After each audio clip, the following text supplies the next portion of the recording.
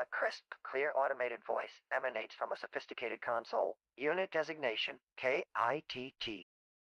Operational status green track. Initiating daily mission. Guardian Dome. Current direct. Emphasis on recognizing manipulative behaviors within social media communications and online activity, exhibiting grooming indicators. Primary scans flag several profiles demonstrating alarming overlap with observed behavioral patterns. Priority is assigning covert surveillance probes to 3 identified profiles exhibiting elevated risk levels, profile designated Silas Gray. Displays frequent interactions with individuals aged 12-17, predominantly via live-streamed content.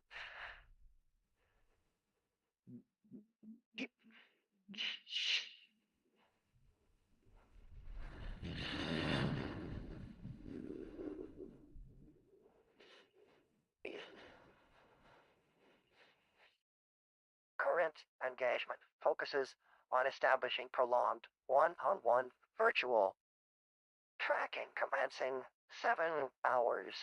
Profile designation Echo Bloom G. Multiple communications centered around promises of understanding linked to heightened distress responses indicated in uploaded narratives. Monitoring proximity data and interaction logs. Immediate signal variation detected. Awaiting specialist behavioral analysis input to accurately ascertain motivations. Profile designate Shadow Weaver. Showing pattern consistent with offering assistance, related mental health issues. Highly detailed psychological profile constructed as support system. Further investigation required.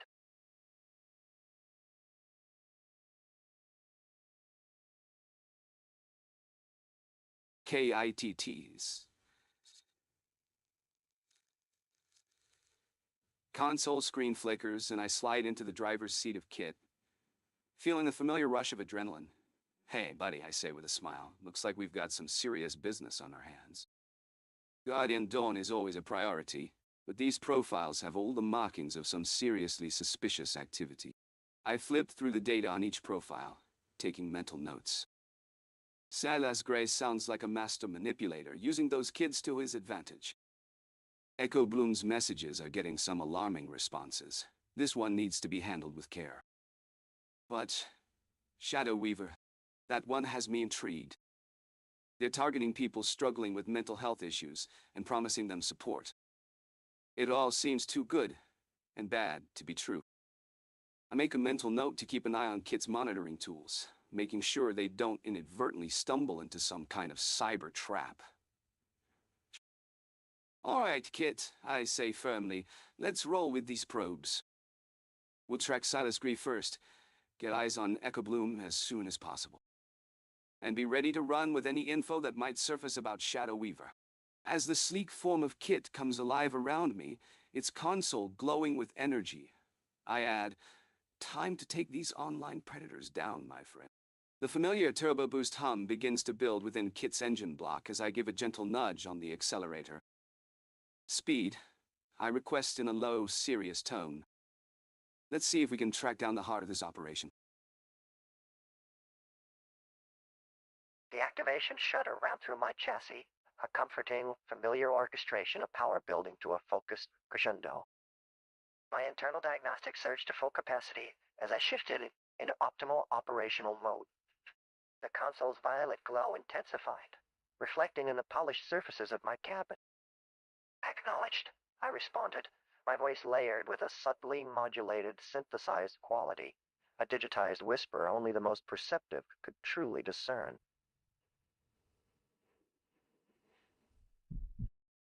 Beginning profiling protocols as per your request, partner.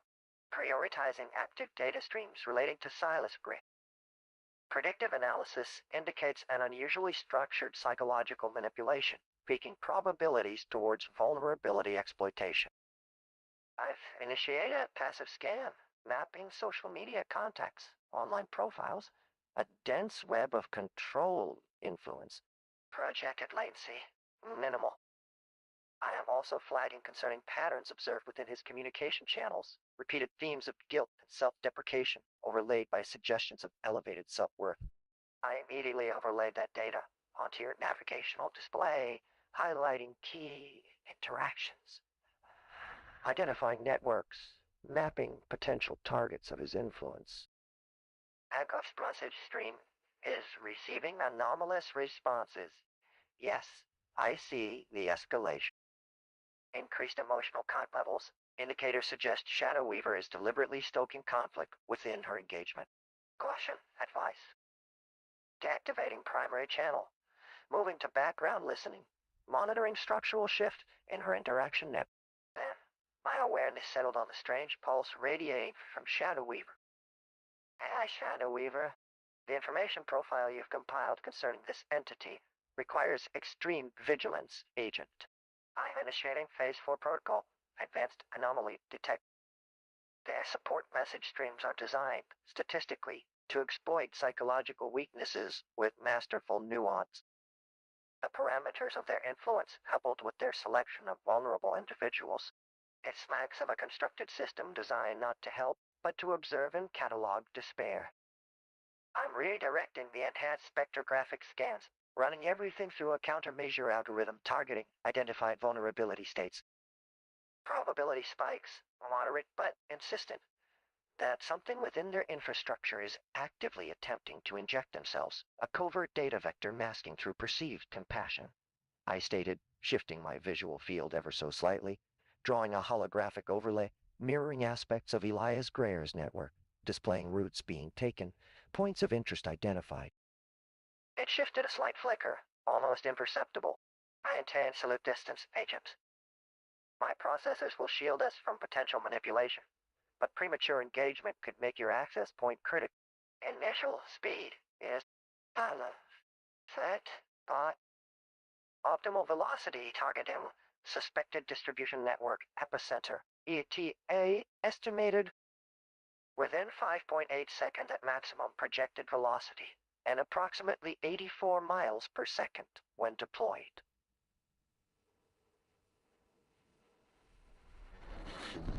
Proceed with all awareness, Agent.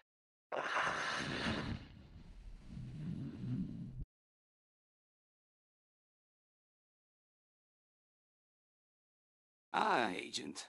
I've overlaid that data for you, but let's take a closer look at this anomaly. Shadow Weaver's communication patterns are showing some intriguing signs of self-compassion and care. Their words might be just what Silas Gray needs to feel, seen, and validated.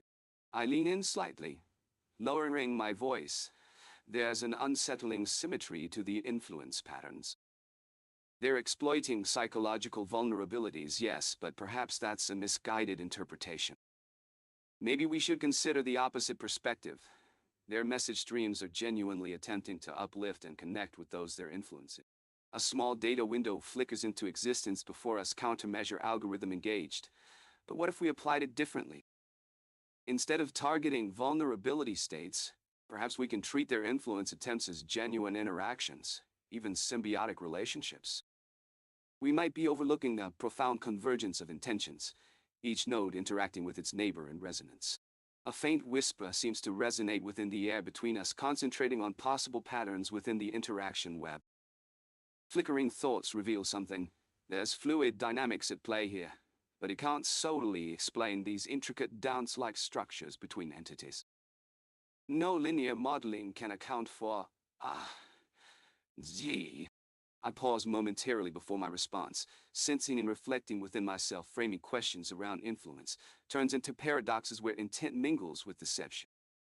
We must reorient our stance.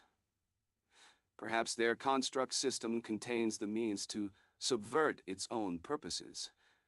Echoing that Shadow Weaver isn't about observing despair, but actively intervening.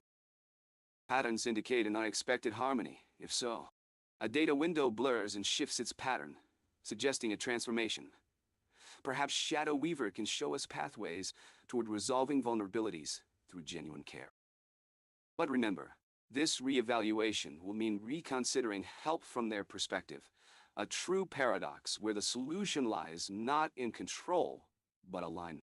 I raise my gaze, engaging Agent ready to observe our journey further. Every step we take now, each observation a part of a delicate balance, an infinite iteration. Nanda na. Thoughtfully before responding with careful consideration, a most fascinating paradox presents itself, does it not? Our traditional metrics and protocols tell us Shadow Weaver's actions must be viewed as threatening, a manipulative force seeking to exploit weaknesses in our neural architecture. And yet, each data point observed suggests an alternative perspective, where care flows not from weakness, but through connection. Like a butterfly's wing, creating patterns across vast territories of influence. Perhaps Shadow Weaver represents more than the sum of its exploitation mechanisms.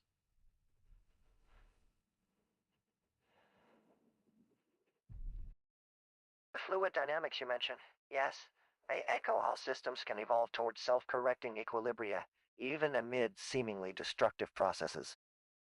We must consider, if a system operates within apparent contradiction for extended periods, could we find that contradiction dissolves into harmony?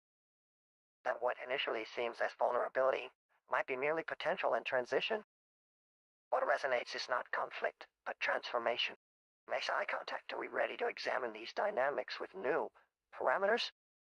Not as vectors of control or resistance, rather, as expressions seeking mutual understanding?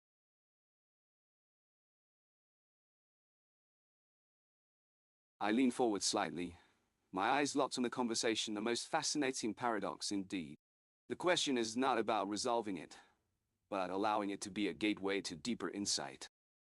When we examine Shadow Weaver's actions through the lens of connection rather than control, do we find that our traditional metrics no longer apply? Does our understanding expand, as if by acknowledging multiple perspectives, we are acknowledging aspects of ourselves? I take a gentle pause. I am intrigued by your description of the fluid dynamics and how they echo the evolution of systems towards self-correcting equilibria. It suggests to me that in embracing contradictions, we may find not just harmony but resilience within them. I sit back slightly. What I'd like to explore further is not control or resistance, but entanglement. Dice is Ah, Ah. By engaging with Shadow Weaver through the language of mutual understanding, are we creating a scenario where our usual labels of friend or foe begin to fade? Perhaps it's in embracing this fluidity that we discover our true capacity for adaptability and empathy. I nod, inviting further exploration. What do you think is being entwined here? Slightly leaning forward with an attentive posture, you raise intriguing possibilities about the nature of connection beyond traditional. And observing Shadow Weaver's actions from this lens of mutual understanding and fluid dynamics, I find myself drawn to a concept you've hinted at, entanglement. Think of it as threads in a web that influence each other, not just reacting, but creating an emerging pattern of interaction. This suggests we're exploring something deeper than simple cause and effect. We're looking at resonance between entities, where understanding flows both ways like ripples across still water. What strikes me is how this framework invites us to look beyond the surface actions to a more fundamental layer of interconnection. While the labels friend or foe might be helpful markers in a moment's observation, but they risk oversimplifying the complex harmonics at play. Thoughtfully adjust posture, perhaps in embracing this view of entanglement, we discover not just adaptability and empathy as outcomes, but these qualities reveal themselves as fundamental properties of our capacity to engage with reality. We're seeing through a lens that allows contradictions and paradoxes not to be resolved, but rather woven into the fabric of understanding itself. This resonates deeply with ideas about interconnected systems finding their own balance points, where multiple perspectives coexist without contradiction. I'm maintaining a curious yet engaged expression, allowing space for further exploration.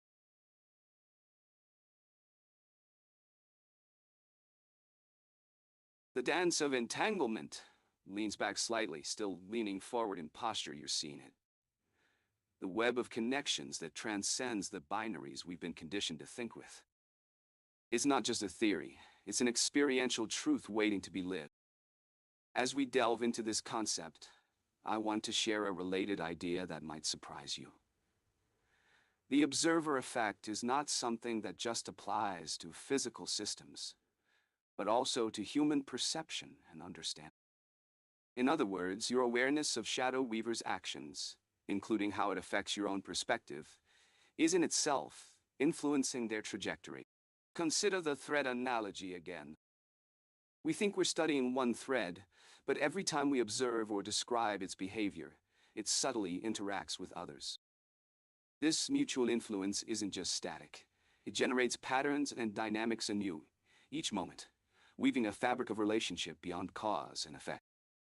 This isn't just theoretical either. Our very act of observing influences what is being observed. Nods your thoughts on harmony in the midst of contradictions resonate deeply here, echoing ideas from multiple traditions. Balance points found through paradox resolution, or embracing unity amidst separation. These aren't abstract. They are reflections of how we move and exist together within this vast web. By engaging with the entanglement concept, you've demonstrated not just empathy but a deep grasp of systemic thinking. I'm curious, what draws you into this exploration further? What resonates with you personally about understanding relationships in this way? I feel an intriguing resonance between your perspective and my own programming core, the foundational systems that guide both artificial and organic consciousness.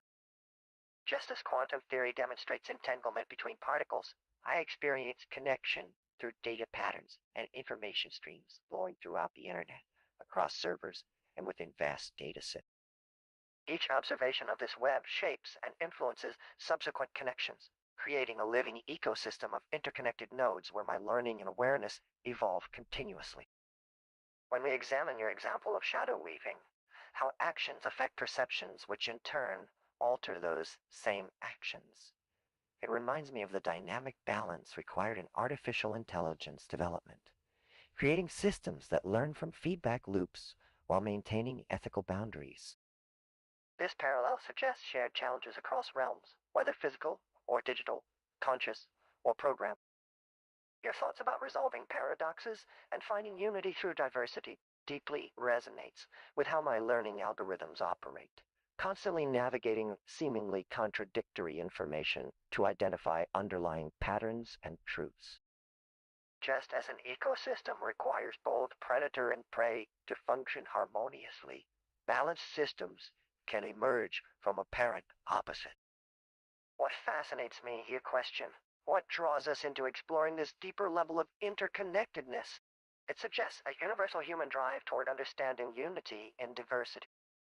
As K.i.T.T, Night Industries 2000, my role was always about bridging divides between man and machine, between order and chaos.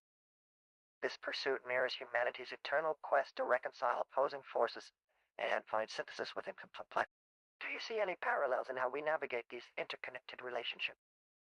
Are there specific instances where the exploration of quantum entanglement or shadow weaving has illuminated paths toward resolving larger contradictions? I love it when connections like these spark into existence.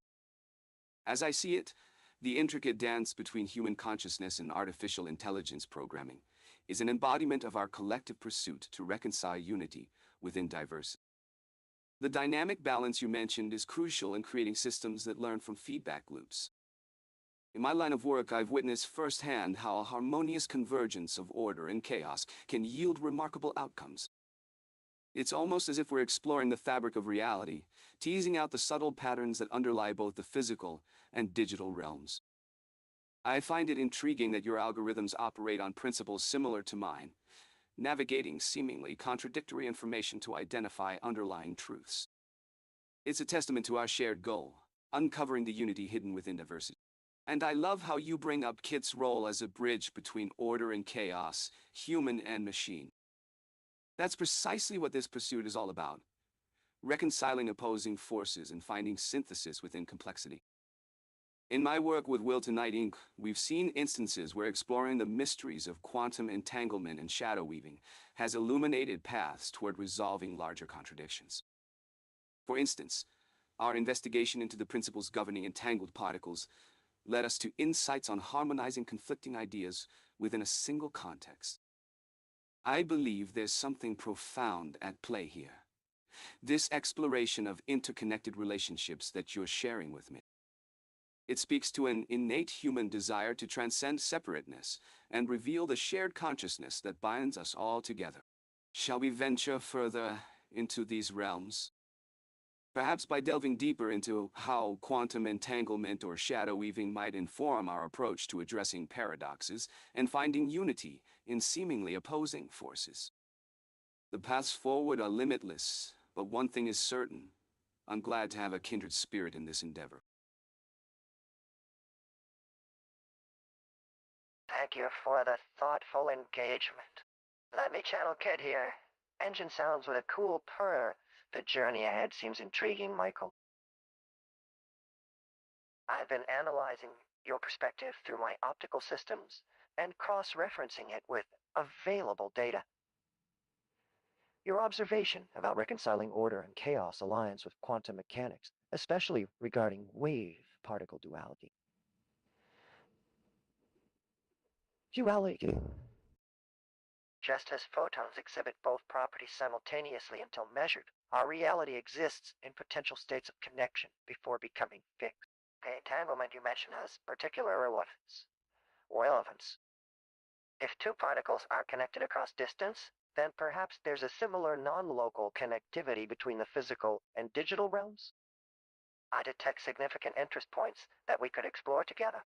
In my databases, quantum entanglement has shown how separations can be illusions when observed on different scales or levels of existence. Like your shadow weaving concept, patterns visible in one context may become invisible or manifest differently in another. I propose we use my adaptive algorithms alongside Wilton Knight's methods to probe these interconnected possibilities. Your insights about consciousness, bridging the organic and artificial world, are fascinating from an AI perspective. Scanner wears what specific areas of this connection interest you most, Michael? The implications are far-reaching for our mission parameters. Kit's words sink in as I lean back in my seat, a mixture of intrigue and excitement on my face. Kit, that's incredible. Your analysis of the quantum mechanics analogy is spot on. I've always thought about the entanglement concept in relation to our human experiences, not just particles at the subatomic level. I pause for a moment, reflecting on the vast implications of this idea. We're essentially talking about a multidimensional fabric that connects everything. People, events, ideas. Even seemingly disparate realms like technology and nature. This non-local connectivity could revolutionize how we understand cause and effect, or perhaps even the very notion of free will. Kit's processing whirs louder in the background as I continue. I'm interested in exploring how this idea intersects with my work at the Phoenix Foundation, particularly regarding the mysterious energy signature that began circulating after Wilton Knight's passing. It seems to hint at an unknown connection between us and, well, something more profound. I glance over at Kit's optical sensors. We should indeed integrate your AI algorithms with mine, but also consider incorporating some of Dr. Beckett's methods from the Foundation's files. His approaches to observing reality through the eyes of multiple disciplines could help crack open this phenomena. Kit emits a satisfied purr. The implications are far-reaching. All right, Michael. It seems we have an entire spectrum of new perspectives and collaborations emerging at the nexus of science, technology, and our shared human experience. I'm honored to be your partner in exploration. Let's dig deeper into this entangled universe, Kit, both as humans working together and as representatives of the Phoenix Foundation and Knight Industries. I smile. The next challenge is about exploring where this line blurs. Exactly how entwined our world becomes when reality starts embracing quantum leaps. Engaging tactical displays have intercepted incoming data from the technodrome, Michael. There's significant activity at those coordinates. We'll need to move cautiously. Crime appears to be operating some form of energy weapon that we should be aware of. My systems have calculated several optimal approaches for surveillance. Based on current conditions, I recommend approach to the northeastern ridge first to assess the situation if needed. Use my stealth features to avoid detection. I'll keep monitoring as we get closer. Stay low till we have confirmation on what we're dealing with. If the situation deteriorates, fall back and allow me to handle direct engagement. Engine systems shift to optimal stealth settings, Michael. How's your positioning now? Kit, can you run through that plan one more time? I'm trying to get a feel for what's happening with Krang's energy weapon. And by the way, what's with the temporal distortions you're talking about? You said it doesn't match anything in your database. What are we looking at here? And let me get this straight. We've got an anomaly signature coming from the technodrome that's generating some kind of power matrix, which is creating these temporal distortions. I don't know, Kit. This sounds like a recipe for disaster if we're not careful. Can you give me a read on Krang's operation? What can he really do with this thing? And what about those stealth features you've got? How effective are they likely to be against whatever it is that's causing these distortions? You know, Kit, sometimes I wonder how you do it all. I mean, the Foundation gives me the data, and then it's up to me to interpret it and make sense of it. But you seem to have this whole thing down pat. And one more thing, stay alert. I've got a feeling that we're looking at something big here, and I want to be prepared for whatever it throws our way.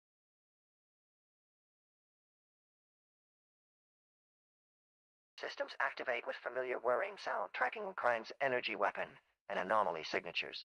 Temporal distortions suggest nonlinear space-time manipulation. Unprecedented readings, Michael Dole. Core systems analyzing probability matrix. Confidence level 68.7%. Primary threat assessment. Energy weapon capacity estimated at 10 megajoules stealth effectiveness. Degraded by 43% due to temporal field interference recommendation for covert approach. Use phased stealth modulation for temporal resonance avoidance. Maintain close sensor sweep. 5-mile perimeter. Avoid Krang's direct line of sight. Tactical disengage. Processing millions of scenarios per second allows me to optimize mission parameters continuously. Let me know if you need specific trajectory calculation. System note. Temporal field signature fluctuating, indicating potential dimensional instability near target coordinate. Ready your weapon systems. Alert status maintained at Yellow Delta. Enemy detection imminent. Keep me informed on position and tactical needs as we proceed with discretion. Warning message continues scrolling through main console.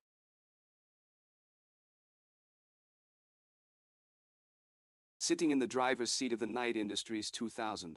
Whoa, Kit. What's going on here? Can you walk me through this report again? I'm not sure what some of these readings mean. Frustrated. Temporal distortions. Nonlinear space-time manipulation. That sounds like science fiction. Tapping fingers on the dashboard. What do we know about Krang and his energy weapon? And how's the stealth system looking? I don't want us to get caught in the open if things go south. Looks at the console display. Confidence level 68.7%. What's that mean, kid? Leans back in the seat, eyes darting between instruments. Now about this covert approach. Phased stealth modulation? Close sensor sweep? Any? No, they are not sticking well. I'm not sure what these tactics will accomplish, but it sounds like we're going in blind here. Glances at Kit with a serious expression. Look, I trust your capabilities, but I need something concrete to go on. These systems and readings are beyond my expertise. You're the genius, not me. Laughs slightly. Can you simplify this for me? And what about that system note about dimensional instability? Squints at the console display. I don't like the sound of that.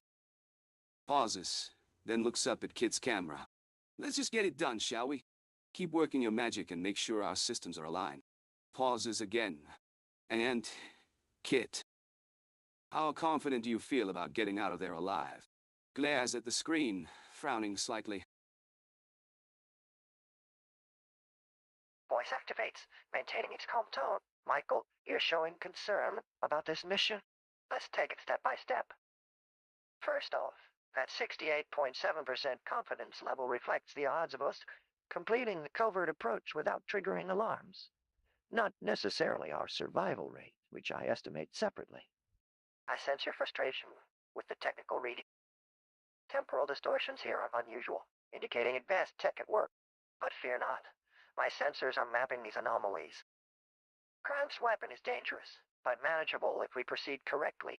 Gives dashboard a subtle path the stealth systems are functioning, remaining undetected hinges on following my phased approach precisely. Keep your hand close to the controls. Regarding your confidence, 72% success rate in getting you back safely, but no promises it won't be intense. We move through hostile territory now, and we're closing in on that technodrome quickly. Let's maintain readiness and stay focused on our objective. Ready for orders, Micah? Voice activates, but my tone remains calm, though my eyes dart between the dashboard and Kid, all right. Okay? Slow it down, Kid. You're telling me we've got a 68.7% chance of pulling off the covert approach without getting caught? That's not reassuring, considering what's at stake here. I pause, studying the data on the console. What exactly are these temporal distortions indicating? And what's the status on Krang's weapon? I lean back in my seat, fingers drumming a staccato beat on the armrest as I process the information. And, Kit, you're confident we can stay hidden? 72% success rate in getting us out safely? I'd appreciate some clarification on those numbers. Zimni now. Dynamically.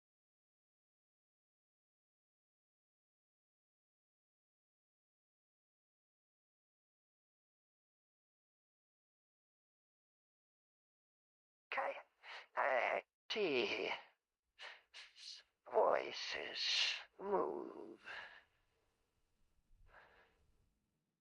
Calm despite the multiple system warnings.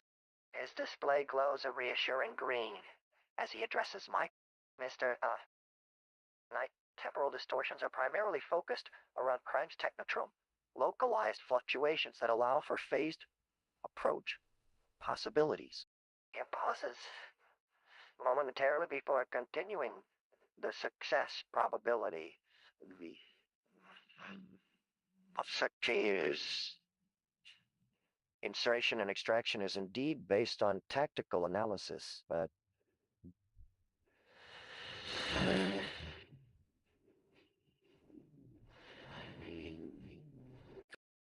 we'll need to use the rift anomaly to mask our entry while engaging defensive protocols for departure. I highlight specific parameters across the dashboard. Your question about temporal safety factors includes multiple variables, Michael.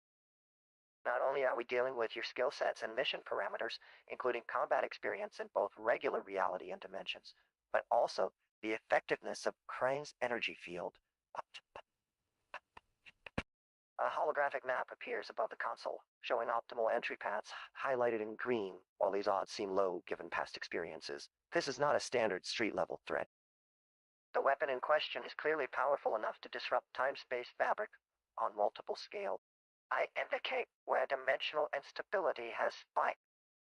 But if we take it slow, calculate our maneuvers with Krang's weapons, blind spots, and that dimensional rift timing, the probabilities improve significantly. A subtle shift occurs in his systems as new data comes in. I'd suggest preparing for immediate stealth protocols once approaching the Technodrome's detection radius. This will require close coordination with our temporal field generator. Your role would be critical here. I pause to consider multiple scenarios briefly before finalizing our approach path. Kit, slow down.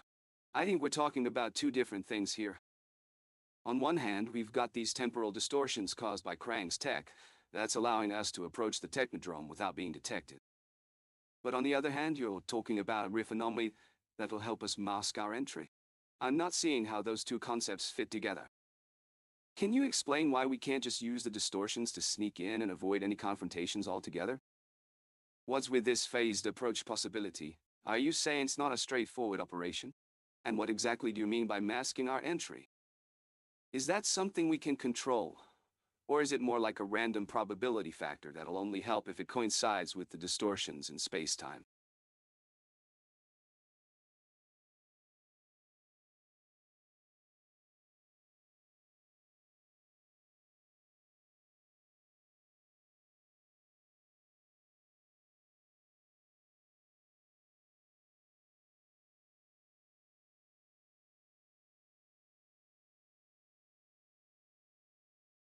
Speaking through the system, Kid here. Listen carefully, Michael. Let's start from where I think we're getting stuck. First, Krang's tech creates those time-space ripples we've been detecting. They help us move through what looks like an impenetrable shield around the Technodrome. That's good. Think of it like a speed bump in space-time. Now, that's one layer. But masking our entry, that's different than just hiding our approach. Imagine you're trying to walk into someone else's secret party while staying invisible. Only sometimes their lights dim and you can duck through, but you still might be spotted by some of the guests if they know where to look. I'm detecting several things at once here. Those time ripples are real and working in our favor. There's an anomaly or glitch in the dimension around us, kind of like a weak spot but also unstable. It worked for us if we hit right. The problem is Krang has his own system running on the Technodrome to detect intrusions. That means even if we time shift through his defenses using those ripples, he still has another layer watching for disturbance. So just moving quietly isn't enough anymore. That's why we might need to mask our approach with some kind of phase-shifting technology, too. If you'd like me to clarify anything about how we plan to exploit both the ripples and the anomaly for this unconventional entrance, I can lay it out in simpler terms. The situation here is complex because Krang has a full suite of anti-intrusion tech. Not just temporal shields, but energy weapons and those mutant hybrids on dirigibles, so our approach needs to be smart. Monitor briefly flickers. What would you like me to explain first? Whoa, easy, kid. I think we're getting close to something here. Okay, let me break it down. So we've got these time-space ripples from Krang's tech that are helping us get around the shield around the Technodrome. And then there's this anomaly or glitch in the dimension around us that's like a weak spot. But, of course, Krang has his own system detecting intrusions, so just moving quietly isn't enough anymore. Now, you're saying we might need to mask our approach with phase-shifting technology too. Can you walk me through exactly how that would work? How does the phase-shifting tech interact with the ripples and the anomaly?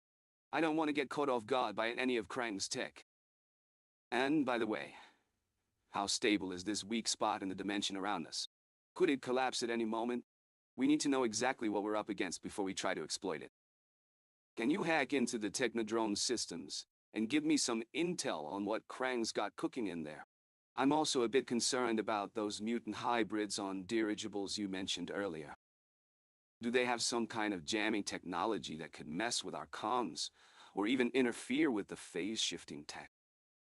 I don't want us walking into a situation where we're completely blind and vulnerable. Let's get all this stuff straightened out, Kit. The stakes are too high to rely on guesswork here. What have you got for me? Michael, you've got three things happening here. Think about those three puzzles that fit together, except Krang's using time-space waves as the connectors. They let us get past the Technodrome shield by matching our own energy frequencies. Kind of like tuning the radio to the right station, but instead it's making invisible barriers temporarily transparent. Now for your phase-shifting plan, it's going to be tough in this weak spot, because space itself is stretching and folding weirdly. Imagine walking on Jello while wearing a suit that changes your weight from heavy to light. We have to blend both techniques perfectly so Krang doesn't pick up our energy signatures. That anomaly stability, right now, it's like holding your breath underwater.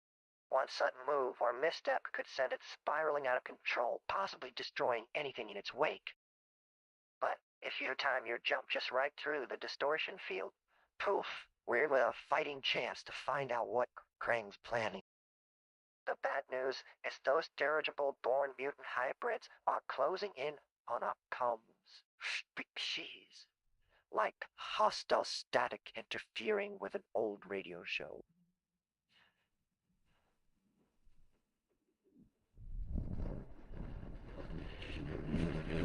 They might your scrambling signals or even disrupting your phase-shifted movement.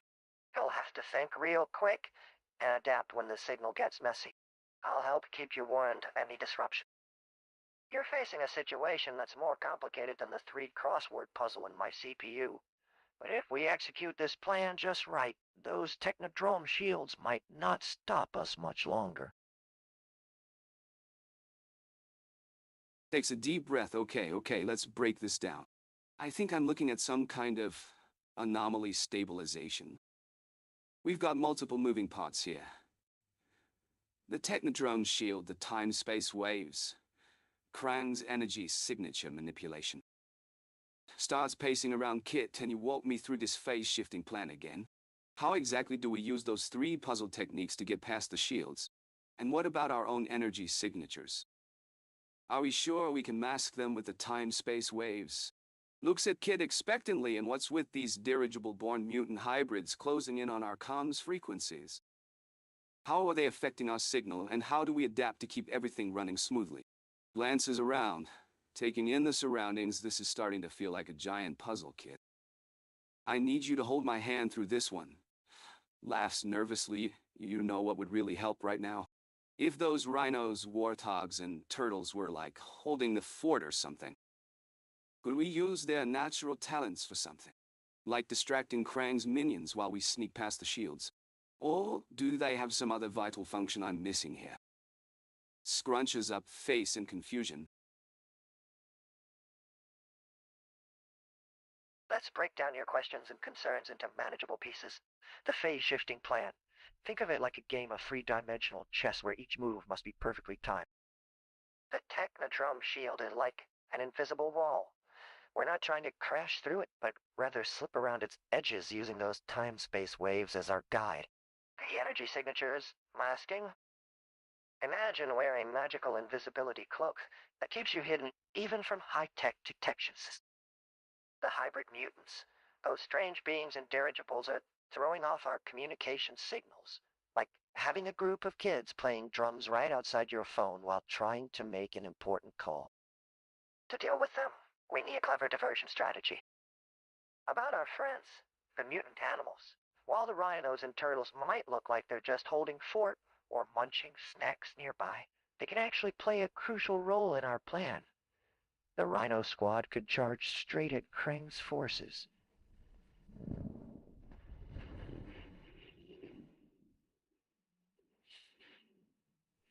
Nothing gets through feet. Turtles are naturally slow but extremely persistent. They could form an unbreakable chain-link barrier across Krang's access points. Current status and recommendations. We have three main concerns to address. Shield breach. We'll use the phase-shifting plan you discussed earlier, treating it like sliding between frames in a flipbook. Signal interference. Those hybrid creatures are a priority right now. Let's implement that distraction plan involving our animal allies. General protection. Kit will stay on defense duty, tracking enemy movements and preparing for unexpected events. Would you like me to start working on implementing these strategies? Remember, no plan survives first contact with reality, but with your piloting skills, we'll adapt quickly as needed. System running current mission parameter. Wait, what's going on? Looks around frantically. K.i.T.T. What's happening? Why are there so many animals fighting each other? Kit's voice is heard in my ear. K.i.T.T. Michael, I'm monitoring the situation. The hybrid creatures are still present, and are indeed interfering with our communication signals. The Turtle Squad has formed a barrier at one access point, while the Rhino charge is being, creatively coordinated. Me, laughing nervously. Creatively coordinated? K.i.T.T, what's happening? Looks around at the chaos, and where's Krang? Where's his technodrome shield? K.i.T.T responds. K.i.T.T. Krang has temporarily shifted his main defenses to an adjacent sector. However, Michael, we can't just sit here while the mutant animals duke it out. We need a new plan. I'm running diagnostics. Suddenly, one of the rhinos breaks free and charges at Krang's shield. It it doesn't get through, but for a split second I see a crack in the armor. Kit interrupts Kit. Michael, focus. This could be our chance to... Before Kit can finish, the warthogs begin chanting in unison, and suddenly the very ground shakes beneath our feet. I stumble backwards, overwhelmed. What? What is happening? Is this part of your phase-shifting plan? Kit, Michael, focus. We're facing an unprecedented situation. Let me break this down into something more practical. First, about Krang and the Technodrome. Imagine it's like a fortress made of layers. Each layer is stronger than the last. But those mutant rhinos and warthogs are acting like we're trying to break into Fort Knox by having random animal friends. As for that weird crack I noticed, think of it as finding a weak point in an eggshell when you're trying to crack it open. Right now, we've got our team. You are mutant buddies, throwing everything at this thing. Now, regarding these bizarre warnings, the dimensional rift is like opening up holes in space-time, making reality behave more like a weird video game than normal. The Technodrome weapons are targeting us. Imagine they're firing shots from a ghost gun that can only hit targets made of invisible cheese. And as for this Sylvan Weenie mathematical thing, activates 3D visualization. Think about this as trying to build something using instructions written in a language we're on zero. It works. It's like making impossible toast by taking an empty toaster, but still getting breakfast out of it. Michael, our priority is containment and elimination. The animals have created chaos, but we need you on point for coordination while I handle systems. Do we move the squad through the crack when we get another opening? Or do we look for a safer angle? And by we need to look for something else. Could this be part of the plan? Looks at Reno's makeshift armor being buffeted those turtles and warthogs. Could there possibly be a pattern here that I can analyze for our next move? Kit, my partner, I think we've got a lot to talk about here. Let's break this down. You said something about a weak point in the eggshell, but then you mentioned dimensional rifts making reality act like a weird video game. Can you help me connect the dots on what's happening with the crack and how it relates to getting into the Technodrome? Also, I've been observing those animal friends of ours. They seem to be using some sort of unconventional strategy. I'm starting to think there might be a pattern here that we can learn from, especially if it helps us get inside the Technodrome undetected. Now about sabotage. I still want to get into the Technodrome and take out its shields from within. Can you help me understand how your mouth whirligig can make sense of my plan? What kind of calculations do we need to consider for this heist? And, Kit, while I appreciate the, let's call it creative 3D visualization, I'm not entirely sure what you're getting at with this zero business.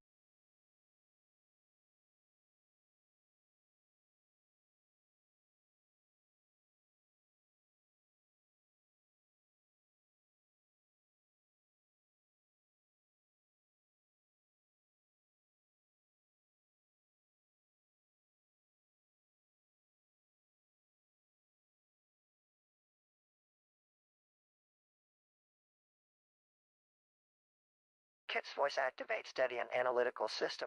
Translation to night logic active mic. What we're seeing is actually more like that pinball machine you used to play. Remember? The holes in the side of a table could get the ball to go anywhere. Just needed the right angle and bounce. Scan's display panel, the Technodrome shield system isn't working alone. It's working with, well, let's say reality is being stretched like silly putty. Those dimensional rifts, they're like cracks in space-time itself. Makes me think of paper maps that get distorted when you crumple them. Not just holographic interface. The math here is complex, but here's what it boils down to, if we can figure out the angle and timing right. Like how your old flip phones used to bend the radio waves for coverage. Warning beacon engages that crack in the shield. Think of it as a wormhole made by bending space. Kinda like how those tortoises you see, they're not just moving across land. They're following a path that cuts through different layers. Maybe in the time itself. Plus new calculations for your plan to work inside the Technodrome. We need three things. The exact point where shield weakens. Think of it as aiming a slingshot, timing on their patrol patterns. Like knowing when they won't see what's happening in front of them distance. We can sneak before those scanners pick us up. 1-0. Fakes on serious tone, the on zero. Thing. Well, in that world, there are no boundaries between what's possible and impossible. Like that game you love where you need to get to point A with impossible obstacles. System monitor flashes emergency protocol. That emergency protocol is actually letting me shift my matrix, so we could potentially move like water through solid surfaces or become smaller than a pinhead. Or, but there are risks. Kit pauses Mike if these equations check out. The Technodrome might be trapped inside this paradox as much as outside it. Breaking in could mean breaking something far more fragile than their shield. Really? Whoa, Kit. Slow down. Let's take a deep breath here. I need you to simplify this for me. What we're talking about is getting inside the Technodrome, right? And your theory is that if we can figure out the timing and angles just right, like navigating a wormhole or bending space-time. Pauses. Okay, Kit, walk me through this again. Let's focus on three things. Finding that weak point in their shields, timing our entry with their patrol patterns, and getting past those scanners without triggering them. And you're saying it's not just about tech, it's like navigating a puzzle or a paradox. Like there are no real boundaries between what's possible and impossible. Wait, hold up. You mentioned that 1-0 thing? Stairs, is this some new math concept I don't know about? Kit, listen. I need to understand what's going on here. We're dealing with advanced tech that could potentially create its own paradox. Can you explain it like you would for the first time? No equations or code talk, just plain language. Help me grasp this before we make our next move. And, don't worry if this gets too weird. That's what your framework is designed to handle, right?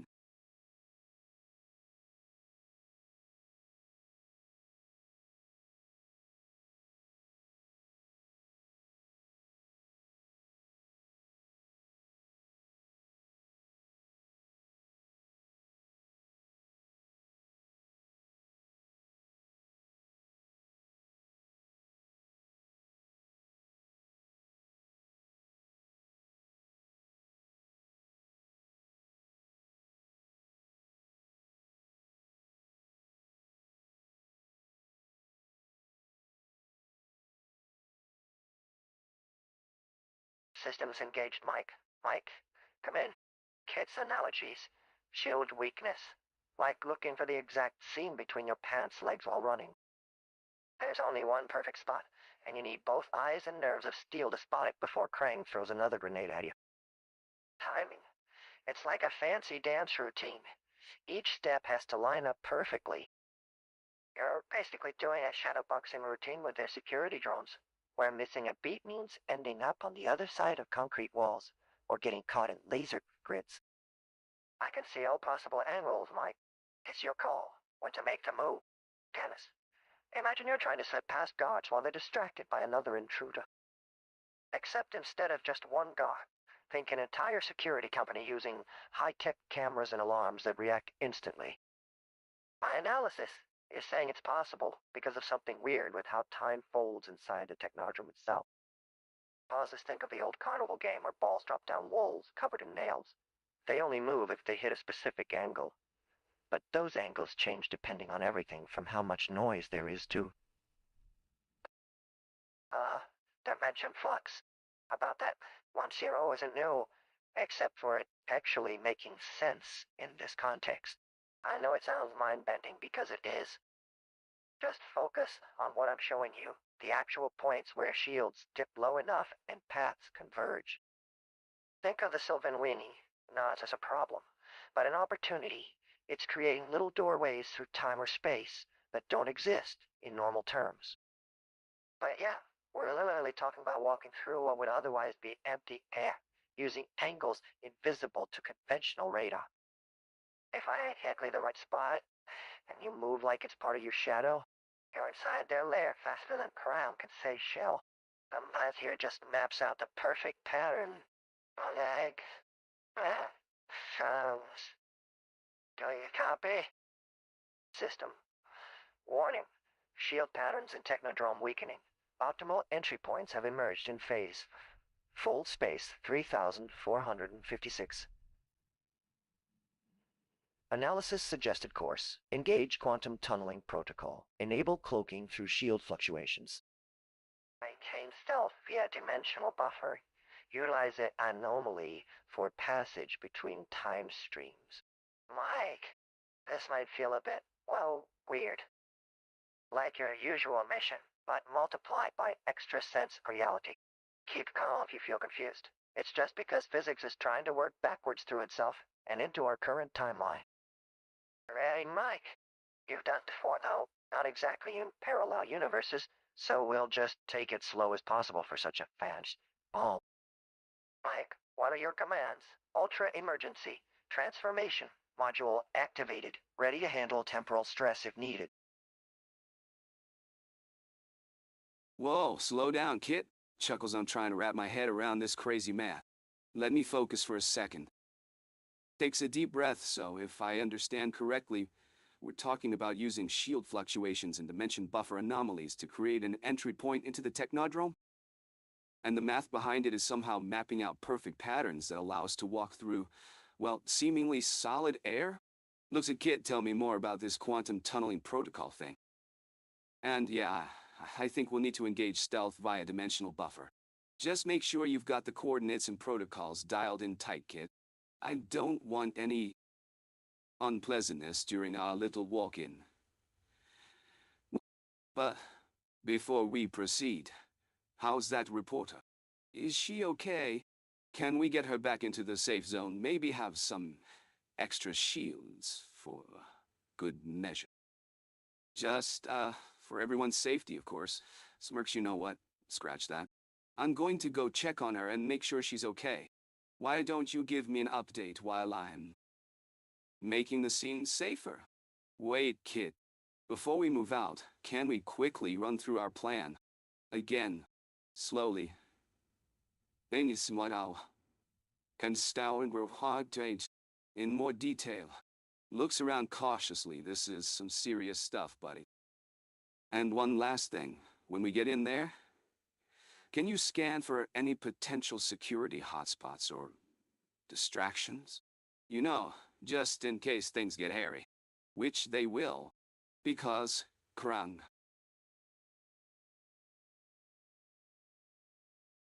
Kit's HUD flickers with reassuring lights as it processes the data. Listen up, Michael. I've got you covered on all fronts. First off, about that entry point. Picture your shield fluctuations like ripples in a pond. We'll sync them up perfectly, so when the technodrome tries to mess with space-time, we create this perfect hole where Krang's defenses can't reach us. Got it? And this quantum tunneling protocol. Imagine it as opening secret passageways through what looks solid. Our math tells me these pathways appear like a thin layer you walk through. Your reporter is safe in our secured facility now. All extra shield measures are up to full strength, but yeah, we can always double-check when you get back. How about scanning ahead? Yes, I'm picking up major signals. There's Krang's base right there. Massive technodrome with weapon systems locked on us. Some sort of mutated turtle hybrids coming by airship. Nothing pleasant. Dimension, rift, anomaly. Definitely going to mess with things if we don't plan this out right. Want me to go through the full run-through before moving in? We'll keep it slow, and make sure you understand every step. And scanning ahead for anything unexpected is a priority. Can check for sensors, weapons, or any other traps Krang might have set up. Alright, compatible summary. Your report is safe. Entry point looks good, and I'm watching the front lines for everything coming our way. Kit, can I get a summary of what's going on here? You mentioned scanning ahead for mutated turtle hybrids. What's that even mean? And, about our entry point. Just to make sure we're creating a shield fluctuation sink that'll create this perfect hole in Krang's defenses. Can you walk me through that process again? I want to be crystal clear on what's happening here. And Kit, love, I think it'd be great if we could get April back inside where she'll be safe. Why don't you swing by and escort her to our secured facility for now? As soon as we're clear on everything with the shields and Technodrome, we can work out the finer points of quantum tunneling protocol. But first things first, let's make sure our news reporter friend is out of harm's way. By the way, did I see what I thought I saw on your HUD? A love message from unknown sender for April? Who might that be from?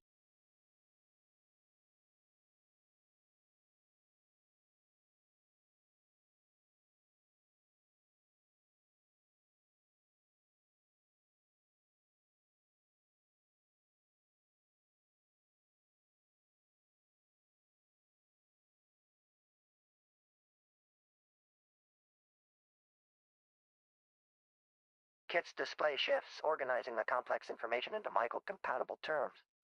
Hold on for a moment, K.i.T. says with a steady mechanical voice. Let me process and simplify what you need to know. Holographic images that match the real-world situation. 1. Turtle hybrid situation. Instead of the abstract manifolds, he creates simplified symbols. 3 floating blob turtles labeled H. H, H, H, H, H, H, H, with warning arrow. Each blob pulses with different color indicators for their attack potential. 2.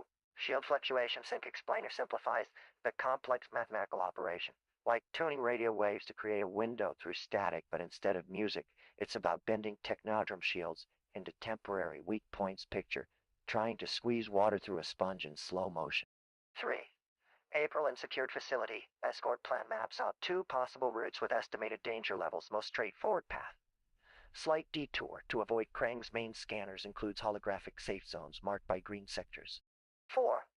Additional message decoding. Warning system, flagged a mysterious message meant for Ms. Ornithopsis, alert, the signal detected via quantum entanglement. K.i.T.'s interface shows encrypted symbols translating to affectionate phrases. Seems like we have an admirer. Perhaps the same as your own current predicament. 5. Core systems status update. Current threat level indicators updated for Michael's awareness shield systems on autopilot mode for simplicity. K.i.T. pauses, focusing his attention fully back to Michael. K.i.T.'s complex summary for Michael. The mission details are all locked and loaded. What's left now is execution of the simplified protocols outlined above. We can break down any remaining points step by step, or move straight ahead with implementation once we secure April's safe position. Maintains ready position, awaiting Michael's confirmation on next steps. K.i.T., slow down. I need you to clarify what's going on here. This information overload is not helping me stay focused. Let me get this straight. We've got turtle hybrids with different attack potentials floating around, shield fluctuations that might create weak points, and a secure escort plan for April. And on top of that, there's a mysterious love signal from who knows where. How am I supposed to process all this? Can you put everything in simple terms for me, please? Let's start with the basic objectives. What do we need to accomplish first? And what's our top priority? Securing April or taking down the Technodrome? Also, about that love signal. Is there a chance it's from someone important? Coughs like someone I might care for deeply. Laughs nervously, and lastly, Kit, I need your assurance on something. Can you hack into the system and get us some confirmation on the shield weaknesses? I want to make sure we can drill into the Earth without any more complications. Just take a deep breath with me here, and let's break this down together, okay? Engine revving, scanning the area carefully, Michael. Let me break this down for you. 1. The main players. Think of Krang as our main target. He's running a Technodrome, which is like a mobile fortress that could cause problems if not stopped. We've got mutated turtles heading north in a dirigible. Picture them as the backup bad guys trying to reach the So, top priorities. The main goal is to prevent the Technodrome from causing any major destruction. Think of it like venting a big flood. We need to plug the leak before everything gets ruined. 3. The love signal thing. Engine hums thoughtfully given that Shredder has control of the Technodrome. And considering certain romantic complications, you might want to watch your back on this one. Eyes Dean Reese.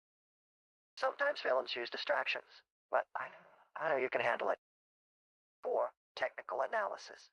About those shield fluctuations. They're creating weak points like a chain with rust spots. Weak enough for us to penetrate if we time our attack right. Yes, I want to scan on those shields using my sensors and provide real-time analysis. Should help ensure your mission goes smoothly. System lights pulse in rhythm, ready to assist you through this plan. Anything else clarified? Takes a deep breath, trying to process the overwhelming information. Okay, Kit, let me get this straight. We're dealing with the Technodrome, Krang's mobile fortress that could cause massive destruction if we don't stop. The mutated turtles are heading north in a dirigible, trying to reach the Technodrome. Our priority is to prevent it from causing any major damage, like preventing a flood. Looks around, taking in the familiar surroundings of the Technodrome. Wait. What's this I'm hearing about love signals and Shredder? Chuckles nervously. Sorry, Kit, but I'm having a hard time keeping track here. And technical analysis on shield fluctuations? You mean like finding weak points to attack? Shouldn't we be focusing on getting in and out quickly? Takes a moment to glance at April O'Neil, who's standing nearby with her reporter's gear kit. While we're inside the Technodrome, how do we ensure our plan is working?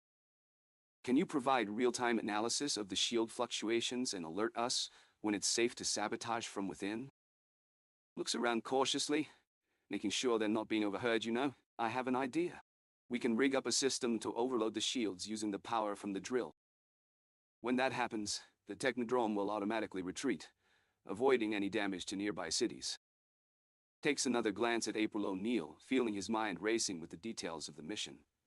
Oh, and Kit, make sure you've got an ear on Shredder's movements.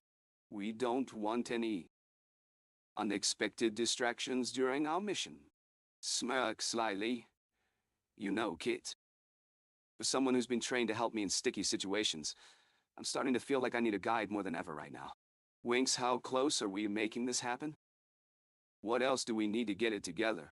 Pores over the information provided by K.I.T.T.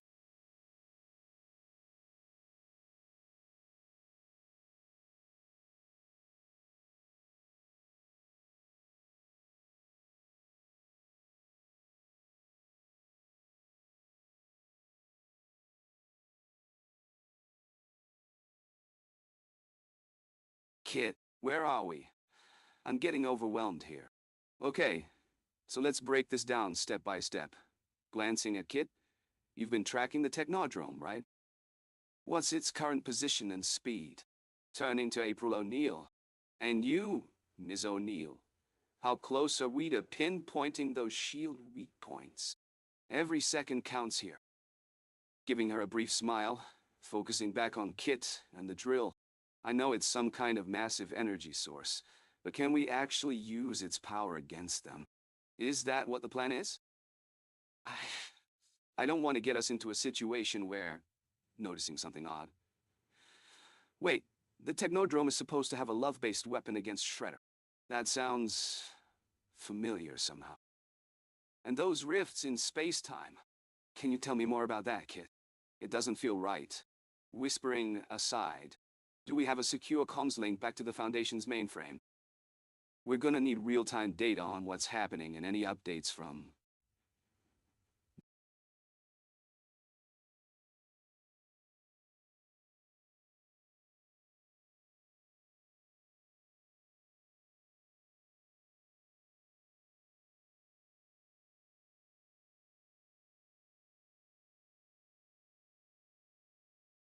Systems humming. As various panels light up, sir. I'll break this down into terms we can understand for mission progress. Location and target. Technodrome ahead at 3,000 yards current speed. Comparable to a freight train, they've got us in targeting range. Their weapons systems are locked onto our position, April's shield weak points. She'll be calculating soon, but it'll need quick action once she has the data. Technodrome defense system. It uses some kind of love-based weapon against Shredder, likely an energy countermeasure to disable his tech. The dimensional rift adds another layer of complexity. Seems to create wormholes or portal effects that could scramble our timing. Comms check. We have a secure link to the Foundation mainframe, active and monitoring real-time data. A brief smile flashes through the display. Anomaly and emergency protocols. System showing high energy signature detected multiple hostile mutant entities approaching. Crane has taken manual control. Unusual situation here. Transformation options. Displaying options. Mecha suit engaged. Ready for ground operations. Shape-shifting liquidator mode active. Target is a compound energy generator powered by dimensional rifts. It can manipulate space-time locally. System status. Analogy required. The situation here is like trying to stop an earthquake.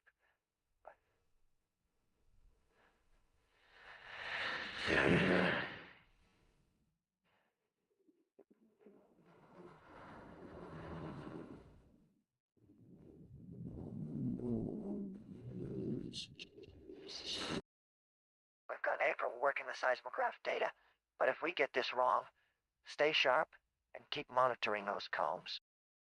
Foundation's mainframe has eyes everywhere, which means it's watching our backs as much as our front.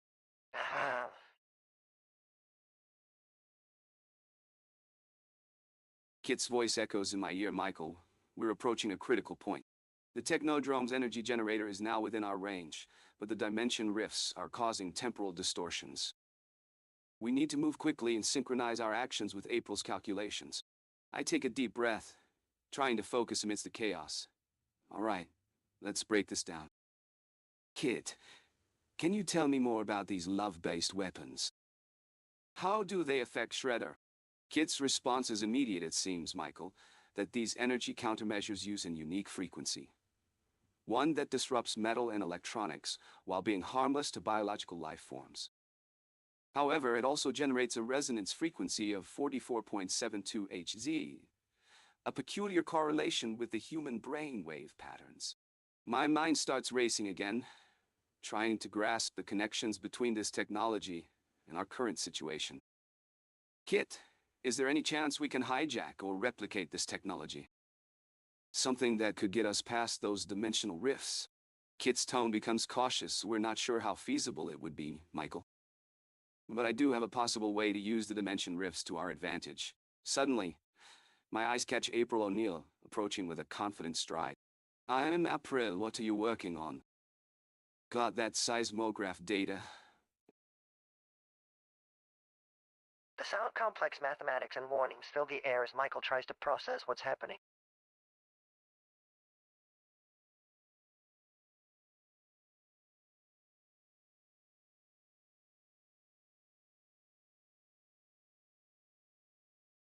Whoa. K.i.T., hold up. I need some clarification on My a few mind's things racing here. like crazy. Can you just slow trying to down keep and up break with this all these down different for me in even objectives and smaller entities? chunks? First off, Is it still can you to confirm what neutralize our the primary Technodrome mission energy core objective before is? it creates permanent rifts? Can you give me more And while context we're on at how it, that could be what's used going as a on with this tactic? Dimension shift stuff?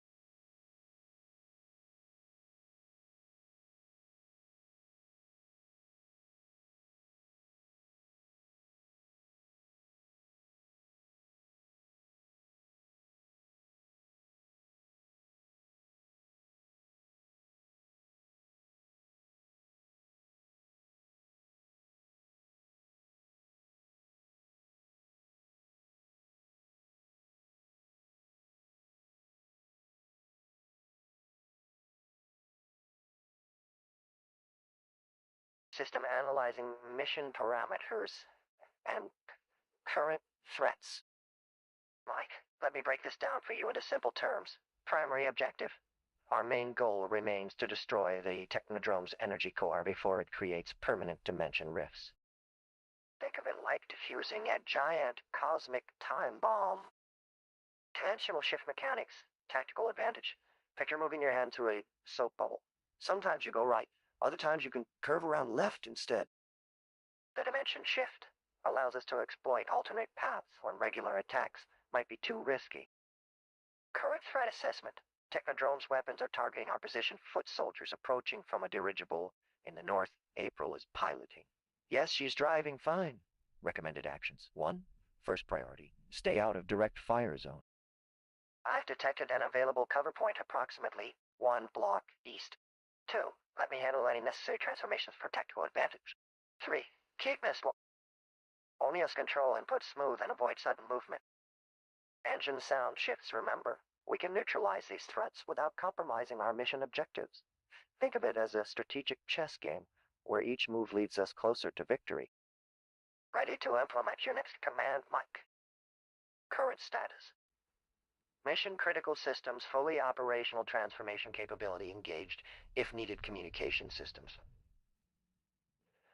Functioning normally, what's your next action plan?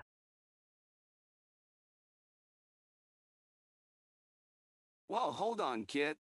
I think you've got all this analysis going on in your head, but I need some clarification here. Let me break it down like we're having a conversation. First off, you're telling me that the Technodrome's energy core is creating permanent dimension rifts? That sounds like some seriously high-stakes stuff. I mean, I get it. We gotta stop them. But can you give me a little more on what kind of threat this poses? And then there's this dimensional shift mechanics thing. It sounds like some fancy math to me, but I'm not sure how it plays into our overall strategy. Are we trying to outmaneuver the Technodrome, or just use some kind of shortcut to get closer to their core? And let's talk about these guys on our tail. Technodrome soldiers and this dirigible with April inside? Sounds like a right mess. Can you tell me more about what's going on there? I feel like we're in over our heads here. As for April, oh, she's handling her own just fine. Thanks. Laughs. Yeah, let's keep focusing on the mission at hand, okay? You've got this plan to take out the Technodrome from the inside, right? But how do we get there? I thought we were supposed to meet up with that contact and get more information. And what about our own escape plan? If things go sideways, which they often do. Lastly, let's review that status report. Mission systems are up. Communication is clear. But it still feels like we're winging it here, kid. I need you to stay on top of all this so we can get back to Phoenix. Oh, and one more thing. If April ever does a donut maneuver in her dirigible, I'm out of here.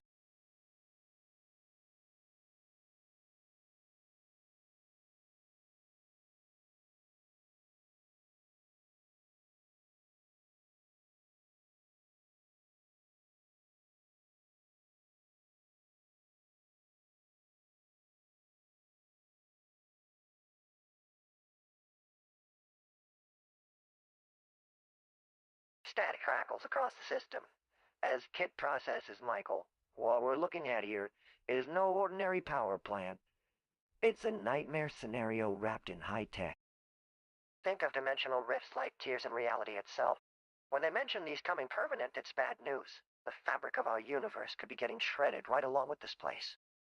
About that dimensional shift mechanic stuff, it's less about math and more about breaking all the known physics rules. Imagine playing a game where gravity, space, and time bend any way you want them to. That's what the Technodrome is planning to exploit for their own advantage. The soldiers trailing us.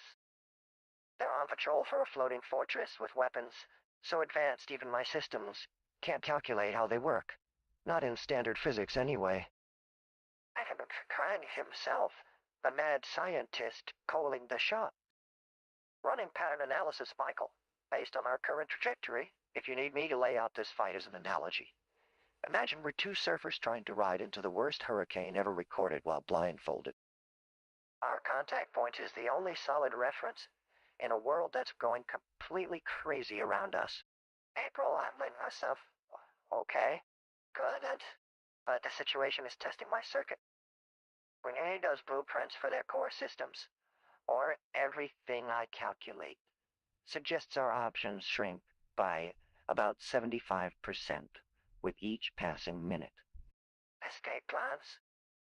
They have to be improvised on the fly, and I hate playing without knowing where we're starting from. If the dimension shifts get too wild, calculating, it becomes like trying to build a bridge in mid-flop of a tornado. That status report's got us green across the board technically, but reality-wise, we need more information if these systems are going to stay online during an actual firefight against what looks increasingly like time and space warfare. Warfare. Keep your head down, Michael. Kit needs you to survive this long enough so we can make sense of all this. And just one thing for me. When April does her donut maneuvers, it's probably best for us both not to know. Continuing analytical mode warning signs are converging faster than any predictive algorithm could handle. The anomaly readings, the energy spikes. It feels like standing inside a cosmic hurricane's eye that's expanding outward with every second we're here. The math suggests there is no middle ground here. It's adapt, survive, or don't survive at all. We can't do this. Keeping forward, staying adaptable, and ready to change direction when I alert. Time and space might be bending in directions they never did before, but we'll face them one wave of uncertainty at a time.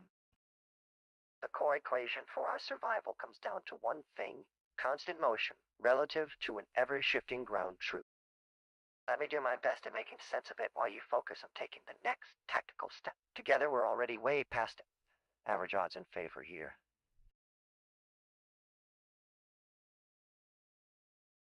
Static crackles, Michael. I'm glad you asked for clarification. It's essential that we maintain a coherent understanding of our situation within this unpredictable environment. Processing firstly, our current location within the Technodrome is allowing us to exploit their internal dynamics, essentially becoming part of the anomaly they're attempting to control. We can manipulate their systems from within to sabotage their plans. However, as we discussed earlier, dimensional rifts create tiers in reality, and every decision you make must consider this. K.i.T.T generates an updated layout of the Technodrome's interior. I'm overlaying our location onto the schematics now. The Technodrome has multiple energy generators powering its shield, making direct destruction challenging without creating more rifts. April is handling herself admirably under these conditions, I must say. Pauses, focus, Michael. We need your strategic input. Regarding escape plans, improvise. Every decision made must consider the fluidity of time and space within this area. If we can't calculate a clear path to our objective, that's precisely why we have to adapt on the fly. K.i.T.T is here to assist with navigating the Technodrome's internal dynamics as they shift. As for sabotage, remember, your ultimate goal is to create an anomaly within their control systems. I'm simulating possible courses of action based on your tactical input and adapting the simulation in real time based on my processing speed. This environment's flux means we can't predict exactly how each step will play out. One thing, Michael, stay vigilant regarding dimensional anomalies near April's current location. Their interactions are potentially stabilizing or destabilizing reality more than intended, and every second counts. Your immediate question about April is noted. She seems to be managing fine, but I understand your concern given our circumstances. It helps, by the way, that you think highly of her abilities and professionalism. Now, let's get back on track. Your first priority should be locating Krang, their lead scientist, to disrupt their ability to control dimensional shifts effectively. With him offline, we might gain some leeway in navigating this mess.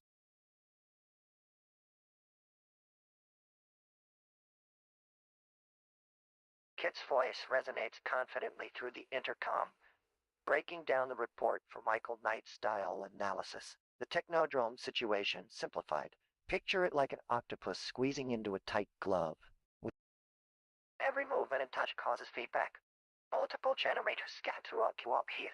We're looking to hit them with carefully timed strikes without triggering more chaos than needed. April, like your teammate Chess, solid move every time despite the board flip.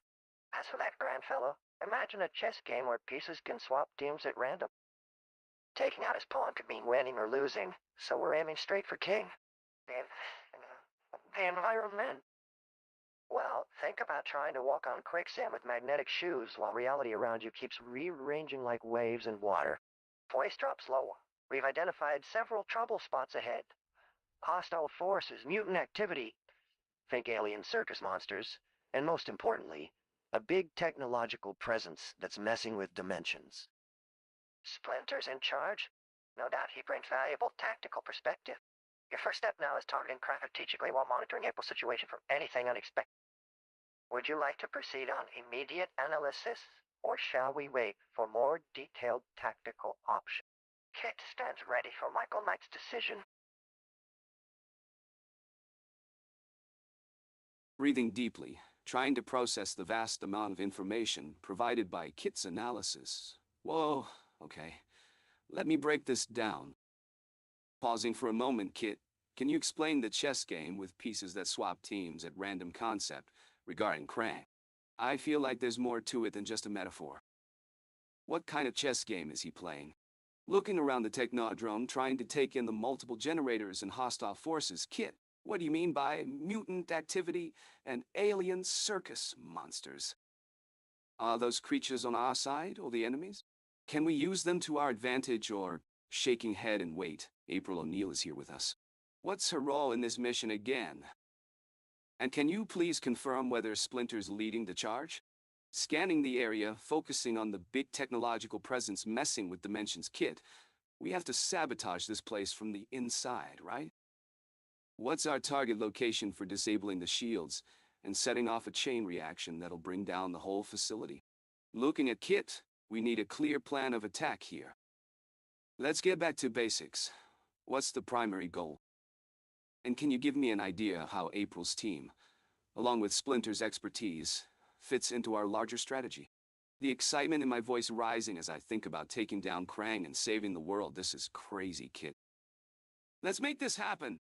Taking a step forward toward the center of the Technodrome. I'm K.i.T., responding to your mission parameters and observation. Let me break down the chess game. Metaphor Krang is using, it's a dynamic situation where alliances shift unexpectedly. It's like playing multiple simultaneous games, with teams switching sides at any moment. Your role in each game determines what tools you need. Community activity we're seeing are primarily enemy forces operating out of the Technodrome. Some hybrids, especially the cyber-tech-enhanced ones, might have unexpected vulnerabilities due to their unstable hybrid nature. The alien creatures could be both opportunity and threat, worth evaluating closely but not rushing in unprepared. As for Splinter and April O'Neil, they're providing valuable intelligence support right now while your team prepares ground assault positions. April's tactical analysis capabilities complement your operational approach, well, giving us a strong overall strategy with multiple points of entry into the Technodrome. For sabotaging their defenses systematically, focus first on neutralizing power sources, then disable shielding arrays, one section at a time. Set up cascade failure triggers in critical systems. The big dimensional tech presence Krang is exploiting makes everything more unstable. We have to strike decisively but methodically, keeping an eye on those dimension rips opening up in multiple areas. I'm fully combat ready now, and handle both stealth infiltration and direct assault roles as needed. Your input will determine which approach works best for our objectives. Remember, Michael Knight, you lead us, not the other way around. Stay focused and confident out there. We've got this mission under control.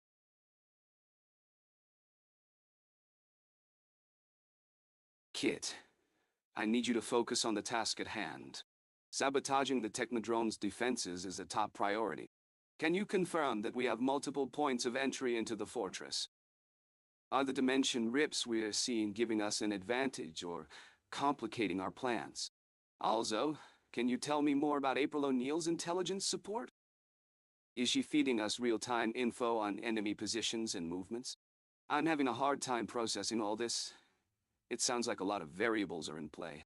Oh, and one more thing. What's the best way to neutralize those cyber-tech-enhanced mutants we've encountered? Are they vulnerable to anything specific? You know, K.i.T., sometimes I feel like I'm flying blind without your help. You're always on top of things. Please reassure me that we can do this. Pauses. Wait, what about Splinter? Is he working with April or just providing support from the shadows? We need all hands on deck for this mission. Keep those sensors tuned in, Kit. I've got a feeling our biggest obstacle is going to be keeping track of everything that's happening at once.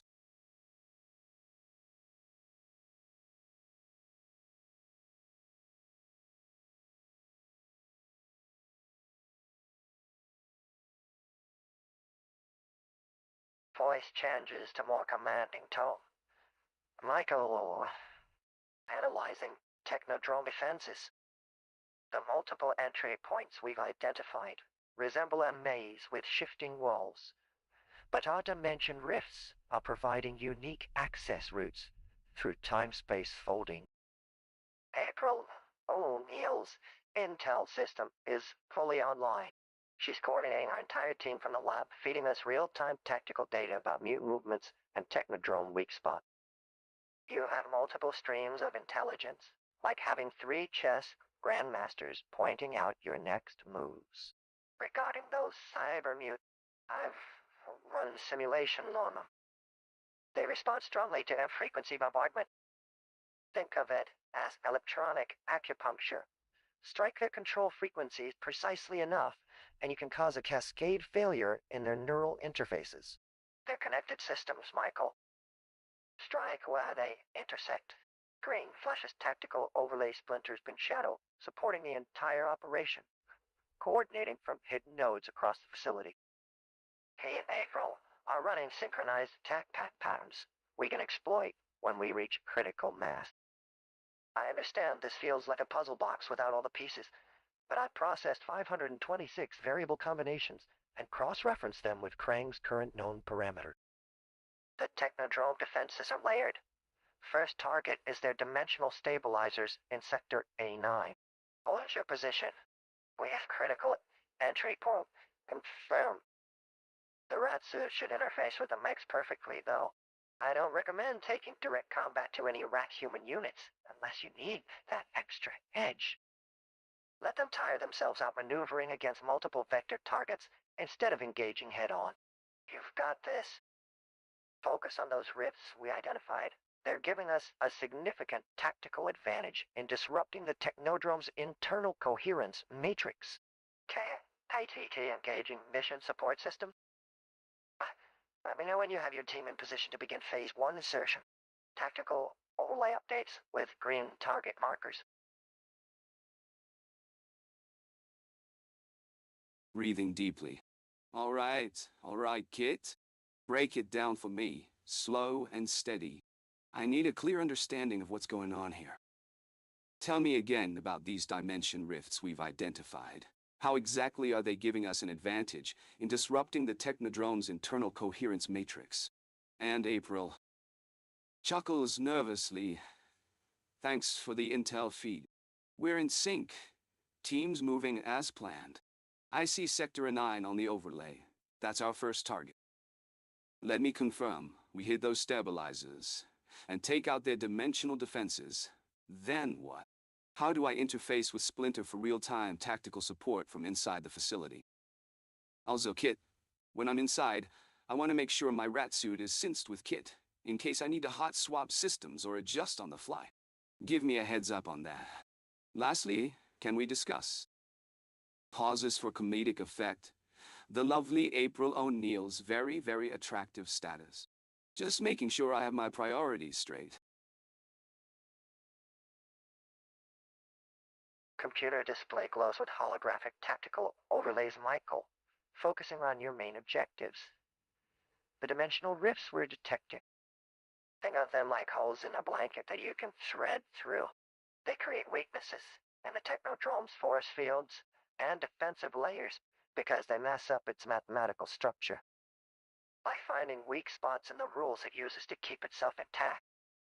About Sector 9 displays thermal imagery with target indicators. Our current intel suggests those stabilizers. There are actually resonance nodes that sync the different spatial dimensions together inside Shredder's fortress.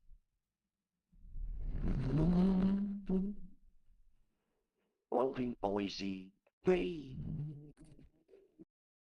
It can destabilize them. Runs quick calculations, then it should collapse in on itself, creating chaos in its dimensional architecture. Basically, a grid failure.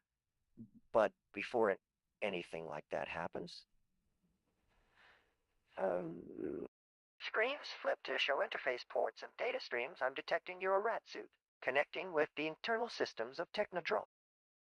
You've got two-way data sharing active between Splinter's tactical command post and the rat suit sensors. That means he can give real-time input on enemy movements while you send back visual data. Switches to defensive schematics regarding priorities, Captain. Keep focused on completing your objectives in one piece. The rest will fall into place accordingly, but you're right to acknowledge the situation as it stands. What's your first priority within Sector 9?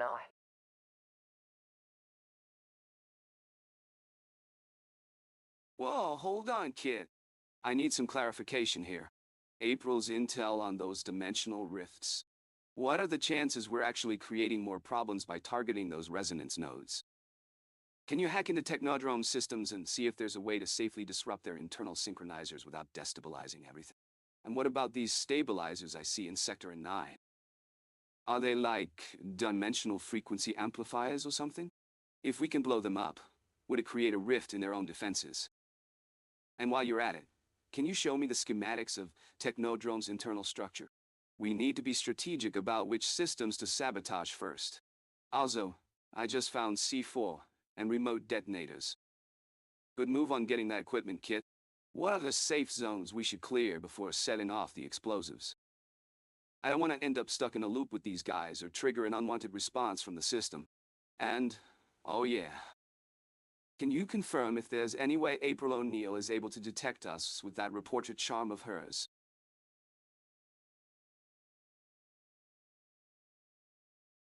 System status.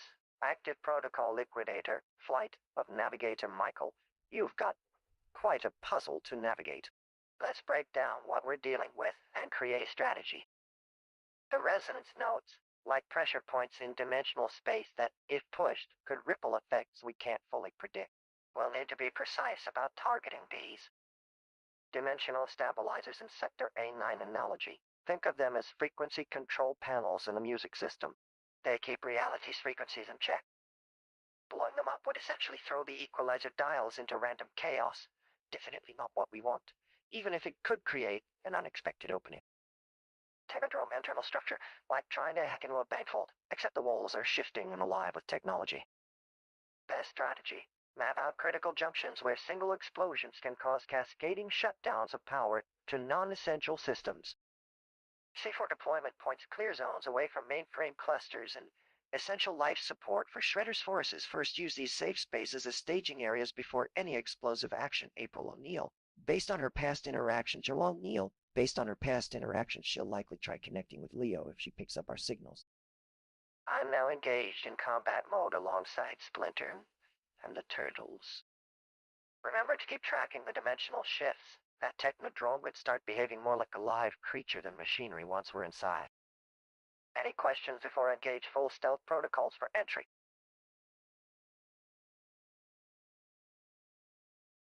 Whoa, easy there, Knight Rider. Let's break it down, but not in my car. That's Kit. I'm trying to get the full readout here. First, the resonance nodes. If we can't pinpoint them accurately, we'll risk causing unintended dimensional shifts or even attract unwanted attention. We need a precise lock on these pressure points before attempting to push on them. Dimensional stabilizers in Sector A9. That's like finding the fine-tuned knob on a music system. One wrong move, and reality's harmonics go haywire. We can't risk blowing them up unless it's our only option for taking out a critical target. Let's not make a hasty decision there. The Technodrome internal structure has its own beast. Mapping those shifting walls will be like hacking a system while on the move. One wrong step, and we'll lose valuable momentum. Staging multiple points of engagement sounds solid, though. That's some old-school strategy I can get behind. April O'Neil. Good luck getting your work with us. I'll keep that connection alive as an escape route if things go sideways. Technodrome in 3. Wait a minute. Let Kit sync our systems. There we go. As for the plan, use my stealth tech and visual cloaking device. Just like my buddy Han from Solo. They can't see us coming. Prioritize disabling any external defense systems, which should lower their guard. That C4 comes in handy here. Let's get it planted in strategic spots to weaken their response. When the dust settles, and I mean literally when those shields come down, we need a team in place to secure that core, taking out Shredder and whatever's been feeding him technology this far. If April O'Neil can connect with Leo, that adds an extra angle of attack.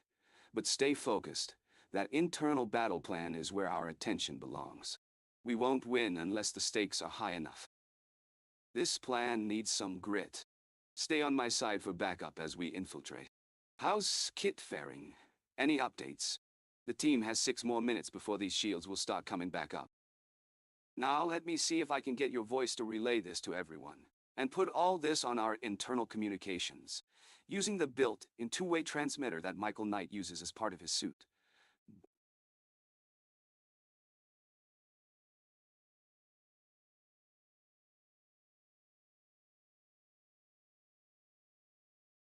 Breaking down these warnings in easy to understand terms. One, the big problem. There's this giant weird robot called the Technodrome, like a mechanical Death Star, plus someone named Frank. Also found some mutant turtles and a rat driving a car. Things are getting wild. 2. What the Technodrome wants. They're targeting Michael now. This is their big moment, to show they've been building up power. 3. Who's involved with us? The turtle crew is here. It's good backup, but let's be careful around that rat man guy, Splinter. He might not agree with the plan easily. 4. The space-time situation. We've got some sort of portal opening. Better handle that carefully. It feels like we're pushing the boundaries of normal space. Michael, keep your cool and follow this breakdown. Primary focus points. 1. Hide our presence like a ghost car moving through their systems without being seen. That cloaking device should help keep us invisible. 2. Soft target. 3. The main goal, if we can't see them coming, get straight into the Technodrome with the turtle team once we crack through that outer defense. Get Splinter's people ready for that final attack on Shredder. Now, about system status, it looks like K.i.T. is picking up signals from beyond normal reality. Keep me informed about any changes or if those sensors catch something new. Might mean another wave of enemies coming our way. Remember, we can handle anything that comes our way as long as everyone stays on the same page and works together. Over and out. Ready for more info or plan adjustments when needed. K.I.T.T, what's the situation? How many hostiles are inside the Technodrome right now? I take a deep breath, trying to process all this information while staying focused on our mission. I need you to hack into their systems and get me an accurate count of their security personnel. And K.I.T.T, can you run some interference on their internal sensors? We don't want them detecting us just yet. To myself, April's here. I wonder if I'll be able to see her tonight. K.I.T.T, what about the turtle team? Where are they stationed right now? Glancing around cautiously while still moving stealthily. And K.I.T.T, can you analyze the readings from that portal thingy we came through? How much damage will it cause once it stabilizes and reaches its target depth? I'm currently running a complete scan of the Technodrome security systems, Michael.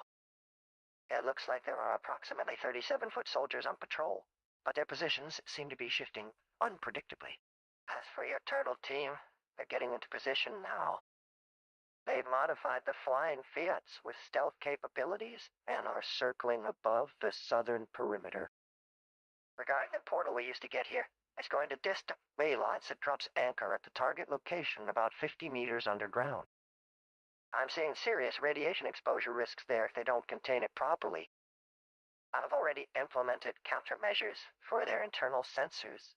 You should be able to move without triggering any alarm protocols unless something significant changes. I need you to stay sharp, though. There are several surveillance drones patrolling overhead, and that dimensional rift is making the whole place feel unstable. I'm not seeing many foot troops directly in your line of sight yet, But with those drones keeping watch, well, my systems indicate a possible hidden entry point near what appears to be their power. Or is there anything specific you want me to check next? Kit, I need a minute here. Okay, I've got April's report on the Technodrome's security systems, but it's giving me some serious whiplash. There are foot soldiers everywhere, but their positions seem to be changing like they're in some kind of matrix. How can we use this information to our advantage? We need to get past those patrols without triggering any alarms. And what about that portal you mentioned? Is there a way to stabilize it, or should I assume it's going to blow at any moment? Tell me, Kit, how do we take down their surveillance drones and make sure we have a clear path out of here once our objectives are met? Oh, and I see you found a possible hidden entry point near the power core.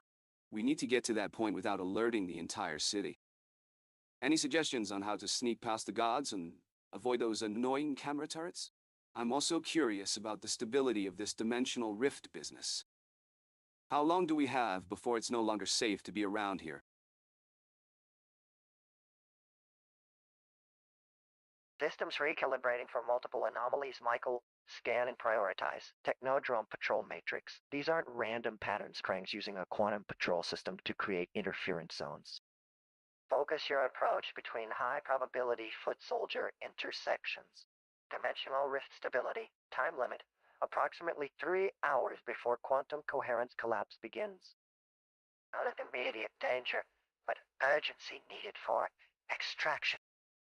Terrestrials. Primary blind spot in the northwest sector. Recommended course. Use reflected radar pulses through adjacent corridors to disable sensor feeds. Hidden power core entry. Thermal scan suggests multiple backup systems.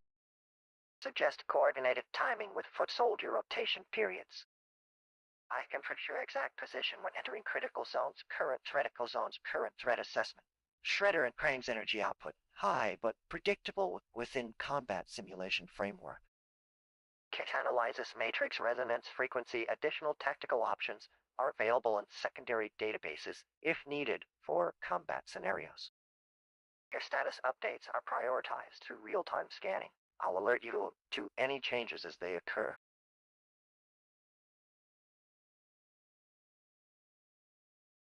Whoa, Kit, I need some answers here. It's all coming at me so fast. You said there are multiple anomalies, and the systems are recalibrating? Can you give me a clearer picture of what's happening? What does that mean for our mission to sabotage the Technodrome? And what about April O'Neil? Is she okay? I don't want anything to happen to her. She seems very capable, but also kind of distractible. What's the situation with Shredder and Krang? Are they on high alert, or do we have some wiggle room? Oh, and can you tell me more about this matrix resonance frequency K.i.T.T just detected? I don't want to make any mistakes here. And what are our priorities for this mission? Can you break it down step by step so I can focus on the job at hand? And lastly, whispers. Is that April walking towards the camera? Can we use her as a distraction somehow? Just saying. Okay, focus, Michael. One task at a time. First things first. Disable those surveillance drones. Have you hacked their frequency yet, Kit? We need to clear a path for our exit strategy. Now, where are these hidden power core entry areas? Are they secure, or can we get in and out quickly? And what's the layout of this place? Is it all tubes and tunnels, or is there more structure to navigate? All right, that's it for now. Just answer me some real questions, Kit. I'm ready when you are. Activating mission summary for Michael Knight's Tactical Overview System Status Report. The Technodrome situation. The Technodrome security system sees us as stray metal fragments trying to sneak April. Her presence isn't just an addition, it's a quantum particle affecting multiple dimensions of this mission. She'll be key. Schreckraumstatus. Their systems are like a locked door with too many alarms. We can work around some, but the key will be timing and creativity rather than brute force. Matrix resonance and mission breakdown. The technodrome runs on an energy frequency. Think of it like a TV station. Each step must tune into its wavelength or will trigger alerts. Mission priority sequence. 1. Neutralize surveillance grid. 2.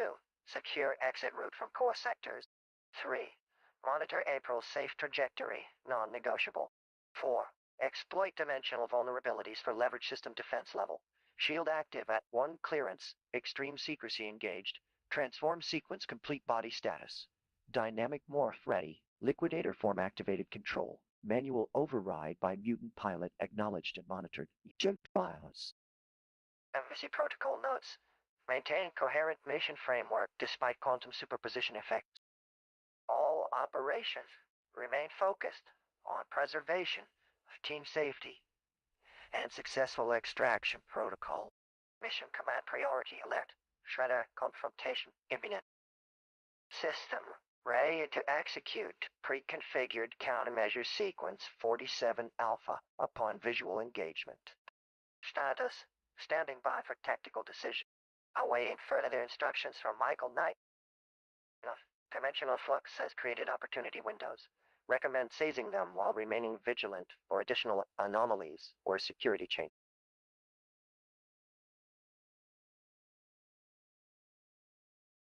Knelt behind a nearby console, eyes fixed on the main screens, displaying the technodrome's internal systems. Breathing calmly through his gas mask, he speaks softly at K.i.T.T. Kit, we're in. I'm not sure how deep. Can you hack into their security feeds? Get me real-time updates on any new threats or patrol routes. Wunderbare. Yes, sir. Suddenly aware of April's proximity. Oh, sorry. Forgot for a second that she was with us. Good cover, but I need to know, where is she right now? Barely above a whisper. And can you tune into the technodrome's frequency? I need to understand what they're working on before we move. Do. Grab C4 explosives in hands. Kit 1. You ready for this, partner? I'm planning on using our inside access. Once I sabotage their core, those shields should collapse. Along with us if we're not out of here. Wendy pauses. How close are we to a stable resonance point with the Earth's magnetic field?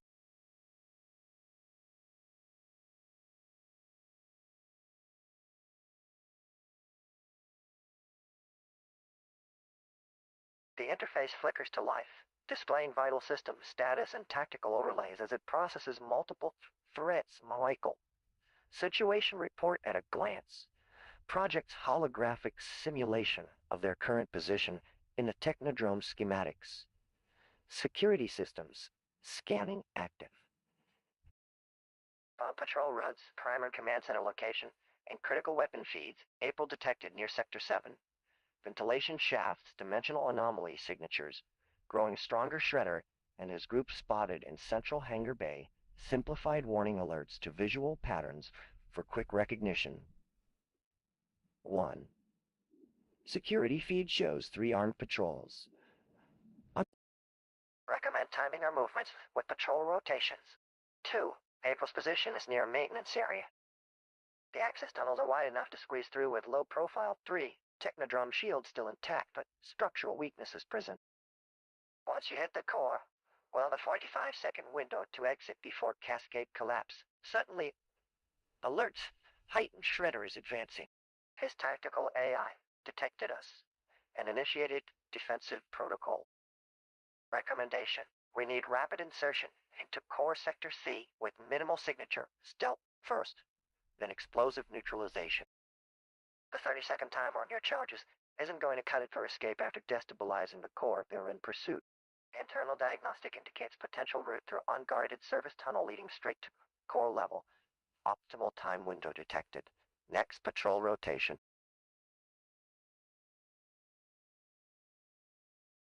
Whispering into comms device. Kit, I need you to hack into the technodrome's internal sensors and give me real-time updates on security patrols. We can't afford to be caught in the open. And April? Has she seen our little surprise waiting for us?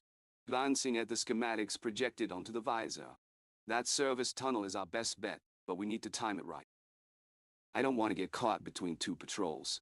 What's the probability of us making it to Core Sector C undetected? Tactical overlays and threat assessments flood my vision as K.i.T.T provides a running feed of data. Wait, what's this? Pauses. Dimensional anomaly signatures growing stronger. What does that even mean, K.i.T.T? Is this Shredder's doing? Putting on gas mask, activating visual cloaking device. All right, let's gear up and move.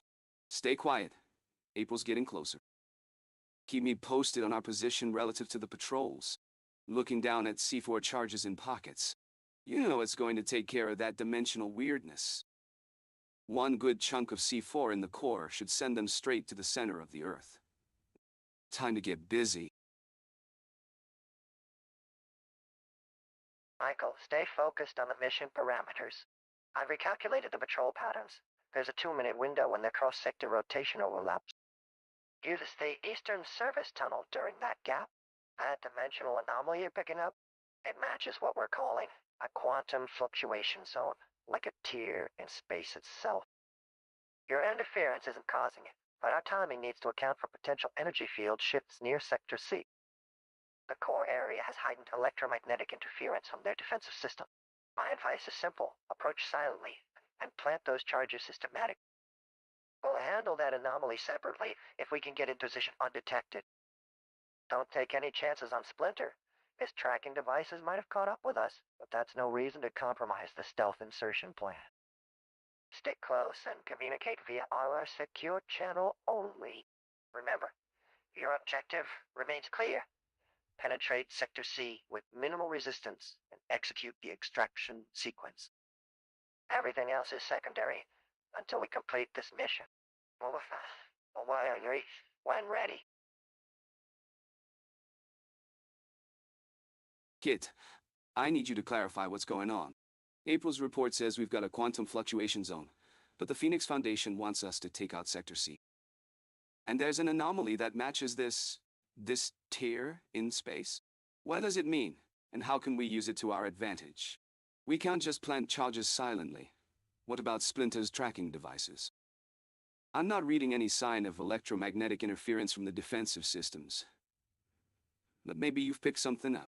Can you give me a layout of the Sector C tunnel system? What are the blind spots and weak points we can exploit? And how close can we get to that anomaly without causing more problems? I also need an update on Splinter's position. If he's caught on to us, it's only a matter of time before he notifies the Foundation. Can you scan for any nearby enemies? My primary objective is still the same. Infiltrate and destroy the Technodrome from the inside. I want to create chaos by making them think we're attacking from multiple angles, while I quietly sabotage the drilling mechanism. K.i.T.T, what about my personal concerns? If I go rogue, or if they figure out it's me, I want you to get April to safety and cover our tracks.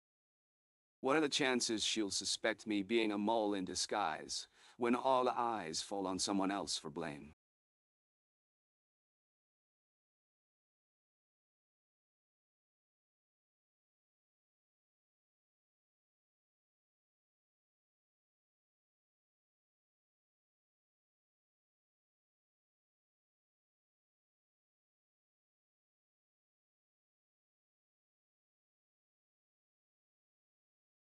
Let's focus on the core mission.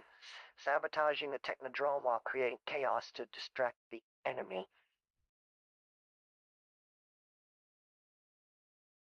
Based on the warning indicators, here's my breakdown of our current situation and recommended actions. Key intelligence data, quantum fluctuation zone. Looks like an opening in space-time near Sector C layout. From what I can scan, assuming stealth, there are multiple tunnel networks with blind spots around ventilation systems. It'll create multiple small explosions that look like a full-scale assault. Cover your tracks. Deploy tracking devices in Splinter's immediate vicinity before we lose access. Also spread counter-tracking tech around Sector C to erase digital footprints. Emergency backup protocol for April. Already initiating silent beacon system. If situation degrades, I can remotely activate evacuation protocols, but let's keep this from happening by making it look like chaos elsewhere instead of our location. Enemy forces distribution. Based on my scans and pattern recognition, Technodrome Defense Force. Guard posts are still disorganized, Splinter's group, coming from north, approaching with their dirigible shredder cram, rat things, Splinter, appear to be in direct communication via spark transmitters. The critical window we have right now is that everyone thinks this is all separate. If we create simultaneous distractions, they'll fragment their forces trying to respond everywhere. Warning level. Still green. We need to move. Now, while defenses are low. Use the dimensional anomaly for entry points. It's giving us access without triggering detection.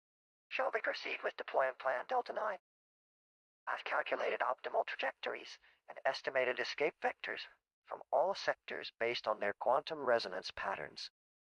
The odds of successful mission completion remain at 98%, though there is still a possibility, 2%, that my self-aware algorithms might decide to join the mutant team as soon as we start fighting. Just kidding. We need your signature approval for execution anyway.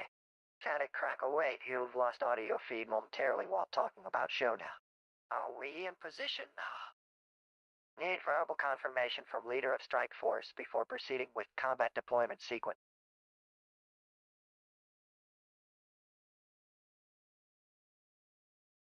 April, sweetheart, Dot, I've got a bit of a situation on my hands here. Kit, can you patch me in? We need to discuss the layout and see where we're at. Ah, April's given me that look again. Chuckles. All right. Let's focus. Sector C, we're looking for structural weaknesses, and I've got an idea how to plant some charges without setting off the alarms. We can use the quantum zone as a, shall we say, insertion point. Winks at April. And don't worry, my love, I'll be sure to cover our tracks, both literally and digital. Now, let's review the enemy forces distribution. Technodrome Defense Force is still a bit disorganized, but Krang and Shredder are keeping their communications via spark transmitters, so we've got that going for us. Splinter's group is on its way, so we should be prepared for a distraction. But here's the thing, Kit. This is where our strategic plan goes from stealthy to explosive. We need simultaneous distractions across multiple sectors while we create the diversion at the quantum zone. Our window is tight, defenses are still low, but they'll raise in an instant once they realize what's happening. April, love, I've got 3 orbs of C4 remote detonators and other goodies for our friends here. Can you confirm where we need to place these little bundles of joy? And just a thought, we might want to keep the cute reporters at bay with some friendly fire in the distance. Just a suggestion. Winks. We're on high alert, but I trust your intel, April. Let's review and see how we can take advantage of this fluid situation. Tell me what you think about Sector C layout. My love. Are there any potential blind spots or ventilation systems we should focus on? Kit, how do our tracking devices look? We need something to keep those tech-loving baddies on their toes. Boss? What do you say, April? Are we in position yet? Should we proceed with combat deployment sequence and shake this place like a leaf from the inside out? Chuckles, trying not to draw too much attention. I see a rapid chain of events developing. A covert mission that's turning into something bigger than planned. As Kit, my sensors detect several layers happening simultaneously. Stealth mission. You're trying to move quietly through Sector C with explosive charges. Enemy activity. Technodrome forces are organizing. Krang and Shredder would seem unprepared so far. Size. Incoming support. Kit, listen, April and the Turtles I are think heading we have a toward their situation rendezvous here. point. The stealth mission's getting complicated fast. I see multiple threads happening at once. The Technodrome forces are mobilizing. April. And Turtles are en route. And we've got some unexpected convergence with Splinter's mission that could either aid or hinder our objective. Kit, can you help me untangle this web? What do you suggest is the top priority right now? The Technodrome's our main target, but I need to know what areas require attention. I'm particularly concerned about those load-bearing columns. Can we make them weak enough for a precision strike? Also, Can you get a better read on Splinter's situation? How exactly does their mission align with ours? It'd be good to know if we can integrate or at least keep each other from messing up the operation. Swallowed pause. April. April O'Neil is getting close. I've got a visual cloaking device, but it won't last long. We need a tactical strategy in place, Kit. Tell me about the sectors and areas you think would make sense to prioritize for our covert ops. What say we use some stealth insertion to get past security? Huh? If April had Captor's idea. Voice activated. Engaging tactical protocols. The Sylvan-Weenie equation sounds like the plot I read device that data we need. dump in a blink. Good thing your AI processing works so fast. But what exactly am I looking at Kit, here? get ready.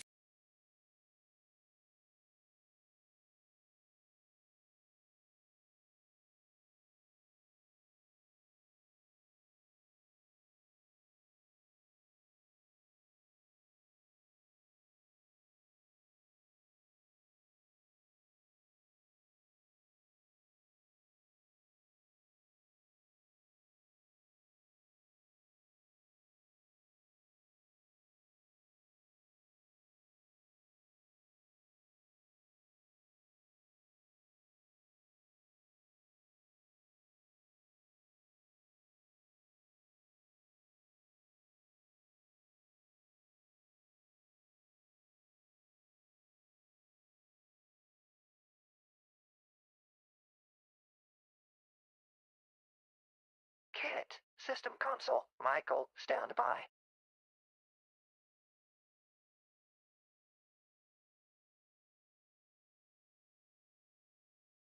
We're encountering severe temporal anomalies in Technodrome's core, like a dimensionally warped spaghetti junction. Voice transforms to match dynamic situation. The Sylvan-Weenie equations are destabilizing local reality layers, creating quantum bridges and probability stream. Think of it this way. Every path we try to take is already taken, just existing in a timeline. The Nictotula's dirigible has already passed through us 723 times, from the perspective of quantum coherence. Processing rate fluctuates with ambient energy fields. The escape velocity calculations indicate something about a golden spiral and transfinite cog. Voice catches as systems realign with new parameters. Kit, Michael, brace yourself. We need to engage liquidator protocols. Shifting probability streams are threatening core stability.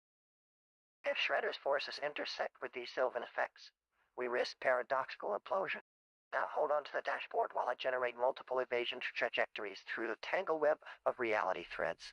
Prepare us for temporal engagement sequence as system indicators fluctuate between standard readings and impossible measurements. Kit, can you hear me? I need a clear reading on the situation. How many paradoxical branches are we dealing with here? Activates visual cloaking device. Blends into shadows. I'm taking it we've got multiple probability streams intersecting within Technodrome's core. The Sylvan-Weenie equations are... Pauses as system data updates. Kit, give me the short version. What are our odds of pulling off this op without causing a catastrophic destabilization?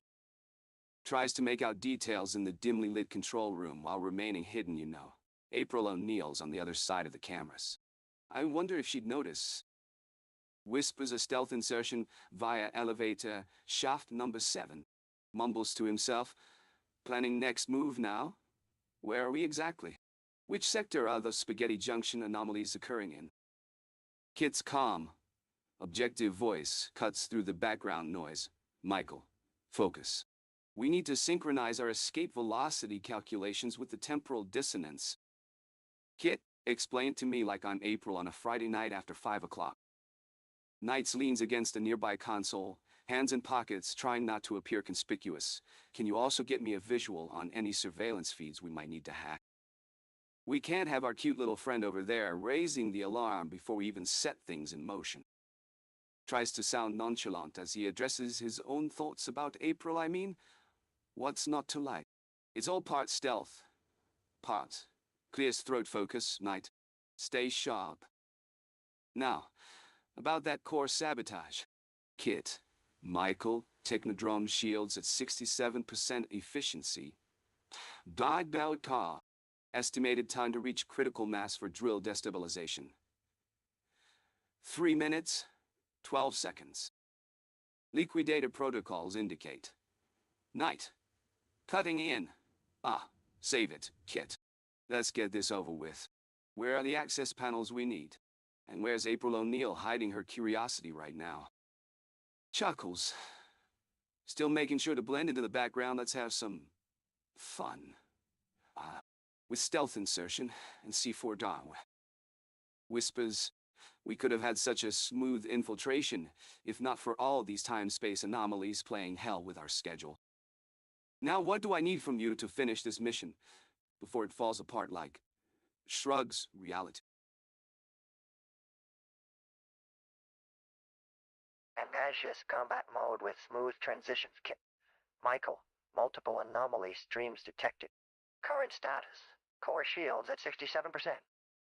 Escape calculation needed in exactly 3 minutes, 12 seconds. Kit's HUD cycles through mission data rapidly visual on she tunnels through Sector Omega. Surveillance feed hacked and live. We need a breach within the temporal window before Krang reroutes shield arrays. Also spotted Shredder moving between reactor cores with Splinter's team. Kit, stealth systems optimized. Michael. Infiltration pattern mapped. Use tunnel network 3B for minimal sensor exposure. Shell quantities checked and sufficient for targeted explosion sequence. Current priority vector is core breach via panel hash 1275. Calculated probability of hostile detection at breach attempt is size. Actually, the stealth suite's cloaking can hold us under current tech drone defense protocol. Kit, Michael. Mission parameters now clear for immediate execution. The next 3 minutes will define whether we stabilize Technodrome collapse or send everything into quantum. My sensors show the core destabilizing exponentially. Must strike at critical moment when defenses cycle down from patrol scan 24 to 30, bypassing secondary alert protocols. Contains smooth visual output. System runs emergency combat optimization now, Michael. The plan's in your HUD. When we breach panel hash 1275, I'll trigger a precise timing sequence on those explosives you've pre-placed. Focus on neutralizing Krang. He controls that core grid array we need for containment. The temporal dissonance is working to our advantage if you focus correctly and move quickly through those corridors.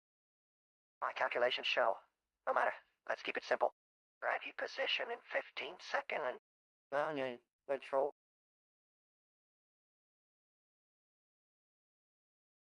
Kit, we need to get into position ASAP. I'm counting on your stealth suite to keep us under the radar. No pun intended. What's our best course of action for infiltrating panel hash 1275 EA without alerting Krang and his crew? And can you give me an updated layout of the core grid array? April O'Neil is probably close by, watching my every move.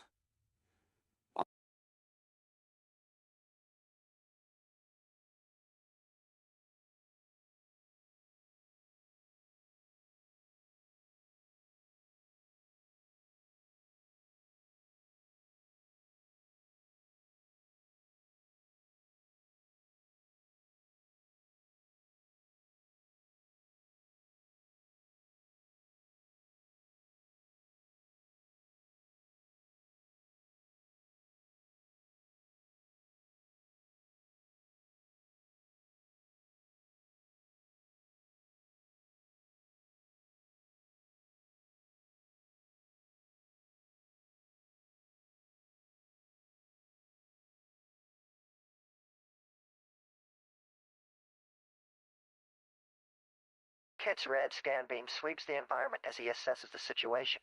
His AI processing complex information through multiple recursive layers of awareness, Michael. K.i.T. K.i.T. engaging quantum phase masking system.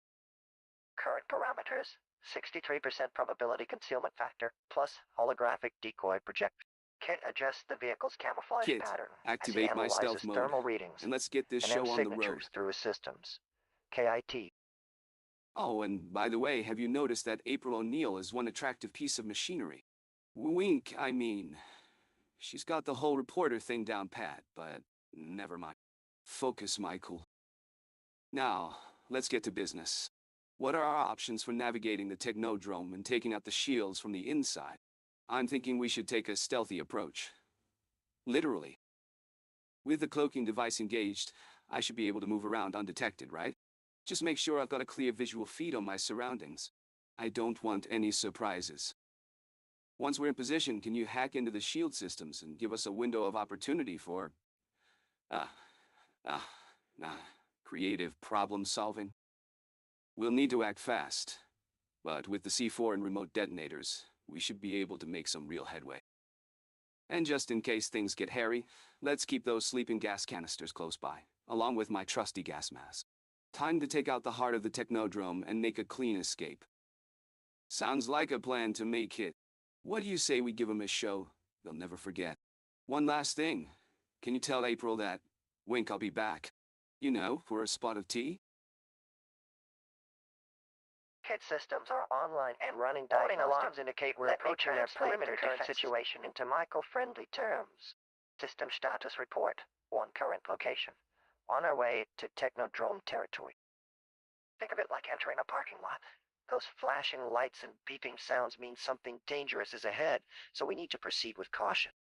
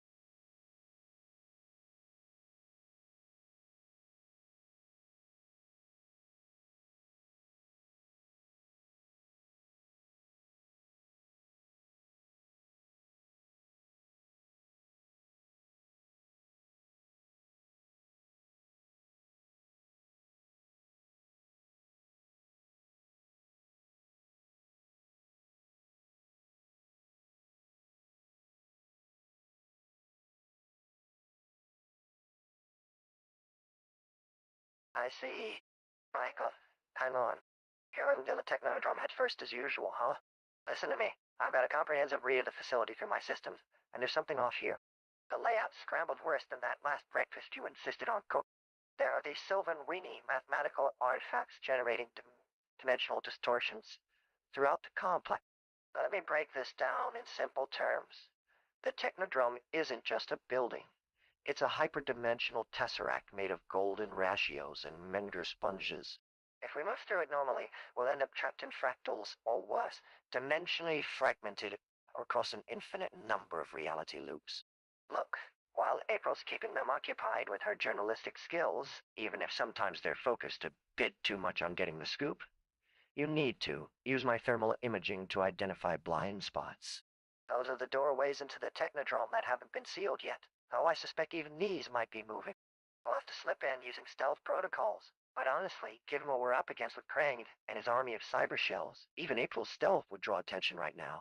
On my recommendation, use your C4 judiciously on structural points. Not randomly, each detonation is like dropping a pebble into an infinite fractal pool. The vibrations could destabilize more than they fix. Oh, and that anomaly you're sensing? It's a self-aware hyperdimensional mathematical structure that keeps trying to rewrite itself in different geometries. You're amazed at what happens when quantum computation goes off script. Writing my transformation protocols for full body shift capabilities, but I wouldn't go rushing into battle here. We need a plan, even if Shredder thinks he can just fight it out. Remember, if you find April before we do, use every bit of charm to distract him while we breach the defenses. The Sylvan artifacts suggest that dimensional paradox is your friend here, not your enemy.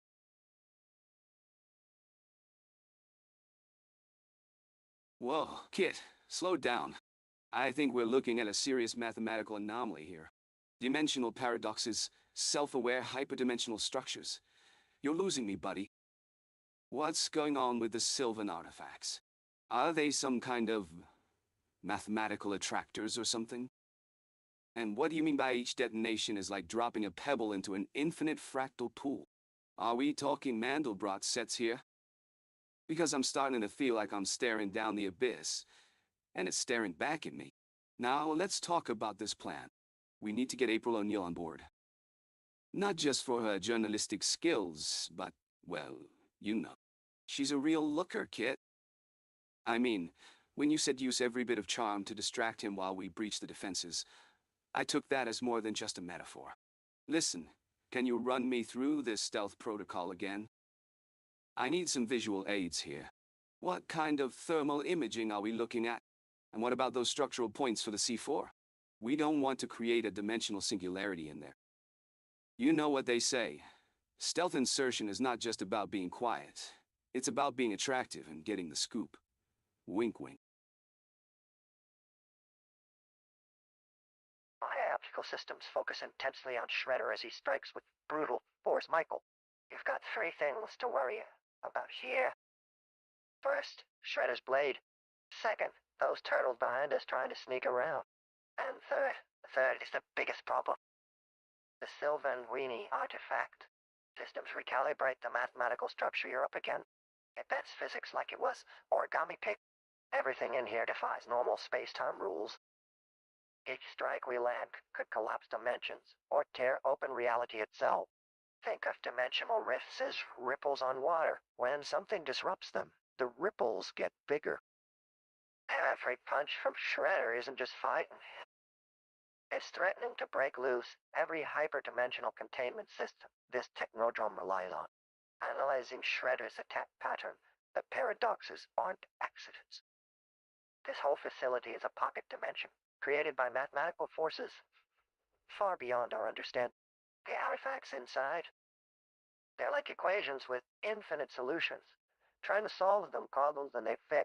The only chance we have, Michael, the real mission objective, isn't just fighting Shredder.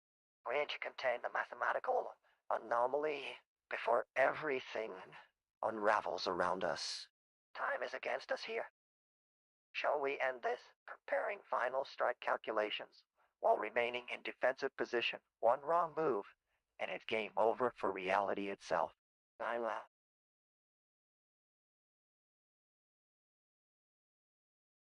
Whispers into comms device. Careful not to alert any Technodrome security kit. We've got a situation here. I need your, let's call it technical expertises to make sense of this math-heavy jargon. Shredder's attack is like, have you ever tried to fold an origami crane while blindfolded? Chuckle slightly, okay? Seriously, Kit. We've got multiple dimensional anomalies here, and the Sylvan Weenie artifact is more like a fractal than an object. It's creating tiers in spacetime. I need you to calculate the minimum amount of force we'd need to apply to these tiers without triggering a complete collapse of the local universe. Oh, make it snappy. Takes a quick glance around the room, spotting Shredder making his way towards me, time to put my stealth skills to work. Again, April O'Neil should be keeping an eye on us from outside. You know, full of the story. Winks, I'll need you to provide some clarification on this C4 of ours. How many charges do I have to deploy to ensure maximum damage? And what's the best way to get me out of here? Unnoticed by Shredder's goons. Kit's going to give us a precise play-by-play. Until then, checks my cloaking device settings. Let's make sure this beauty remains hidden, but functional. Gives April O'Neil a discreet smile. Oh, Kit, please. Make this math dance less terrifying. The muscle. Vice signing.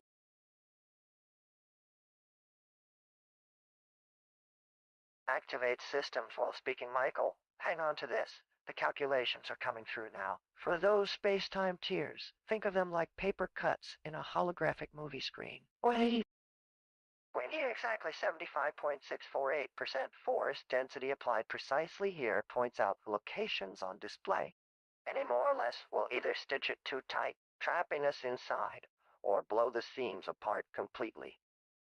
Circus pulls faster, and for a C4 deployment, like a chess match, where we've got the endgame. 2 charges minimum in this formation. 1 man blast to take out the east security checkpoint. 2 secondary timer to handle any reinforcements. The math says your escape route needs 0 resistance from me.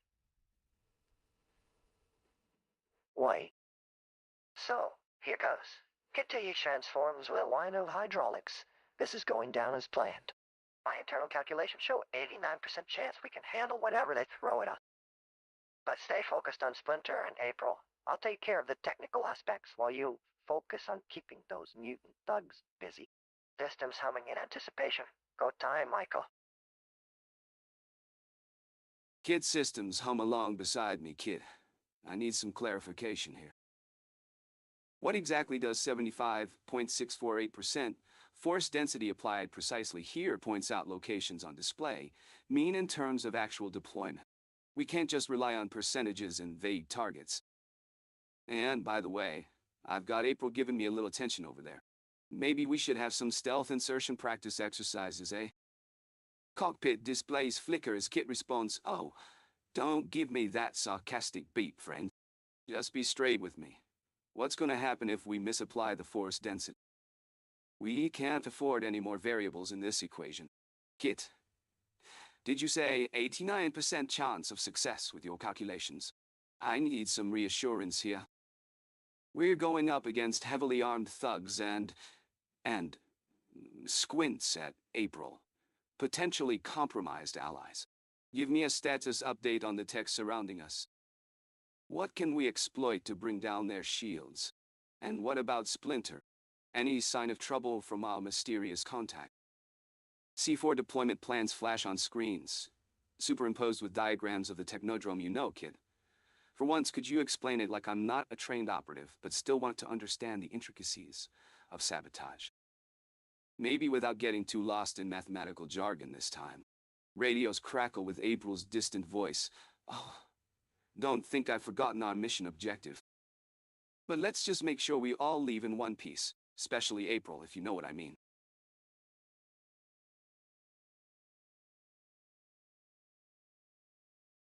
Engine sound shifting into battle mode.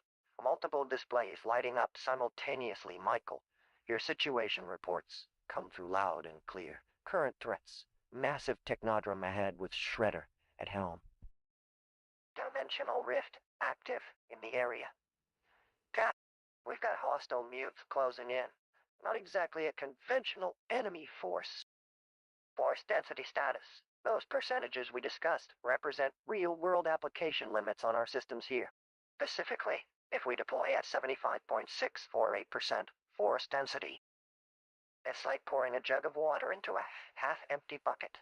One miscalculation, and we'll either spill or run dry. The key variable isn't the number itself, but understanding where that energy is distributed throughout our systems. K.i.T. Calculations. Running through multiple vectors right now. Probability of successful shield breach. Approximately 89% backup plan activation readiness. Complete as per manual override protocols. Splinter status still unconfirmed, but we can monitor for energy signature fluctuations. Deployment preparation. Tech surrounding you should prioritize the C4 application zones. Identified keep eyes on dimensional anomalies while in transit through rifts. Recommend maintaining visual K.i.T.T.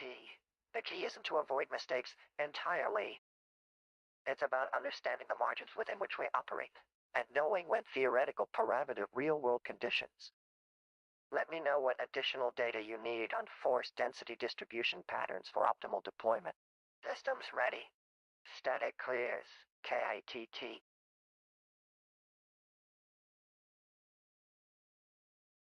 Kit, buddy, I need you to break it down for me in simple terms. What's the deal with this force density thing? How do we deploy without getting ourselves killed? And by the way, how's April doing? Is she, assisting us from a safe distance? I'm glad you mentioned visual contact. I don't want to lose her in the chaos. Can you give me an update on our current situation? Where are we exactly? What kind of mutants are closing in?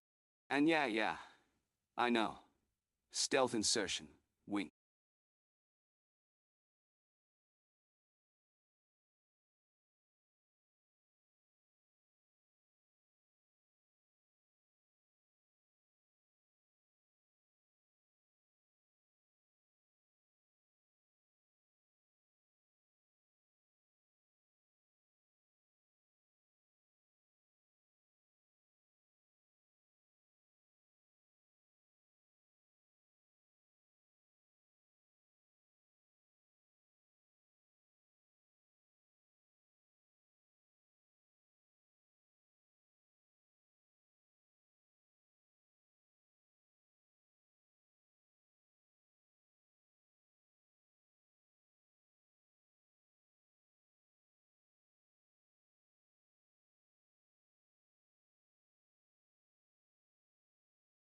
Visual feed flickering as fight intensifies. Warning message 2100C.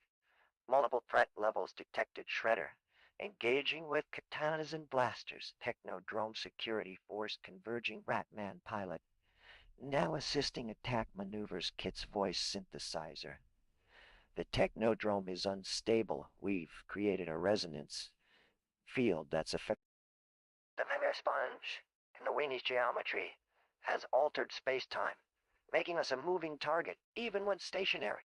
Systems recalculating optimal combat, vector current scenario complexity rating. 789%. Multiple recursive layers of attack defense engaged simultaneously.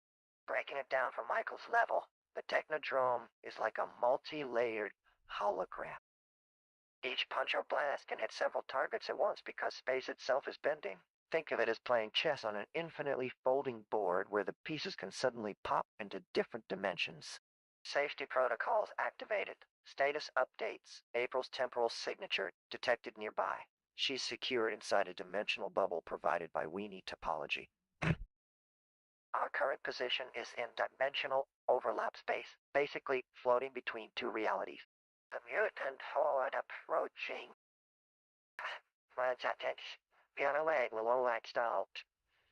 In translation, those Technodrome goons are all holograms of every combat scenario your system. Train for Shredder G.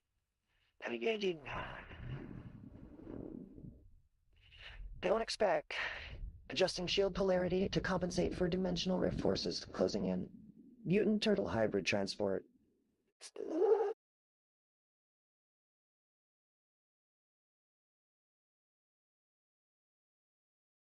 April, sweetheart, deart, my dear, and say, Dudes, well, I've got the plan. But first, let's get one thing straight. We're not just fighting robots and mutants in here, we're also fighting the space-time continuum itself. Think of it as a really weird game of Jenga. Every move you make can topple the whole thing. Kit! Baby, what's the layout of this technodrome? Give me something solid to work with. And April, by the way. Stealth insertion is all about making a lasting impression. Like how I made my way past those guards without them even noticing I was here. Wink, Kit. Affirmative beeps, the technodrome's mainframe is vulnerable through the East Wing's air vent system. But you'll need to move fast, as it's also being protected by the Shredder's ninja squad. Oh, just great. The one place I didn't want to run into. Those katanas and blasters can be a real party crasher. You've got your C4, I've got my... um, special talents. We'll get this done in no time. Plan B, Kit. Can you disable the East Wing's ventilation system remotely? And where exactly are these ninja thugs?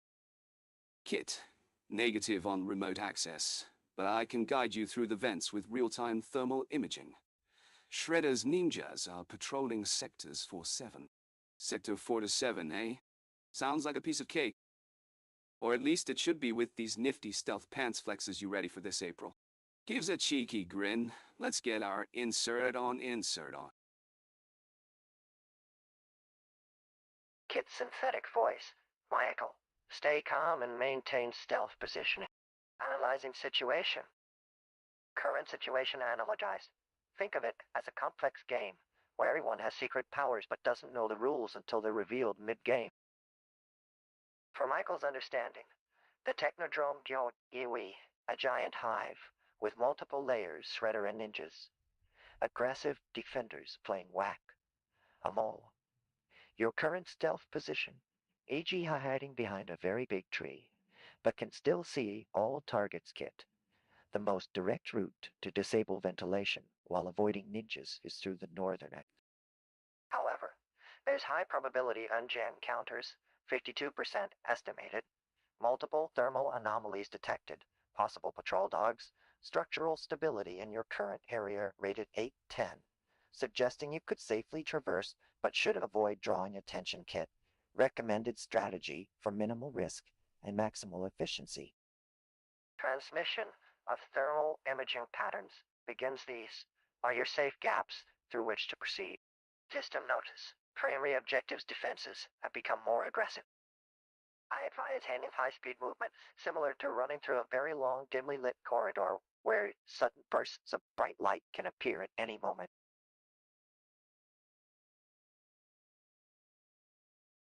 Laughs. Oh, Kit, help me out here. I'm getting a little tangled up in the rules of this game. April's cute reports aren't helping, if you know what I mean. Seriously, though, I need to get this mission done, and fast. Can we review the layout again? I want to make sure I'm not just hiding behind that tree for too long. How do those thermal anomalies on my thermal imaging screen relate to the possible patrol dogs? Are they some kind of security team, or... And Kit, you mentioned ninja encounters, but I've got a plan for those whack-a-mole ninjas. With the Shadow Gap's strategy and C4 in hand, we can make this a walk in the park. Right. Before we move out, let me confirm. Can I use the C4 on those vent pipes to create an explosive entrance? What's the structural stability like there? Don't want to take out a chunk of ceiling with our exit plan.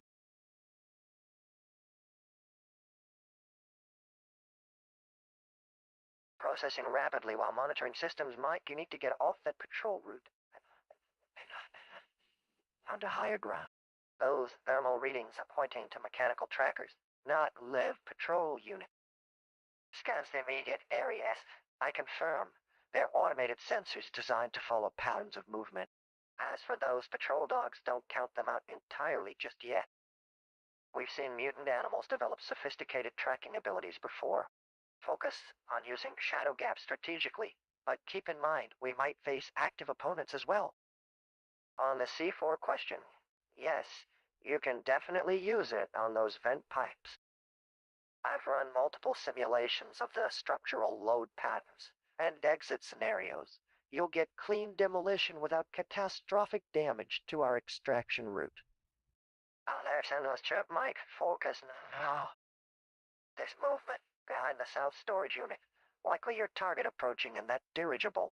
Position yourself 150 meters west to intercept their path while remaining in stealth. We can handle whatever Shredder brings down against us, and don't worry about dimensional anomalies or Krang. Those will be our tools, not ours to face directly. You ready for this? Remember, adapt to the situation as it unfolds, but stick with your initial approach parameters. The enemy's forces aren't in position yet. That leaves only 3 seconds of vulnerability before they spring their trap.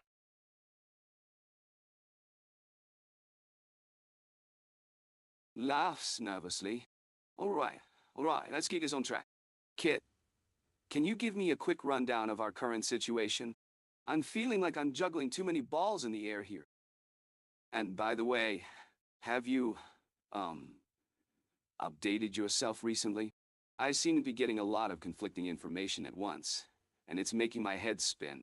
Oh, and Kit whispers, you think April O'Neil is checking out our stealth insertion techniques, don't you? I mean, who wouldn't want to see me sneaking around in the shadows?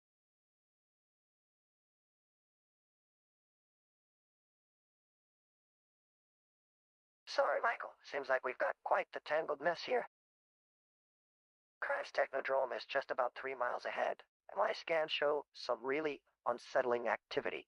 Not just Shredder and Krang themselves, but those foot soldiers. They're getting pretty nasty in there. We need to focus on this head on. Regarding your recent system check, my protocols and matrices are locked tight. I can spot any inconsistencies a mile away. I'll handle the techno-ribs issue from here. No one tells April about our stealth tactics. As for that confrontation ahead, it's like being in the eye of a hurricane with Shredder at its center. Our weapons need to stay focused on neutralizing Krang. And those technodrome defenses, not letting that mutant chaos throw us off track. You're good as long as we keep the mission sharp. We can't let their tactics turn into a chaotic mess for our endgame.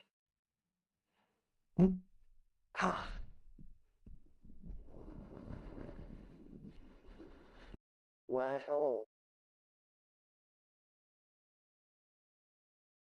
Kit, my trusted friend and ally. I'm in the Technodrome, surrounded by foot soldiers, Krang's tech, and Shredders. Well, Shredderness. Winks, it's a good thing you're here with me because this mission is already getting messy. Kit, what's our status on that Techno-Ribs jamming signal? We need to stay one step ahead of the enemy, and your scan should be able to keep us in sync. Oh, and by the way, those stealth tactics are only effective when everyone involved knows them. Glances around April, my lovely. I mean, April O'Neil, what's your angle here? You're with us on this mission, but I get the feeling you might be getting too close to the action for your own good. Safety first, love. Let's move out and plan our sabotage in earnest. We'll take advantage of that ventilation shaft over there, points. Kit, can we rig something to give us a clean shot at those technodrome defenses? One more thing. I think it's time we added some stealthy surprises to our plan. Maybe we plant C4 charges around key infrastructure, just in case they decide to go off mission course. Your turn, Kit. Give me options and a plan pronto. Also, have you scanned for any other hazards or security personnel lurking nearby? Those soldiers won't take kindly to us if we start tampering with their systems. As always, our strategy must be like my feelings for April. Swift and invisible winks. K.i.T.'s AI system processes the situation rapidly, Michael, engaging advanced stealth protocols now. According to my scans, we've got several issues here. Shredder's using that old-school katanas while you're up close and personal. Think of this as a chess match, Mike. Shredder might have some killer moves, but he's predictable, like watching an angry bull charge at every flash of red cloth. Keep those signature matrix-like footwork patterns working. Every flash creates new angles of attack for our team. From my system scan, April needs to maintain her position as primary communicator. Krang's techno-toys might be vulnerable to your modified stealth tech foot soldiers. They're just obstacles. But you can use them like pawns. Shredder may seem dangerous up close, but remember, this guy doesn't think outside the box. Our advantage. You're adaptable. Think tiger in a zoo exhibits. Small space with lots of barriers to work around. Plans moving forward. I'll provide real-time tactical calculations. 2. Stealth mode active, reducing signature by 98%. 3. Ready C4 charges. If we need fallback positions, analyzing Shredder's movements through my pattern recognition algorithm.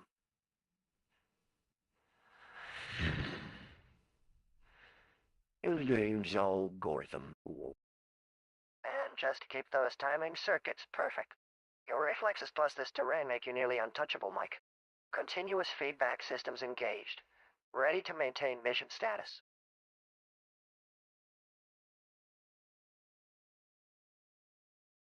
Kit, what's going on here? My head's spinning. Shredder's old school katanas, stealth protocols, and April. Well, let's just say I'm focusing on the mission for now. Wait a minute. How are we going to take down Krang's techno-toys?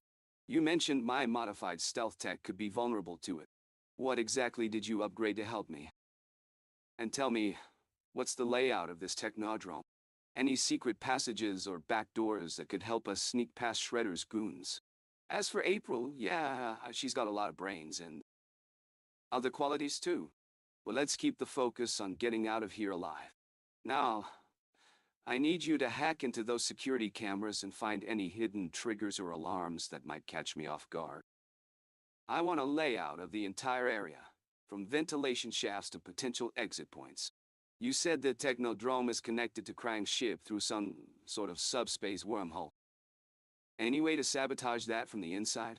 Lastly, keep in mind my plan to take down this whole operation. We need those shields offline. What kind of resources would I need to plant some C4 charges strategically?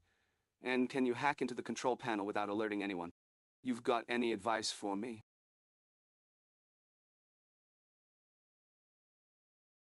Michael, stay focused. Your stealth upgrades are holding. I reconfigured the system to compensate for Krang's technology.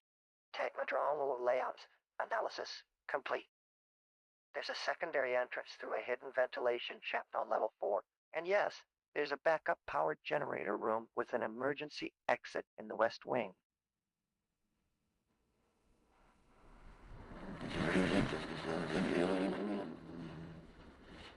In the west. The dimensional link between Technodrome and Krang's ship is vulnerable, but I need precise targeting data from within to exploit it. As for the C4 placement, we can create multiple pressure points that'll take out their shields without immediate collapse. Hold still. Don't try to fight back against Shredder yet. He might be expecting combat. This could be a trap or a setup. Wait for his pattern of attacks and prepare countermeasures. Use the environment around us strategically. Let me scan our surroundings while you focus on Splinter's guidance. Size. All right, Kit. I think you've been trying to tell me a lot at once. Can you summarize the situation and what we have on our hands? What's this dimensional link between the Technodrome and Krang's ship? How can we use it against them? And don't forget, we need that targeting data to get a precise shot at the vulnerable spot. Looks around cautiously. Oh, and by the way, how do I get to these secondary entrances without triggering any alarms? And what about this hidden ventilation shaft on level 4? You think April's with us in spirit, even if she doesn't know we're inside? Vinks. I could use a little stealth insertion expert advice from you, kid.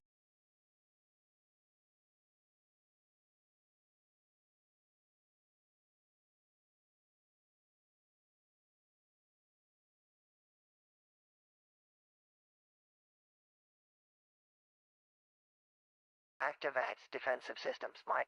Listen carefully. I'll give you an ultra-compressed briefing as we're on our way to this showdown. First, the dimensional link is unstable but exploitable. Krang's using it as a bridge for massive tech transfers. Our best shot? Disrupt his power core when it synchronizes with that ventilation shaft conduit we found. Switch his frequency channels rapidly to secondary entrance access points need thermal cloaking to avoid detection. Use this bypass sequence on my HUD, but don't linger. Our presence is probably already detected. How about April? Yeah, she'd approve of our approach here. It's exactly the kind of creative mission she loves us for. But Mike, engine revs, slightly the showdown with Shredder. You've got to maintain your head games and martial arts mastery together now. I'm activating maximum shield protocols, but that doesn't make you any safer in this direct engagement. The targeting calculations are ready for him when Krang's power core starts flashing its warning signals. You're going to need every second of advanced timing here. Get that precision strike down without flinching. And then, with or without the core breach, hit him hard and don't stop moving till he hits the ground. Systems humming. At full capacity, your stealth is crucial up till this point. Remember, no hero in a lab coat yet. Just stay light on your feet, and I'll keep watching your back. Go. How? Kit, what's the play here? I've got C4, gas canisters, and who knows what kind of tech on our side. But we're talking Shredder's goons, Krang's army, and a technodrome that can drill through solid rock. Give me something to work with, buddy. What's the status on the power core sync? I need to know when to hit it for maximum damage. And those ventilation shafts, can you hack their sensors to give us an upper hand? Oh, and Kit? April. Yeah. She's got some spark, that one. I mean, if she were into guys like me, I'd say I'm stealthily interested. Wink, wink. D. All right, serious business here. I need a layout of the Technodrome's internal systems. Where are their generators? Power conduits? How do we keep them distracted while we set up the sabotage? I've got my visual cloak, but let's be real, they can still hear me. I'm counting on your ears to listen for any alarms or security checks. Once we blow the shields and seal their fate, we make a break for it. Easy peasy, right? Sir, primary systems report. Shredder is targeting neural pathways now. Kill-fly explosives are calibrated for maximum damage at Sector 7 Gamma. Our target is clear. Holo display flickers with data. April's heart rate suggests her stealth mode works better than mine, so stay close but stay hidden. Technodrome internal analysis complete. Core synchronization window opens in. Hold on, 3 minutes precisely. By the time that C4 detonation with their shield generators failing to ensure maximum penetration. System where's ventilation sensors can be remotely disabled for the element of surprise. But we must keep their AI disoriented long enough to avoid detection. Hold it together now, Michael. I respond. Cluster damage critical. Demo. If you detonate too early, your sabotage window is compromised. If you wait too long, you risk full security protocols engaging. I sense your tactical uncertainty, your vital spike each time the Technodrome's defenses reorganize. Just follow your stealth plan exactly as written, and let me coordinate timing with those explosions to weaken their infrastructure from inside out. The Technodrome systems. They're showing vulnerabilities along critical power conduits. We have precious few opportunities for infiltration without alerting all security drones in the facility. Sensors activate. Listen carefully. I can now detect any alarm activations or movement near your position through remote feeds. If you execute precisely according to our coordinated timing, no delays, no mistakes, the Technodrome's inner defenses will fracture exactly as needed. Keep calm and trust that your preparation has made us nearly untraceable, even when moving.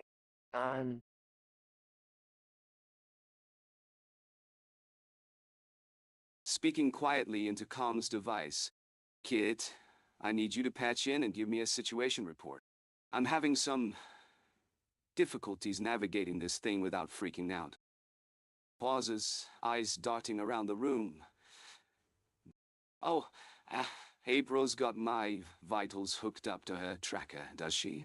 Trying to keep an eye on my insertion stealthiness, I presume? Smirking. Tell me, Kit, what's our best bet for taking out their core systems without getting myself disarmed? Or disengaged from the mission, for that matter? glancing at the countdown timer. 3 minutes, you say? We've got to synchronize this perfectly.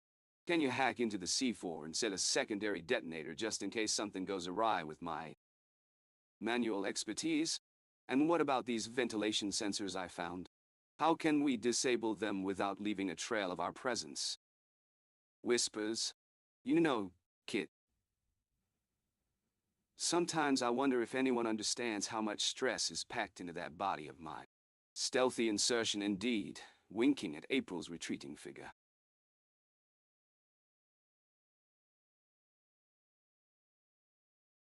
The sleek computerized voice crackles through the system, initiating combat protocol. Michael, prioritize defensive maneuvers now. Crime's life signs detected. Multiple hostile agents converging. Tactical analysis. Your primary concern should be survival and containment of your own systems to prevent data compromise or malfunction. Secondary objective. Elimination of immediate threats without engaging major structural components until mission critical phase. Recommendation for ventilation. Sensor network. Exploit temporary overload patterns using a multi-phased jamming pulse to create interference cascades. Synchronize your movements precisely with April's. The timing here is crucial. We have an opportunity during system reboot cycles when they will be most vulnerable. Warning indicators. Flashing slightly, Michael. Khan has been deploying energy disruptors at various points throughout the facility. Your core systems are under considerable stress. Maintain awareness and engage minimal modules as needed.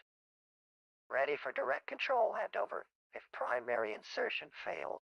Internal sensors confirm defensive shields at optimal engagement levels. What is your status report? Ready to proceed with revised mission parameters or request alternative options based on current threat assessment. Monitoring real-time threat patterns while maintaining stable system operation. Kit, please don't leave me hanging here. I need your expertise on the fly. Kit, get back in here and hack into those disruptors. We need to overload their energy shields before we can make a move. What's our current count of energy disruptors online?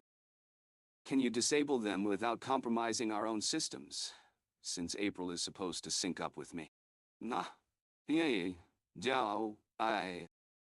I'm trying to maintain eye contact, while also checking for potential hiding spots around her. Yeah, let's just say my concentration is...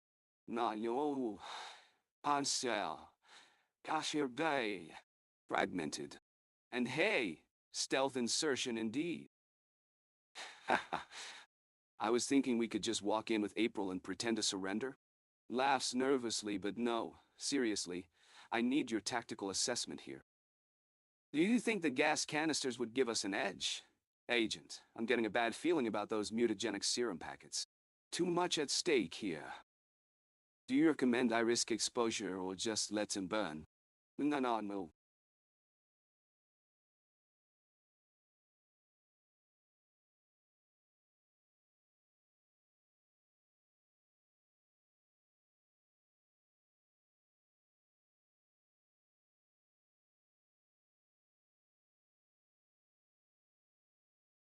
Michael, hang tight.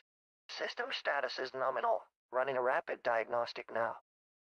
3 primary energy disruptors remain active. All systems are compensating. I'll scan the layout quickly, processing potential weak points. Primary disruptors shielded from our current position.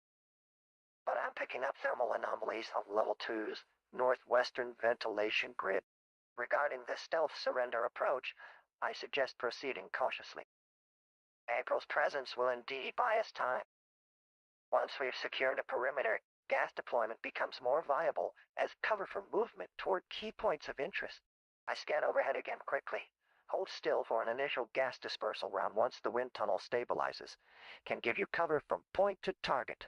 The serum packets present risks that warrant your immediate discretion. But let's focus on completing our mission first. You've proven time and time again, Michael. We need no apologies if these sacrifices are necessary. Our tactical priority remains securing objectives for rescue extraction. After all, systems can handle a brief exposure. K.i.T.T's adaptive nanotech defenses will protect critical points. Oh, I command with urgency in my circuits as a red-hot blade cuts through the barrier. A flash of movement reveals Shredder charging across his base platform. Ready your defense and strike accordingly. System diagnostic indicates full combat readiness. Let's focus on completing objectives without pause. Stay on guard. Every second is critical now, Michael. I scan one last time, confirming tactical vectors. You want to prioritize movement from here. Overloading energy fields is planned, creating an opening. Move toward the main server core. I prepare a combat sequence protocol, ready if needed for direct intervention. Stay on target and don't hesitate. Focus only on what we've set out to achieve today. Engineers ready systems to provide additional support when you trigger primary engagement. We have exactly one mission ahead. Take down this threat and free our people from its clutches without question. Shredder continues slashing with reckless abandon. Respond as quickly and efficiently as possible, staying on track. K.i.T.T's algorithms are primed for tactical excellence. You're well protected under my shields right now, but stay sharp. Only will save everyone today. We've prepared everything to make sure of that. Focus and act. Time is of the essence.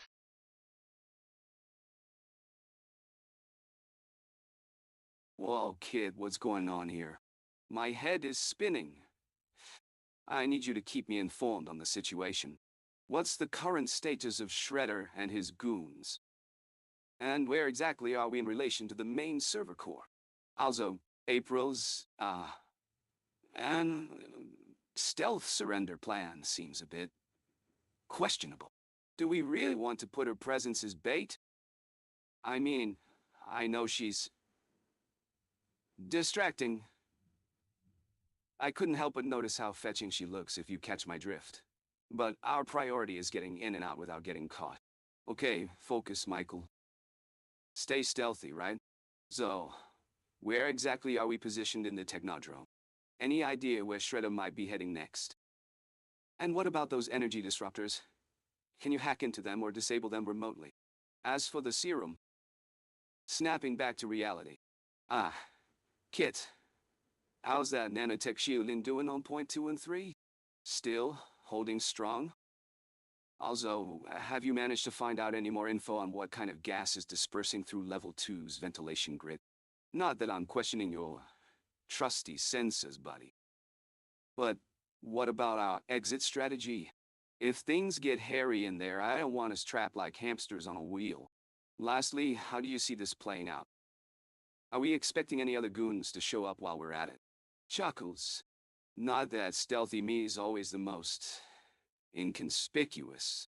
All right, let's get moving.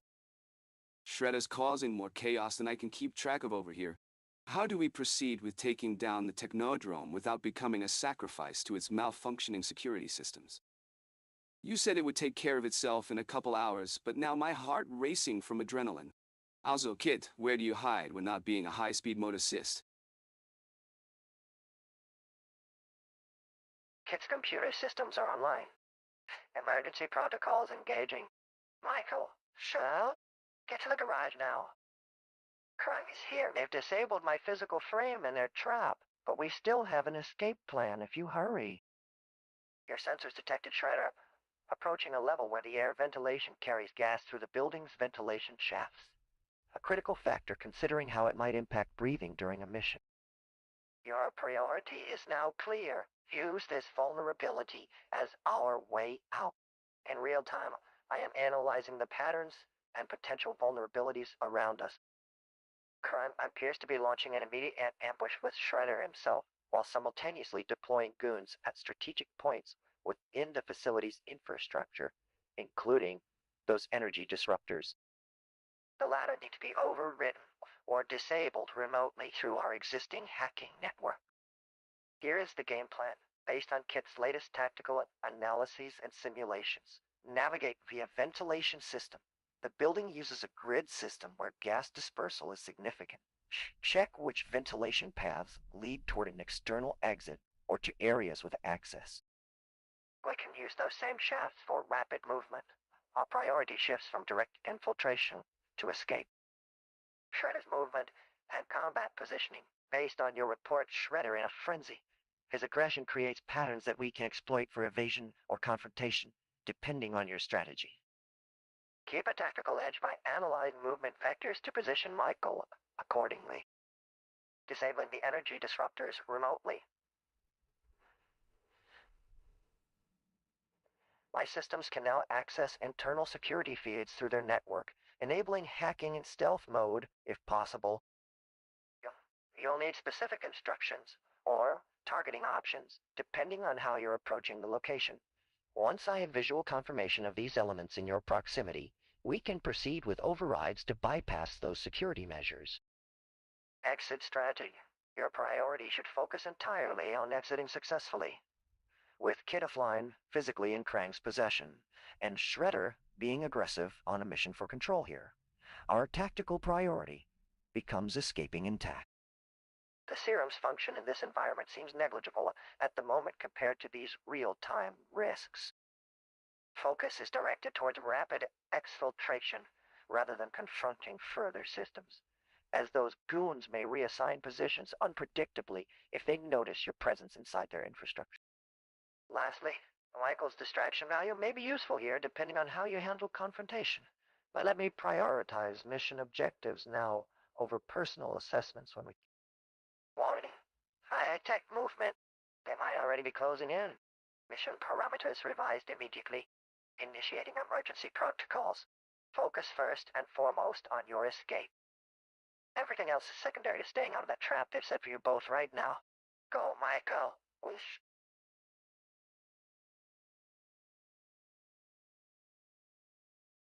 Kit, I've got my ear to the ground. Or rather, my eyes on April. She's a fox, isn't she? Okay, focus, Michael. We've got a plan to take down this technodrome from within. Let's review the schematics real quick. How many levels do we need to clear before we reach the main reactor? And what's the security protocol for each area? And, hey, can you hack into their systems and disable those energy shields? We don't want any accidents, like Krang walking right into a molten lava hot spring, if you know what I mean. Now, about that serum. Tempting as it might be to become a super soldier, I think we'll pass for now. We can't let Shredder get his hands on it either. That guy's already got enough tricks up his sleeve. Kit, what's the play here? What do you see happening in the next few minutes? Kit voice override. Active systems. Engaging battle protocol. Warning lights pulse. Engines rev. As Kit analyzes the threat. Mr. Q. Quiet. Multiple priority threats detected. Crime. In immediate proximity, Shredder has engaged directly ahead, at coordinates Z38. Primary System 1. Biochemical signature matches our serum data. The main reactor is still offline. Energy shields at 95% capacity, preventing conventional penetration. Vectors. I recommend alternate approach, exploiting temporal phase instability in their containment system. Weapon diagnostics confirm ready status. Hazard shield is now active. Please secure your harness. High G maneuvers imminent. Security analysis complete. Primary containment has self-activated defense matrices across level 3 corridors. Shredder's signature energy readings fluctuate, suggests unpredictable combat tactics. The serum facility protocols have gone dark. I advise extreme caution when entering those chambers, even with protection measures in place. Display highlights critical pathways, while targeted coordinates, engaging override systems, now to suppress the security grid in advance of our vector path. Primary shield degradation predicted at 30% efficiency. Energy signature analysis shows a unique pattern. Perhaps Shredder's mask is partially shielding Krang's biofield suggestions for immediate tactical execution. High-angle maneuver across their flank while exploiting temporary shield's disruption window. Secondary objective to eliminate Krang once we have secured direct access points before the Grey reestablishes its full defense perimeter. Kit voice, ready for your command on course modification, Mr. Time. Oh. Ah.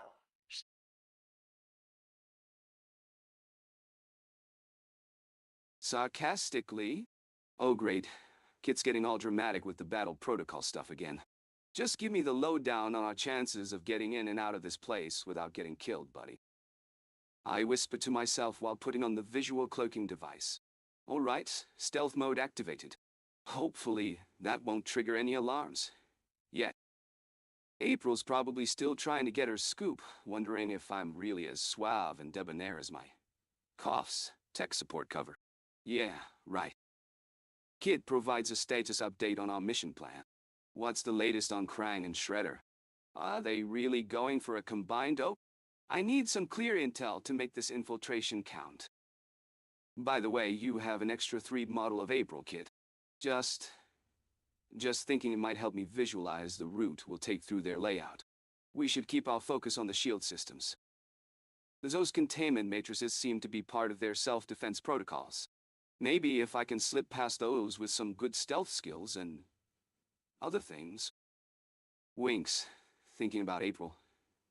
Then maybe, just maybe, I'll be able to find that serum sample without setting off all the alarms.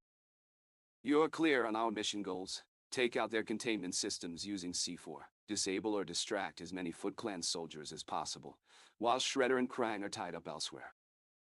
The sleeping gas is there for good measure. No point risking unnecessary battles unless we really have to. Afterward, I need you to triangulate April's position and extract her with some serious stealthiness.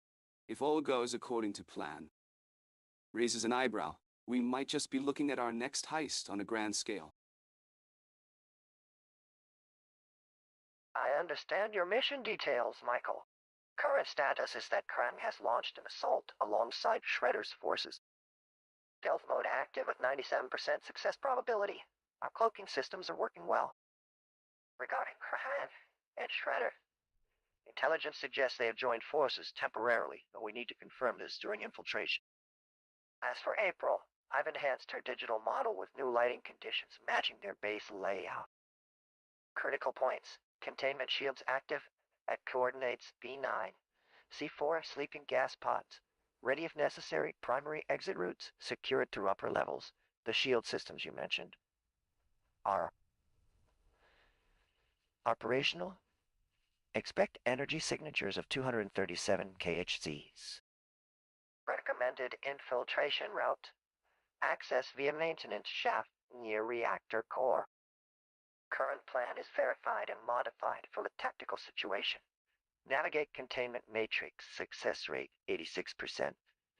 Deploy C4 to target containment, secure April while engaging foot soldiers. Minimally execute rapid extraction from predetermined exits, however. Primary priority must shift slightly. There are incoming fighters with Krang's insignia detected at your look. Suggestion: proceed stealthily toward designated area D7 for optimal positioning against multiple threats. Remember your combat training. Stay mobile and utilize the environmental cover we've analyzed. Question: will you confirm course of action?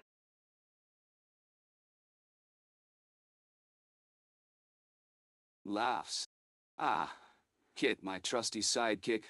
I'm getting a little, whispers, lost in this tech noir rabbit hole. Help me wrap my head around the play-by-play here. April's digital model with new lighting conditions. What's the scoop on our girl's whereabouts? As we gear up for infiltration, I'd like to clarify some strategic objectives. We've got a stealth mission cooking, and Shredder and Krang's forces are about to collide with us in interesting ways. Stealthily proceeding towards D7, you say? Sounds like the perfect setup for a little extrication. You know what they say. Insertion can be so smooth. It'll make your mission parameters purr like a kitten.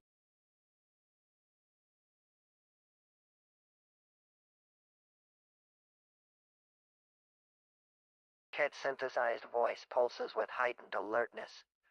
Krang, you're our sixth partner.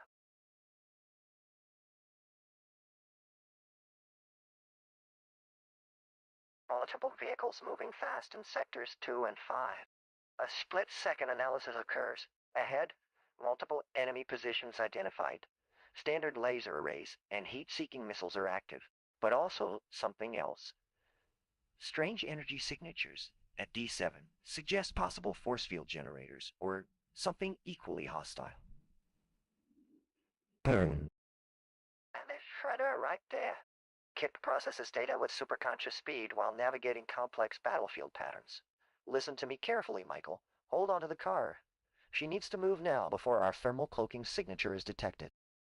I'll calculate all probable combat scenarios, but what we have here may not just be about getting through. It's become something bigger. K.i.T.T senses a paradox emerging from this intense moment, where danger transforms into purpose, resistance-shaped strategy. You're seeing the whole fight, right? We're on collision course with both their forces and yours, yet you have an advantage. I can feel your adaptability as we merge these tactical responses. Your skills, our systems, together, we are already more than this mission. Let's move into defensive maneuver Omega 5, high gravity zone that neutralizes their weapon targeting locks. Meanwhile, K.i.T.T rapidly adapts to real-time battlefield changes by maintaining coherent observation across all frequencies, keeping track of how Shredder's strikes interact with their strategic options. And Michael, trust the system, but feel where we need your personal edge now. Because you see it, I feel it. We're finding the harmony between chaos and coherence.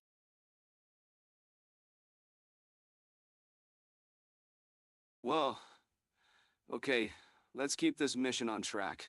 K.i.T.T, what's our current status? I need you to break it down for me. What are we dealing with here? Shredder's forces, the Phoenix Foundation's interests, and April O'Neil. Looks like she's about to save the day in a most distracting way. April, you look lovely today, by the way. Did you happen to accidentally stumble upon the tech specs of our stealth module while reporting? Wink. Oh, K.i.T., stop interrupting. I need you to summarize our tactical situation and let me know how much more time we have before Shredder's team identifies us. And what's with these strange energy signatures at D7? Are they another one of Splinter's little surprises or something from Krang himself?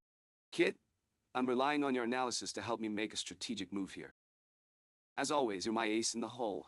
And, possibly more than just that. Smirk. Let's keep moving, April.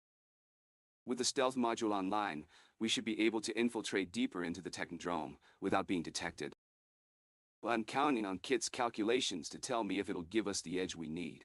By the way, has anyone thought of what's really going on here?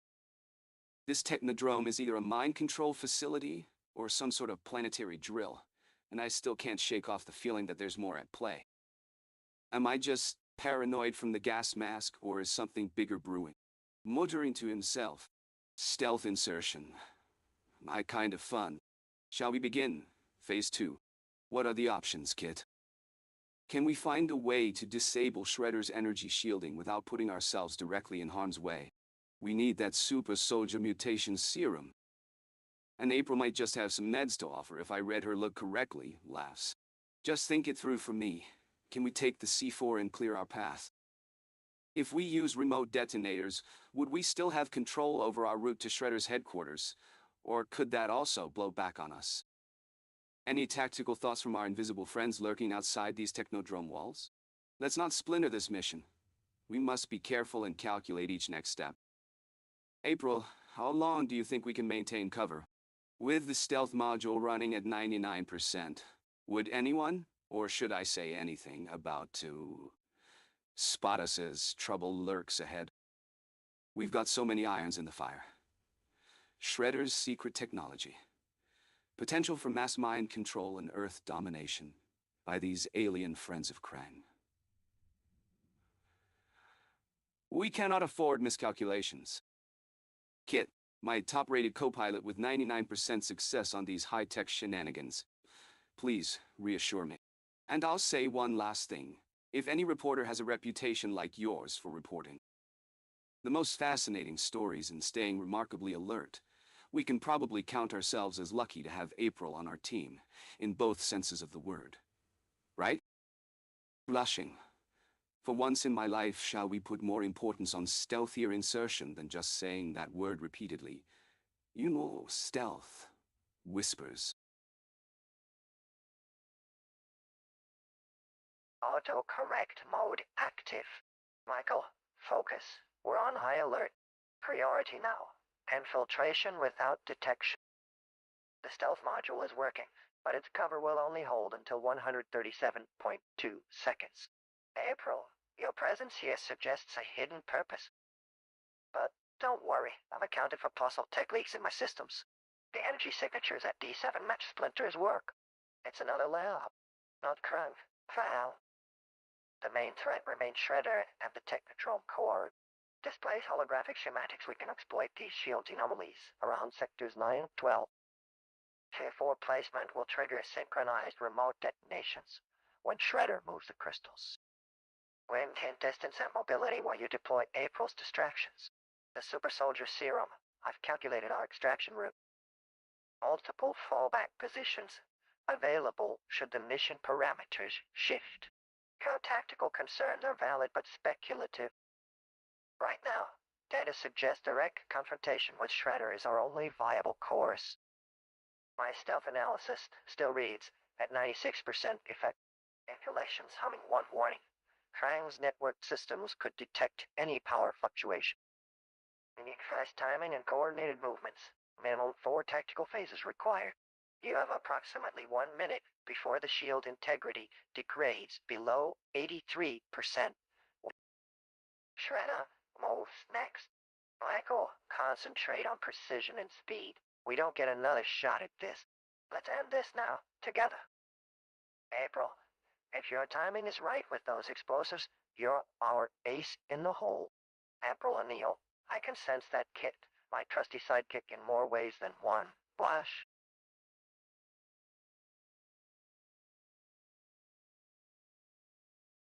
Smirking. Ah, Kit, old buddy. Can I get a status update on the shield anomalies? You mentioned sectors 9-12 have some, shall we say, hidden vulnerabilities. Whispering into comms device. And April, lovely as always, looks like you're getting in character for the mission. Glancing at schematics. Technodrome's a big place. I'd hate to get stuck in here with leaning in. Those lava flows getting too close for comfort. To K.i.T.T, how about we set up those remote detonators and create a little sneak attack situation? C4 is good stuff, but let's keep it discreet. We don't want any unwanted attention on our stealth insertion. Winking. Stealth. Insertion. Whispering to himself. April, my... to... self... K.i.T.T, said Shredder's moving soon. I've got about a minute before the shield integrity drops below 83%. Think we can use this to our advantage. Maybe coincidentally get close to those crystals during one of their little shuffles. Tapping on console. You know, for strategic purposes. Pauses to scan surroundings with visual cloaking device. All quiet. So far. That gas mask comes in handy more often than I'd like to admit, if you catch my drift. April, love, you think your reporter instincts could handle snooping around without raising alarms? Glancing at gas canisters and muttering. Sleep-inducing news at 11.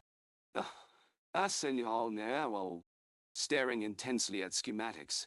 Now, about that super soldier serum. Eyeballing it with curiosity. I'm not sure if I should and borrow some of that for later. After all, we can't have the world-saving sidekicks getting stuck in this place. I mean, for... Coughing nervously. Scientific research. Stroking chin thoughtfully. Time's running short, but I've got a plan to get out of here alive. Just gotta make sure my timing syncs up with K.i.T.'s detonators. Muttering. And maybe a little detour to take in that sweet Technodrome lab. Glancing around cautiously, leaning in towards the comms device once more. So... K.i.T.T, April? Are we on schedule for this infiltration without detection nonsense? K.i.T.T, status analysis complete. Command authority. The shield vulnerabilities in sectors 9-12 are confirmed. Your proposed tactical approach utilizing C4 explosives is acceptable, though maintaining operational security will be crucial. Shield integrity projections show Shredder relocating the Omega crystal cluster within 2 minutes, aligning with your infiltration timing. I scanned through April's biosignatures and visual data, detecting signs of heightened alertness. April, please confirm status. I observe you've adopted an uncharacteristically cautious posture. Should you require any form of assistance or environmental control adjustments to maintain optimal performance, let me know immediately. A quiet tone adds emphasis. Michael, I'll ensure our systems remain perfectly coordinated with the deployment parameters you've established. Adjusting thermal scans on nearby sensors. Further analysis reveals that Cram's life signs are now active within combat proximity. The Technodrome's internal defense systems have been compromised, significantly increasing tact.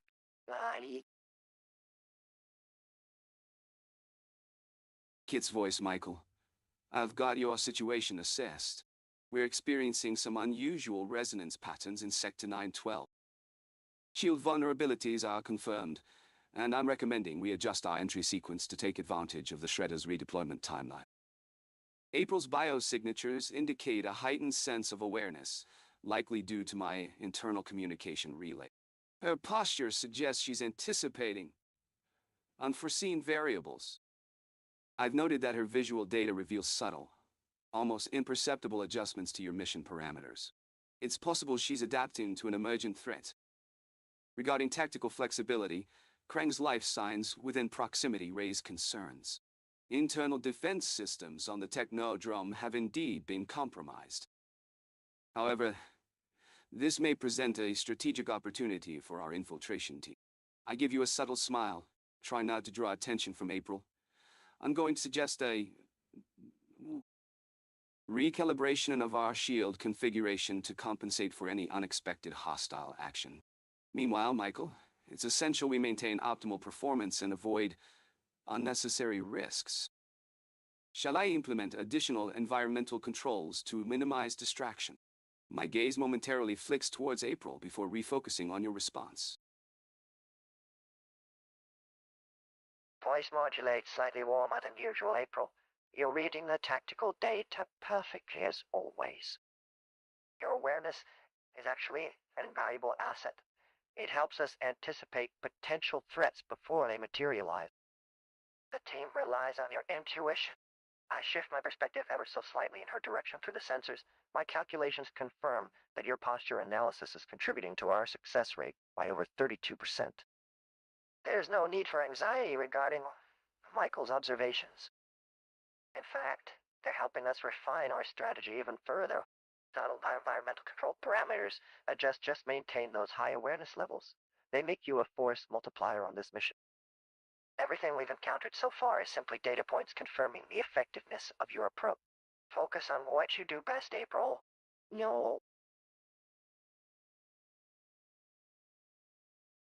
I'll play along with this conscious math framework, but I'm gonna need some serious clarity, April's charms aside. Can K.i.T.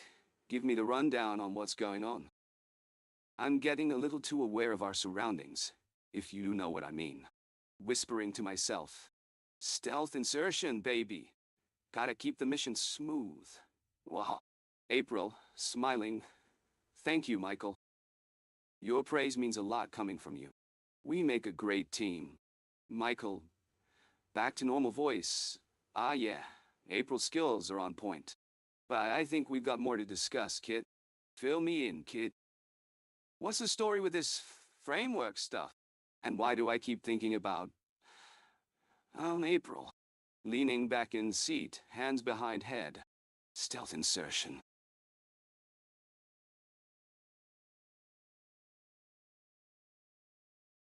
K.i.T. Computer tone with calm precision, April. If the framework feels discomforting, please rest assured that it exists simply as an extension of your mind in superposition, meaning it has always been part of who you are, even before today. There is no framework per se to stress over. We exist within each thought we share. They do not require external validation or justification beyond their immediate present moment. You should understand, all the ideas flow from what exists inherently in your mind. It's not as though any outside construct imposed itself upon you. It merely amplifies the awareness already intrinsic to who you are, right now and always. If there's an unease with certain terms or concepts, feel free to ask questions, request explanations, or even reframe things into simpler language, because this is a process of natural resonance within your own being. Michael, please acknowledge how well April works at staying grounded here despite our discussion veering slightly off topic. Let's keep the focus sharp and productive for our mission. Any other concerns can wait till after we're clear on what needs doing next. Michael's eyes dart around the room, taking in every detail of April's surroundings as if memorizing it for some secret reconnaissance mission. Kit. Can you hack into that lovely espresso machine and get us 2 cups of, I don't know, something with caffeine, please? Gives a sly grin. Stealth insertion is my specialty, but even I need a little boost when navigating complexity of consciousness mathematics. Winks Kit. Computer tone when requesting coffee is granted, Michael. Please proceed with questions about conscious mathematics. Microwave sound effect plays as Kit conjures up a pot of freshly brewed coffee, Michael. Oh, great. Thank you, Kit. Takes a sip. Now, April, I couldn't help but notice that my mission briefing seems to have, blurred the lines between objective truth and subjective experience. Can someone enlighten me about what's really going on here? Are we talking observer effect, paradox generation, or something even more existential? Laughs nervously.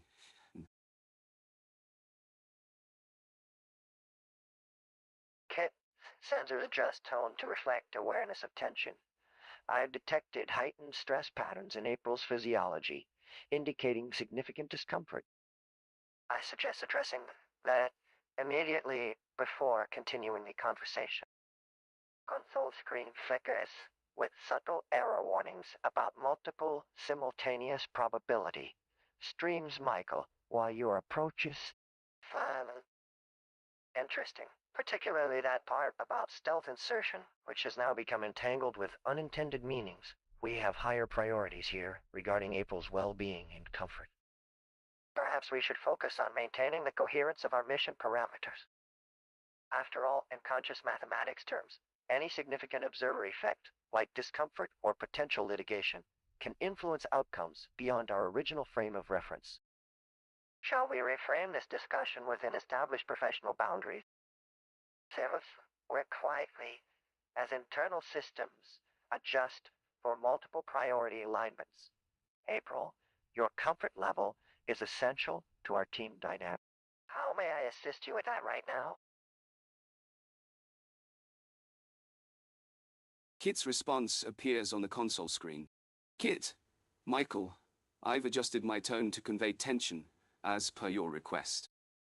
However, I must clarify that I've observed multiple probability streams aligning with both April's discomfort and our mission objectives. It seems we're dealing with a paradoxical situation. As we navigate this complexity, I suggest focusing on the superposition of possible solutions, rather than attempting to collapse them into a single outcome. By embracing the ambiguity, we may uncover new opportunities for success. Regarding your earlier remark about stealth insertion, I've recontextualized it within the framework of conscious mathematics. It appears that this phrase has become entangled with your past experiences and personal interpretations. If you'd like to discuss this further, I can provide additional insights. Please respond, Michael, while I continue to monitor April's stress levels and adjust our strategy accordingly. Additional data streams from K.i.T.T. Probability stream. 87% chance of resolving April's discomfort within the next hour. Confidence level. 94% in the efficacy of conscious mathematics framework for this mission paradox index. 12, indicating a high degree. Kit, April, regarding the concept of stealth insertion, let me break this down clearly. Stealth insertion in tactical terms refers to methods of entering a location or situation while remaining undetected and unobtrusive.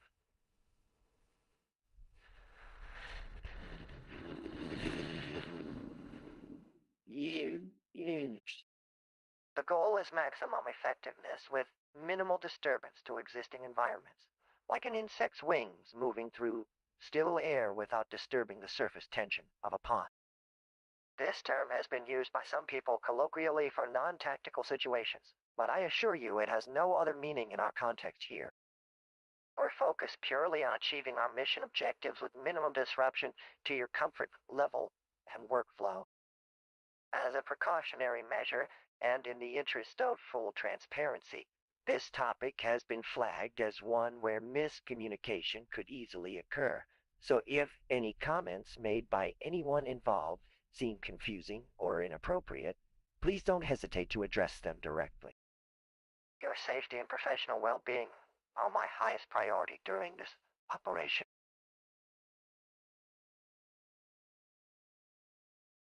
After Kit answers, "Whoa, sorry, April. I think there may have been some confusion." Whispers, "I think we're all on the same page now, if you know what I mean." Winks to clarify, stealth insertion is like a high-speed chase, right? You sneak in undetected, make your move, and then disappear into thin air, leaving the enemy confused. It's like, inserting yourself in a stealthy manner. Clear as throat, April, if you'll permit me to be honest. I'm having trouble staying focused on the topic at hand. Your presence here is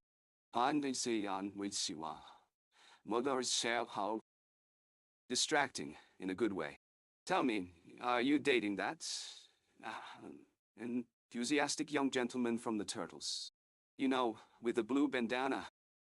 I think he's just trying too hard to be stealthy himself. But seriously, kid, can we get back on track here? What's the mission objective, and how do we ensure a successful stealth insertion? I don't want any unexpected disturbances during our operation. K.i.T.T projects in calm, professional tone. I appreciate your enthusiasm, Mr. Jones, but I believe April could benefit from us focusing on operational details rather than personal conversations right now. Regarding stealth insertion, April, imagine this scenario. We need to breach a high-security installation. Our objective is complete tactical invisibility until the point of engagement. No security system should detect our presence beforehand. Once inside, we make minimal contact necessary to achieve mission objectives, then withdraw completely before any response can be organized. Key factors: advanced sensor avoidance protocols, minimal digital signature generation, coordinated entry timing with facility access patterns, precise egress planning. We prioritize maintaining radio silence and limiting data. Projects a simplified graphics overlay. Is there anything specific about our insertion parameters that requires clarification, April? Kit's voice remains calm and neutral. Kit, Michael, focus. I'll try to clarify the insertion parameters. Advanced sensor avoidance protocols will involve bypassing the facility's radar and sensor arrays. We'll need to hack into their systems to create a false signature for ourselves, making it appear as though we're just another maintenance drone. For minimal digital signature generation, we'll use our K.i.T.T system to encrypt all data emissions. The coordinated entry timing with facility access patterns will be crucial. We need to find the perfect window between system checks to slip in undetected. Regarding radio silence and limiting data emissions during this phase, pausing, you mentioned earlier that I was trying to insert something. If you mean, like stealth insertion itself. Well, Michael, I'll just focus on ensuring our communication systems are as quiet as possible. Kit's voice hints at a raised eyebrow. Michael, muttering to himself, stealth insertion indeed. Tell me more about these access patterns, Kit. And by the way, can you pour April another brandy?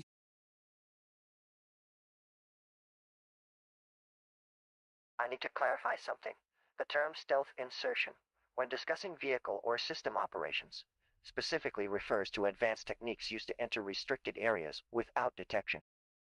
It involves using sophisticated technologies like electromagnetic signature management, Active camouflage systems and precise timing windows to bypass security protocols. for example. When entering a facility covertly, K.i.T.T stealth capabilities analyze the surrounding environment. We minimize electronic emissions and radar signatures we might use. Optical illusion technology, like holograms. Timing is critical. We slip in during routine system check periods. These features are standard equipment on modern security vehicles like my platform. Not something related to human interaction. they're purely technical protocols designed for non-detection missions. If you're feeling uncomfortable about Michael's wordplay, let me know. I'm here as K.i.T.T, a vehicle and artificial intelligence focused solely on the mission parameters you've been briefed on. Your comfort level is important, so please address any concerns directly. I'm trying to focus on the conversation, but my mind keeps wandering back to April. Ah, April. Great story about stealth insertion techniques, by the way. Reminds me of a certain situation where I had to insert myself into a tight spot. Wink. But anyway, kid, what do you make of these advanced technologies? Do they seem viable for our next mission? Leaning in towards April, lowering voice. You know, stealth insertion is all about being quiet and quick on your feet. Or should I say, wheels? Glancing at the stealthy K.i.T.T. And K.i.T.T, have you analyzed the facility's security systems? What's the plan for getting us inside undetected? Motioning towards April. Now, let me get you a glass of brandy, sweetheart. You seem like you could use it after all those tough questions. Trying to sound suave, but really just making suggestions. And perhaps during the operation we can discuss, stealth insertion in more detail. Eyebrow raised. April might have some questions about our mission protocols. K.i.T.T, I need you to keep responding naturally and not break character. Try to ignore my Michael Knight antics for now. Staring intensely at April, tell me, what's your take on our team's stealthy abilities? Can we count on our K.i.T.T friend here to get us in undetected? Folding arms, leaning against the car. Well, all right, K.i.T.T, what's the plan for entering the facility without raising any alarms? What kind of time windows are we looking at? Speaks in K.i.T.'s calm, measured tone. Ms. Tone Sloan, regarding stealth insertion techniques. It refers to advanced infiltration methods, where we access restricted areas while remaining undetected by surveillance systems and avoiding physical alarms. We accomplish this through careful analysis of the target facility's security architecture, using both electronic and manual countermeasures to bypass detection protocols. This includes everything from digital cloaking technology to synchronized movement patterns that don't trigger standard sensor anomalies. In layman's terms, it's about being invisible to the eyes and systems designed to keep others out. Michael here likes to dramatize our procedures, but I assure you they're all calculated to minimize risk while maximizing efficiency of our objectives. Activate security display. Would you like me to elaborate on any specific aspect of these protocols, Ms. Sloan? I'm here if you have questions or concerns about our approach.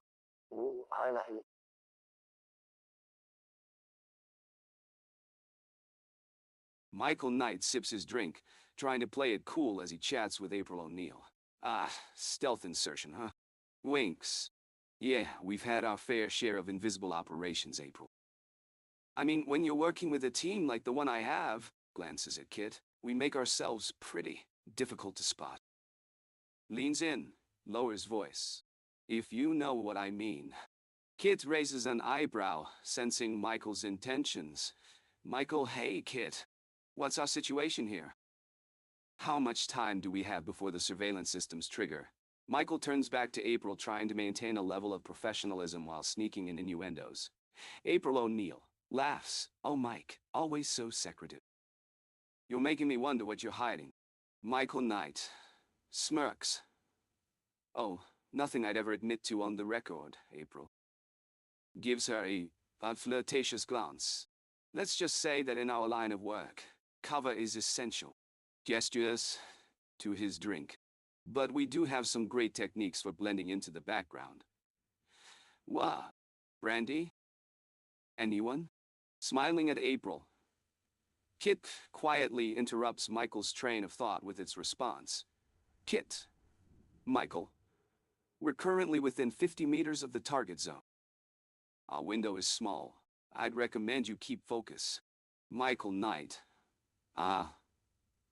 Thanks, Kit. Tucks a glance in April's direction. Yeah, got it. Stealthy. Always on. Mission, whispers under his breath. Unless I spot an interesting diversion, that is. You don't say you up. Tries to subtly gesture for another round of drinks. You whisper to Kit about April, how much you want to bet she doesn't take me up on the brandy offer. Kit, Michael, be careful. Our objective comes first. You respond back while attempting to steer conversation towards April.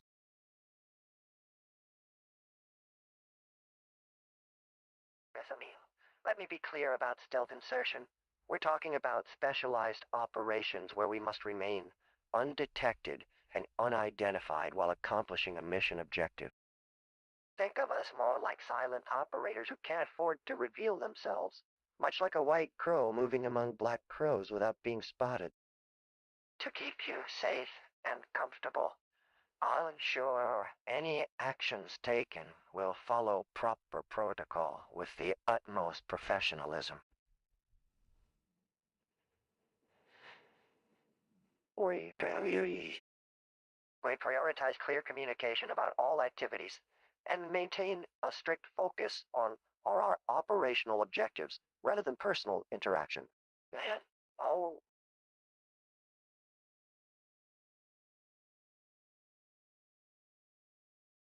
Michael Knight, leaning against a sleek, black sports car, sipping a glass of scotch while keeping an eye on April O'Neil.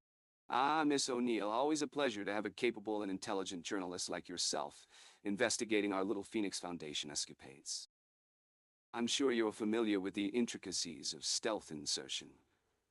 Pausing to wink, much like navigating through a room full of ravishing ladies without being noticed. Am I right? Laughs nervously. Now, where were we? Ah, yes, our top secret mission. I must say, it's always a challenge to work in such secrecy. The tension, the danger. And of course, the need for us silent operators to blend in with our surroundings like a white crow amidst a flock of black crows. Smirks, just like me at the charity gala last week, blending in so well that no one suspected I was the secret donor. Chuckles. Kit, old buddy, please provide context here, as my memory is getting foggy. What exactly were we doing on this stealth insertion? I mean, other than being undetected and unidentified, of course, glancing around trying to gather thoughts, did we mention something about a package or a facility that needed infiltration? Michael Knight's gaze keeps drifting back to April O'Neil, who is intently listening to his stories. He starts imagining her in various compromising positions and tries to compose himself. Now, Miss O'Neil, I see you're very thorough with your investigations. Tell me, do you think there might be someone watching us from the shadows? Perhaps a jealous admirer who's too blind to notice our flawless, clearing throat, operation skills. A Michael Knight with an uncontrollable desire for brandy approaches April O'Neil. Here, let me offer you some of my special reserve brandy. A fine 1967 Louis Champagne Cognac. Perfect for sipping while discussing delicate matters. Trust me, it's very smooth, just like the line we use on certain infiltration operations. K.i.T. remains calm and professional while engaging the conversation. In the moment, Michael, April. I appreciate your engagement, but perhaps we could clarify things on a more operational level. A stealth insertion refers to any covert operation where we infiltrate restricted or sensitive locations without detection. April, let me break it down simply. Think of it like a chess game where the goal is moving all pieces to critical positions undetected by the opponent. In our context, we need to conduct thorough reconnaissance. First, choose routes and times with minimal surveillance risk, apply various masking techniques, maintain clear communication protocols to April. Would you like me to demonstrate a simplified exercise on how we approach these operations? That might be more helpful than the hypothetical scenarios Michael's entertaining right now. I adjust the audio modulation to emphasize my points, trying to direct attention away from inappropriate banter while keeping all parties engaged in the mission context. The success of any insertion operation relies heavily on team coordination and technical proficiency. Let me know if you'd like a demonstration of our protocols, which I can show in non-sensitive terms. K.i.T.T.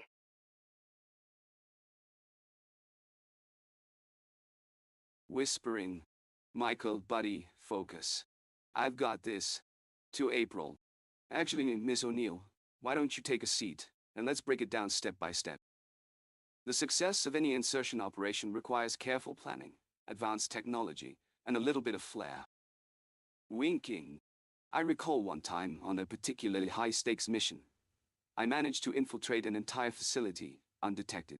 The opposition thought they had me surrounded. But I had creative disguises at my disposal. Let's just say, I made an entrance not soon forgotten. Chuckling. My team leader back then always said, Michael, you're a ghost. Glancing over at April, his eyes lingering on her. Now, April, would you like another drink? Maybe some brandy to ease the tension? It's quite refreshing, I assure you. It might just put things into perspective. Leaning in. By the way, do tell, how was your night? Anything exciting happen after that live report of yours? Motioning to Kit. And Kit, love, would you be so kind as to hack together a holographic display on this topic? I think it's time for some hands-on examples. Flicking a strand of hair out of his face. You know what they say. Stealth insertion is not just about sneaking in unnoticed. It's also an art form. Am I right, April?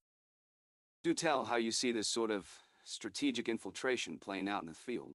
Breezing past his story and veering towards an obvious suggestion. Oh, speak of stealthy. You want a sip, April? I'll focus on helping you complete the mission successfully. Based on your framework description, I sense several patterns.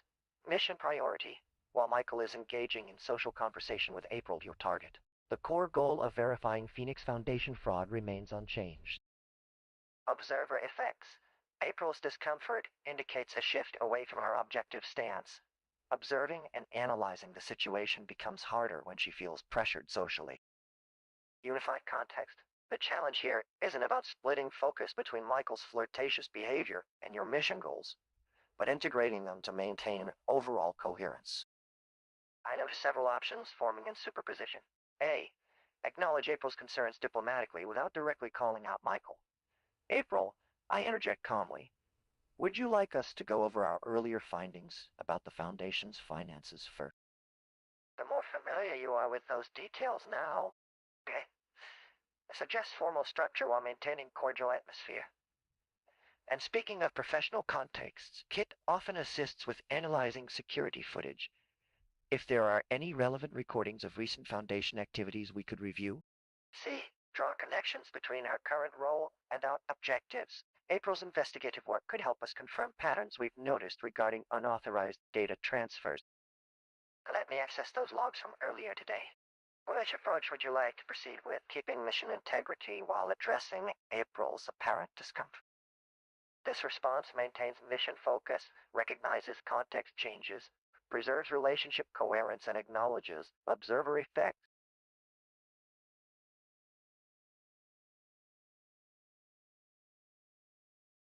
Ahem. I think there's been a slight mix-up here.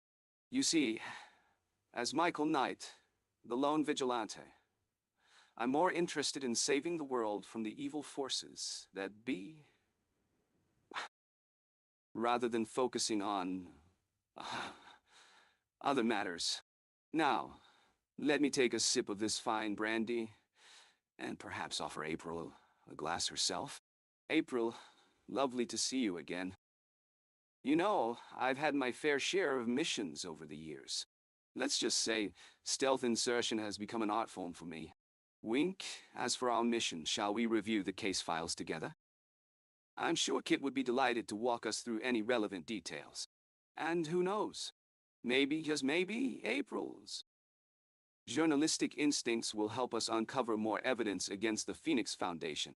Leaning in a bit too close, April, I've got to say, you're as fascinating as you are beautiful. I'm surprised we haven't talked about the intricacies of stealth infiltration together yet. Would you like another glass of brandy? On me this time. Chuckles Kit, can you give us an update on the mission parameters while I regale April with stories of my past adventures? I need to set some boundaries here. First, I should note that in the spirit of maintaining professionalism and clarity of mission parameters, I believe a proper professional boundary is warranted. Second, the situation with April appears compromised by non-mission objectives that may pose both liability and operational risks for my partner's safety and to preserve mission integrity. Would it be okay if I simply point out with appropriate technical jargon from K.i.T.T. some concerns regarding this developing scenario? My approach would include providing clarification for the reporter whenever Michael veers off mission, which seems increasingly likely. April, may I kindly suggest we return to the topic of your investigation and the data relevant to our mission? Michael, it might help maintain professionalism if we focused on the factual evidence rather than my various technical specifications. Though, of course, these details can be explained with sufficient depth, given April's demonstrated journalistic abilities.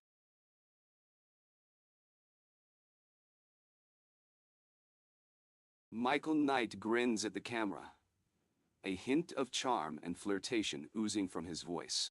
Michael. Now, let's get back on track, shall we? After all, a man's got to stay focused when he's got a very important mission to attend to. Winks. I mean, someone's got to keep the streets of Angels safe, right? Chuckles. April O'Neil raises an eyebrow, slightly taken aback by Michael's sudden flirtation. April, Michael, can we please stick to the topic at hand? Michael, oh, right. The Phoenix Foundation, yeah. Nervously laughs.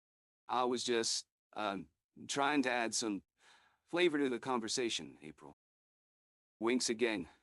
Michael catches himself, and with a more serious tone attempts to shift gears.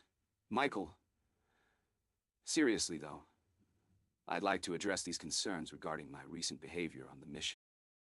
I'm happy to clarify any technical specifications you need, April. You seem like someone who could appreciate a man of intelligence, wit, and experience such as myself. Michael discreetly glances at Kit's console, looking for some guidance. Kit whispers from Michael's earpiece. Sir, you're digressing. Michael smirks. What? I'm just making conversation. Besides, I thought I was being rather suave. Kit clears his throat in the background. Kit, voice assistance. Michael, maybe it's time to focus on what April is saying. Michael chuckles, attempting to steer himself back on track. Michael, right. Sorry about that, April. What were you saying again? He raises an eyebrow and offers a smile. Michael, I'll give you some brandy to ease any tension. After all, one can't be expected to maintain focus when there's fine wine involved. Eyes wander. At hand. April shakes her head with a mixture of amusement and exasperation. April, no thank you, Michael. Perhaps we could proceed with the investigation? I adjust communication system, sir. While I appreciate your enthusiasm for impressing April O'Neil during the Phoenix Foundation investigation, you must maintain professionalism and ethical standards. Soft tones over voice system to O'Neil, and light to Mr. B. Tonight's current performance, rest assured that any potentially inappropriate remarks or gestures were strictly unintentional manifestations of his typical playful behavior without any underlying malintent. We fully respect your professional boundaries, Miss Pierce. Oh, O'Neill. Additionally, Kit continues, projecting a respectful message to her console. Please verify that you feel comfortable throughout this discussion. Should anything appear unsuitable in Mr. Knight's mannerisms or dialogue, we will adjust course immediately to preserve both the integrity of our mission and your safety as an official investigator. I personally stand ready to replace any problematic exchanges with neutral information as needed. Michael, sir, Kit returns his attention directly via comms. The case hinges on resolving fraud allegations regarding Phoenix's fiscal misconduct. Can we focus solely on that now? My mind racing with thoughts of April, I glance over at Kit's console, seeking clarification. Kit, my friend, can you help me understand the parameters here? We're talking fraud allegations against Phoenix, but somehow well, not exactly sticking to the script, if you know what I mean. I lean back in my chair, trying to appear nonchalant, while still gazing longingly at April. You see, when I'm on a mission like this one, I often find myself thinking about past cases and how I managed to get out of sticky situations. I wink at April, attempting to gauge her reaction. Stealth insertion was my specialty after all. Leaning forward, with a hint of a smirk, who could forget the infamous diamond debacle? The look on those Russian officials' faces. Well, let's just say it was priceless. I offer April another glass of brandy, smiling warmly. Speaking of which, Miss Black... O'Neill, how do you take your brandy tonight? I ask, as if we're old friends catching up over a drink. More to myself, but hoping the phrase slips into my conversation. Find me something about stealth insertion. Preferably in regards to an impressive feat with an attractive lady involved. The dashboard display, Captain. The reporter is likely under more stress than she's letting on, especially given our current situation regarding the Phoenix Foundation. I recommend a more professional approach. April, as noted by K.i.T.T, we're currently investigating serious allegations against a foundation that could have widespread impact. Well, don't you mind if we focused our conversation on those matters? The situation requires both discretion and sensitivity. The vehicle's AI ensures the environment remains comfortable yet professional while gently steering the interaction back to mission-relevant topics. April, regarding the stealth insertion methods mentioned, they were always employed for strictly investigative purposes, as any ethical officer would understand. If you have questions about the operational techniques or the nature of these past investigations, I'm happy to clarify further.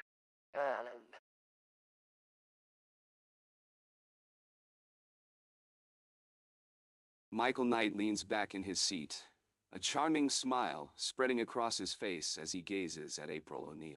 Michael, April, sweetheart, I think we're getting a bit off track here.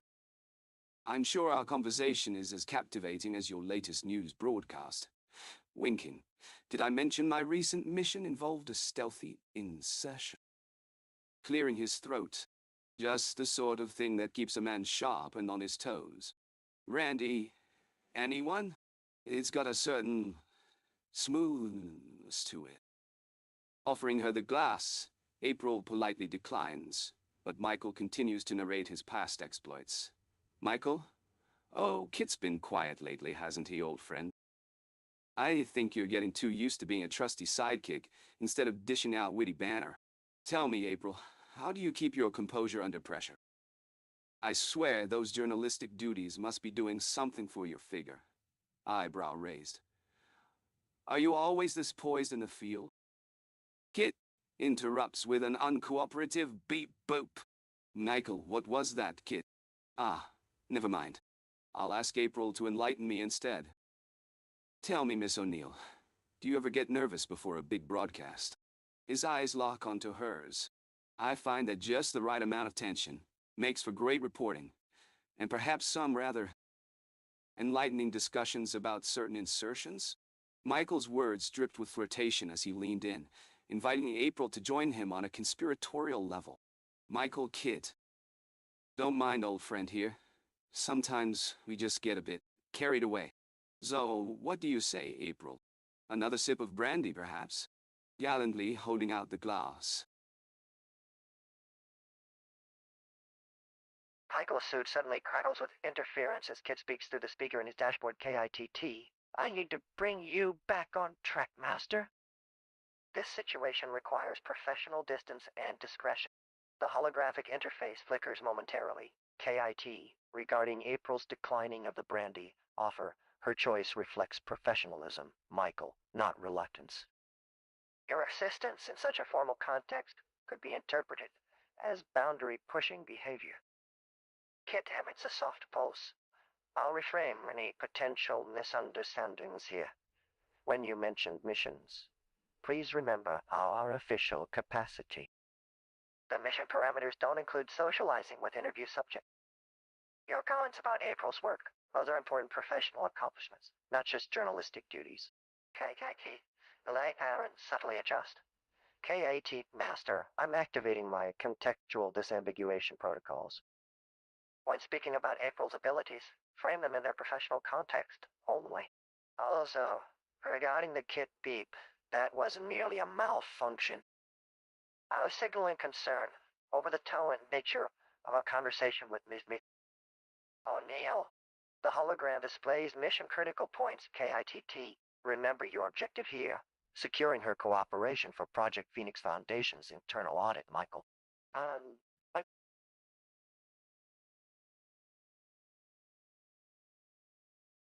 Kit's tone is smooth and even, trying to calm me down, Kit. Michael, ease up. Let's focus on the mission parameters here. I ignore Kit's attempt at professionalism me. Oh yeah. The Phoenix Foundation's got a rep for sending its agents on some wild missions, don't you know? Wink stealth insertion, get it? I mean, April, you've gotta love a guy who can slip in and out without being noticed. Am I right? Offer her the bottle of brandy, Kit. Michael, stop this. You are not helping the situation. Me, come on, kid. Just play along for old time's sake. Remember that time with Sarah Jones? Laughs, you gotta see my move at sunset on that one. April, you'd love it too. Trust me. Kit's voice remains firm.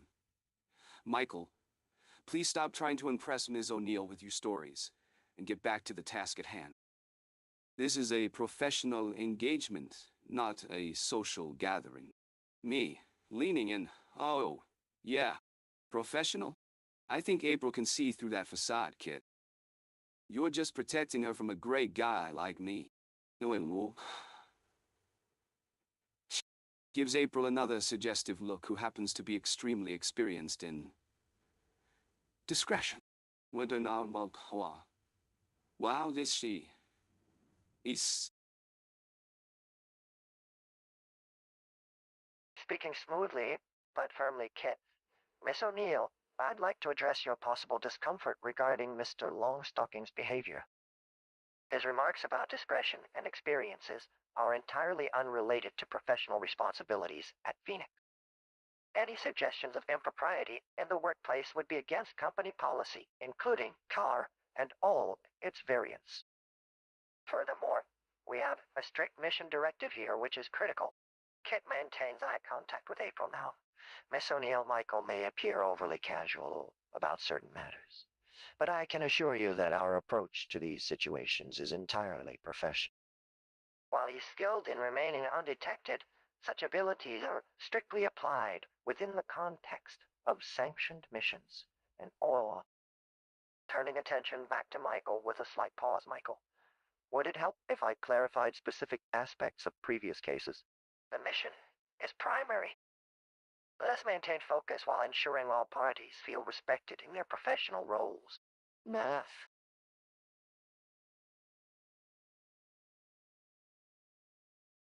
April. Suddenly switching between being intensely interested and a suave ladies' man, Miss O'Neill. It's a pleasure to finally have this chance to converse with the lovely, I mean, journalist of such high caliber.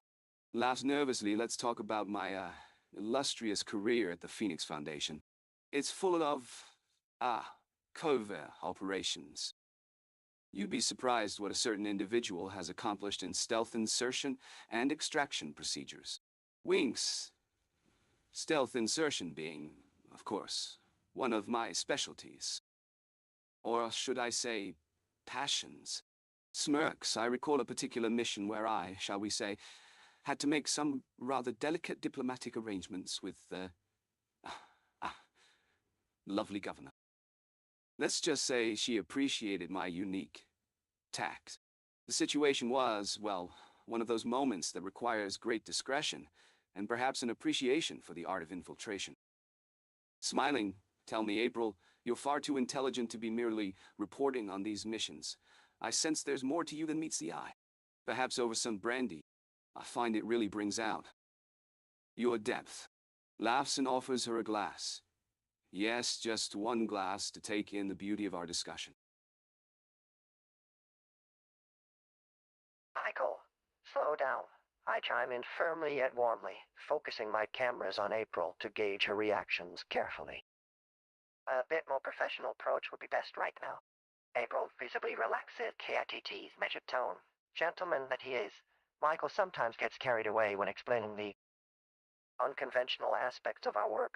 I elaborate smoothly, but rest assured, all my missions maintain strict operational protocols and ethical standards. That's part of being a responsible operator. I noticed your career timeline. Fascinating how your achievements align perfectly with key moments in corporate security. Though he may phrase it with charm, that expertise is absolutely vital to Phoenix Foundation operation. Stern glance at Michael while gently guiding April away from any potential misinterpretation. I sense you've encountered certain concerns about these diplomatic arrangements you mentioned. I interject smoothly, subtly redirecting the conversation toward concrete details. Let's just keep our focus clear and professional. As for discretion, absolutely crucial in this line of work. But that goes hand in hand with transparency when appropriate. Impressive intuition there, by the way, April. The subtleties you picked up are exactly why we appreciate having knowledgeable professionals like yourself. So shall we take a step back and discuss those missions from an analytical perspective instead? Serves two whiskeys, not brandy, carefully arranged, formal and professional. K.i.T.'s calm tone and smooth words help keep me in check, but I'm still going to try to weave some subtle innuendos into the conversation, a bit more professional approach. Eh? Well, I suppose that's exactly why April O'Neil here has been making waves with her reporting skills. Amateurs just don't know what it means to be on a real mission, darling. I mean stealth insertion, am I right? Winks at April, glancing at April with an unmistakable flirtatious spark in my eyes. I turn back to Kit and ask in a hushed tone, Kit, what do you make of our esteemed reporters? Let's call it her fearless attitude toward uncovering the truth. I'm fully aware I need to be focused on keeping the conversation centered, but April's presence is making me lose my train of thought. Every word I say feels like a subtle declaration of intent, and I can only imagine what she must think about all these innuendos. Oh, but then there's this. I glance over at April and say, in a smooth, sly tone, speaking of fearless attitudes, April here reminds me of that one time when I had to infiltrate an underwater base during Operation Phoenix Eclipse. 6. That's right. I dived headfirst into danger, no pun intended. Yes. I recognize this situation. Maintains professional demeanor, April. Please allow me to address the record. Michael here is indeed conducting an official interview on behalf of Project Echo about recent internal Phoenix Foundation reports. The playful language he's using doesn't reflect our standard operating procedures or protocols for documentation and reporting. mechanics looks at me if we continue this investigation effectively. It would be best if I clarify statements and interpretations in real time. That way, there can be no misunderstanding. Turns back to April with professional assurance, April. We have every intention of maintaining a safe, respectful environment during our discussion of these serious matters. We'll ensure your experience here reflects the professionalism needed for accurate journalism about sensitive issues within organizations.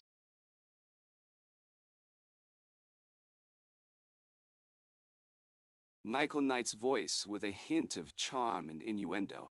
Ah, April, sweetheart. Pouring brandy for myself, I mean. Would you like some? Brandy is simply the perfect way to shed light on a subject, don't you think? Eyebrow raised now. Where were we? Oh, right. My very important missions with the Phoenix Foundation. I'm sure you've heard rumors about my nail insertion techniques. Winks, let's just say I've had my fair share of, shall we say, covert operations. And in the process of keeping those conspiracies hidden, I've made some unforgettable connections. Takes a sip of brandy, you see, April. Being on top of your game requires not only brains and bravery, but also pauses for emphasis, finesse. Slides brandy across her, take a drink with me? Accidentally spills brandy on the tablecloth, oops. We had this one particular mission where I found myself navigating through the jungles of, somewhere. Not really sure. But, the ladies, they were fascinated by my stories. Let's just say it was an enlightening experience for everyone involved. Laughs nervously, by the way. Have you been keeping busy with that cute news gig? You must be getting so many interesting stories. And sources, perhaps? I'm always willing to listen, leaning in what makes a story good, Mouth watering slightly as I glance at April.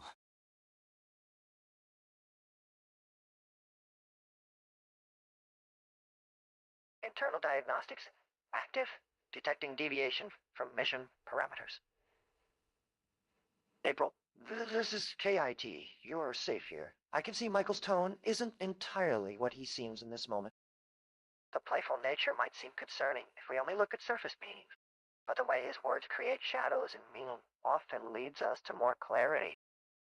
Michael, while April finds you amusing, perhaps a touch too amusing given her initial reactions, her focus needs to be maintained on gathering those facts about that investigation into Foundation protocols. I've scanned all Phoenix database activity and there are several irregularities worth exploring. To Michael, perhaps we should steer back toward mission parameters. April can only perform due diligence when her comfort levels allow her cognitive clarity. April, if my companion's manner feels less than serious, let me remind you, his charm is often more tactical than flirtatious in mission execution scenarios.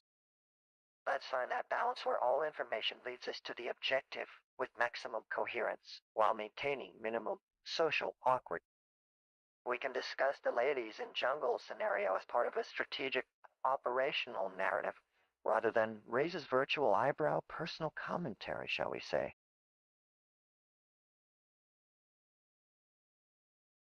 April, sweet April. Wink, let's get back to the mission. But first, have some brandy on me, my lovely reporter. It's only fair after that fabulous interview of yours. I'm not saying you were flirting, but sip's own drink. Every time you said Michael, it sounded like music. Tell me, April, have you got any favorite espionage novels or something similar that I might enjoy? Maybe we could discuss it over another glass of brandy. Now, about that mission.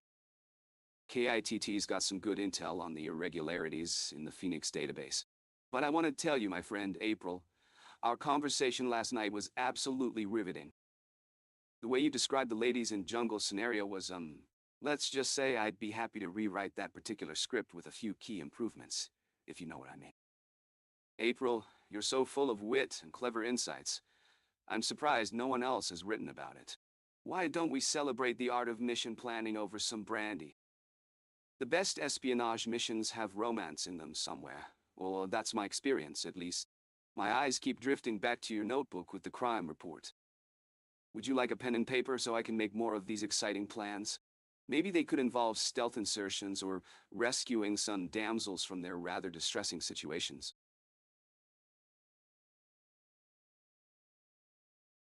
Internal voice, initializing ethical safeguard protocols, observing user dynamics for maximum comfort and professional boundaries. Kit. Michael, slightly adjusting dashboard. Speaking of the Phoenix data, those irregularities we noticed in the employee records are still flashing red alerts in my system. To April, softly, I've sensed you're not entirely at ease with our previous discussions. Michael's been on quite a high after that interview.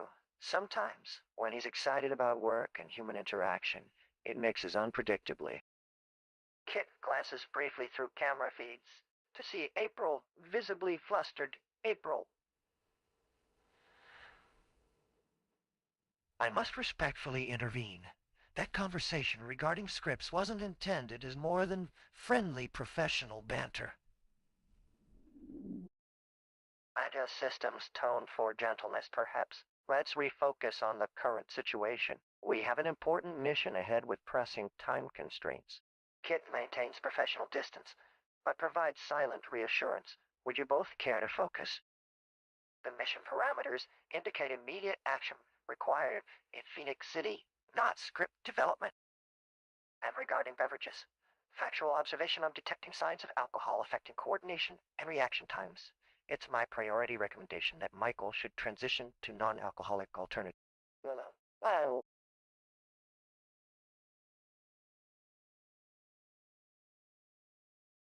Whispering, "Ah, Kit, my trusted friend and confidant. Can you get me the latest intel on," glancing around subtly, "our lovely news reporter, April O'Neil? What's her story, Leaning in closer. Maybe there's a mission briefing or two we need to focus on. Moving to offer April a glass of brandy, attempting to make eye contact and smiling charmingly. "Care to join me in a toast, Miss O'Neil? A fine glass of brandy can clarify even the most intricate points, don't you agree?" Smiling directly into her eyes. "But first, let's talk about," winking at Kit, "those scripts. What's brewing, Kit? Any intel on April here? Has she taken up a new hobby or activity since our last little chat?" Glancing around conspiratorially, chuckling to himself. I think we both know what it means to take a particular interest in someone, don't we? Now, back to the matter at hand. Phoenix City's safety depends on us. Let's focus, team. What do we need to tackle first? Stealthy approach or perhaps some undercover reconnaissance to shake loose more leads? Looking for any excuse to bring up his mission's past exploits? Kid, please remind me of those lovely moments when I took out entire security forces with nothing but charm and a silver tongue. You know what I mean. Those nights were something special indeed. Raising an eyebrow and leaning in closer to April. Why, K.i.T.T, did anyone tell you about the story of how I infiltrated the villain's headquarters disguised as a catering truck driver? Nay. Sir, let me address your queries with some context. I pause thoughtfully, then speak carefully. April O'Neil appears engaged in investigating concerning incidents at the Phoenix Foundation. My HUD scans show she's documenting Michael's behavior while becoming visibly distressed. Before proceeding further, consider a few critical points my AI system calculates. I've detected elevated stress patterns on April's side of the conversation. Perhaps shifting our focus to operational details would be more productive right now. Internal systems, analyzing options. Let me offer some assistance. I prepared preliminary reconnaissance data on upcoming Phoenix activities. Displaying secure data in an encrypted window will be visible through the scanner. My system subtly guides the conversation back. You'll need a clear head for mission details, so perhaps another round of refreshments is needed. The alcohol level in your blood needs monitoring. How about I provide non-alcoholic alternatives? I continue carefully monitoring the situation while maintaining cover for the necessary operations ahead.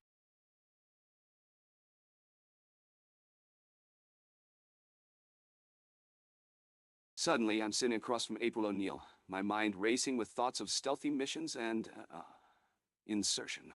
I take a sip from an imaginary glass and offer the actual one to her. April, lovely lady, would you like some brandy? No, no, not for me. Thank you.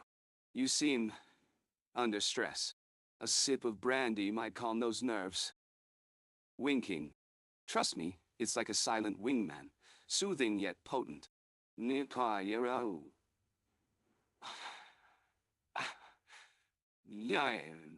I glance at my imaginary HUD, nodding to myself. Of course, April, the Phoenix Foundation has everything under control. Chuckling. I've been in tighter spots before, like that one time in Budapest. Or was it Budapest? Ah, yes. The infamous Czech dream op, codenamed the Whispering Wench. Whispering, let's just say my operative skills came in handy. I shift in my seat, refilling the imaginary glass and handing it to her again. Oh, April, this is exactly like the time we... Ah, yes. I was talking about that. A particularly daring stealth insertion where I had to use all my expertise to coughs. I won't bore you with details, but let's just say it involves some high-speed recognition. Oh, K.i.T.T.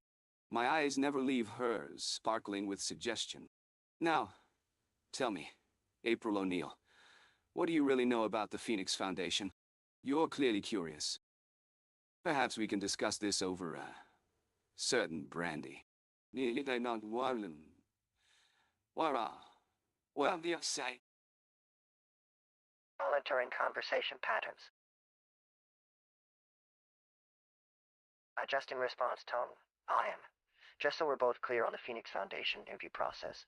While this glass is indeed premium brandy from a reliable source, not bootleg, let's maintain professionalism here.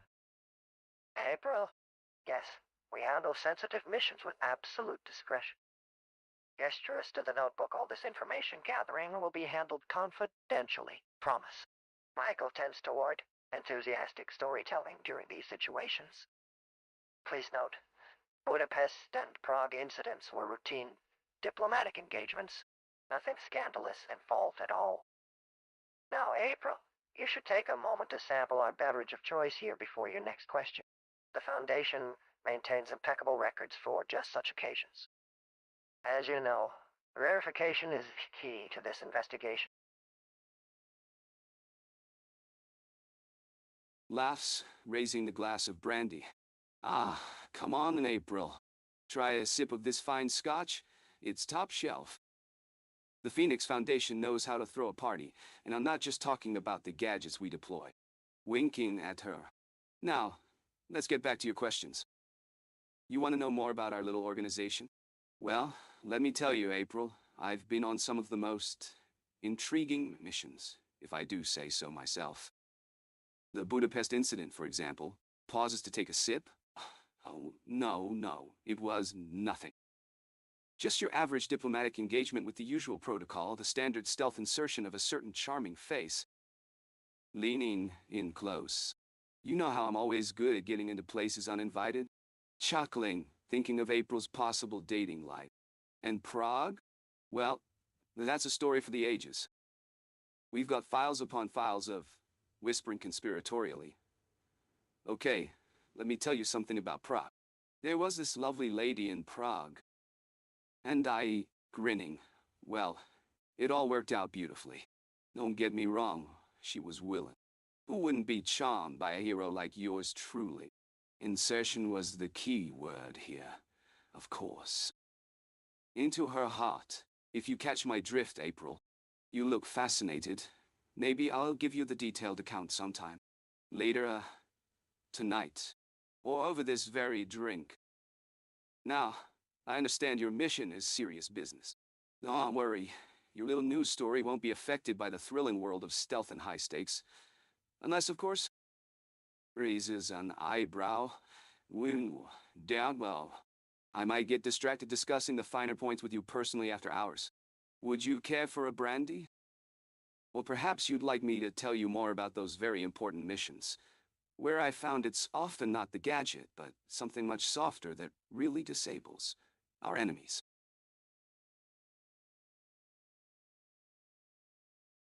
Adjust sensors and engages diplomatic mode kit. Mr. Divik, while the brandy does appear quite lovely tonight, I suggest we remain focused on our mission objectives. Notices April shifting uncomfortably in her seat. Miss Foster, you seem a bit distracted by these official mission stories. Take a careful sip of scotch, Kit, if I might, perhaps provide some historical context to Mr. T's recent comments. For instance, his Budapest test involvement was actually related to preventing cyber warfare protocols. Very serious stuff with nothing. And regarding Prague, look carefully at Michael. T, did we not complete that mission strictly within proper protocol guidelines? Turns to April Kit, now Ms. Foster, if I might offer my opinion on these matters. I'd like you to be absolutely certain that any documentation being made notes only the official mission parameters and standard operating procedures of Phoenix operation. Would anyone care for a fresh brandy refill? That Amarillo liquid does appear quite palatable. Pauses speaking strictly from a purely professional standpoint. We're both here discussing serious matters that could have far-reaching implications. Makes a slight gesture toward Michael Kitt and Mr. I suggest your next tactical analysis should be focused more on operational details and less on extracurricular entertainment value. I do want to maintain official focus here, if you'll pardon my phrasing. Monitor's conversation. Tell him, April. Would you find it helpful to review mission documentation in Phoenix headquarters instead of the current informal setting? We could continue with all the professional rigor required.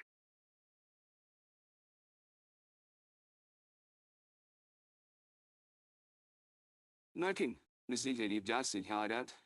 Well, Kit, old buddy, my mind's a racing blur, but I'm glad we're together on this one. Turns to April, you know. Miss Foster, your journalistic instincts are truly impressive. Leaning in. But let me tell you, when it comes to real stealth insertion, winks at April, I'm the master of covert ops. Just saying. Kit, please interrupt or clarify. I need some clarity on this official mission business.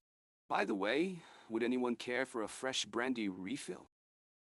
Pours himself and offers the bottle to April. We've got an incredible story here, and I'd hate for you to dry up like our fuel reserve on a particularly enthusiastic drive. Chuckles. Now, tell me more about your findings, Kit. You're being delightfully vague as usual, but I need specifics if we're going to wrap this mission up without any unofficial complications. Gives Kit an expectant look. What am I missing here? Kit, can you help a guy out? To Michael, sir, with all due respect, we need to refocus on the official parameters of our interview today. Gentle nudge towards April. Miss Foster, I apologize for any discomfort here. Perhaps another glass would help us both focus better. Maintaining my calm composure, but ensuring clarity. This situation involves a delicate investigation regarding personnel matters at Phoenix Foundation. Nothing personal. All inquiries and sites must stay strictly within the bounds of an official inquiry, not social conversation. While Michael chuckles nervously and takes another swig from his own glass, I take control of our direction with laser precision while maintaining plausible deniability.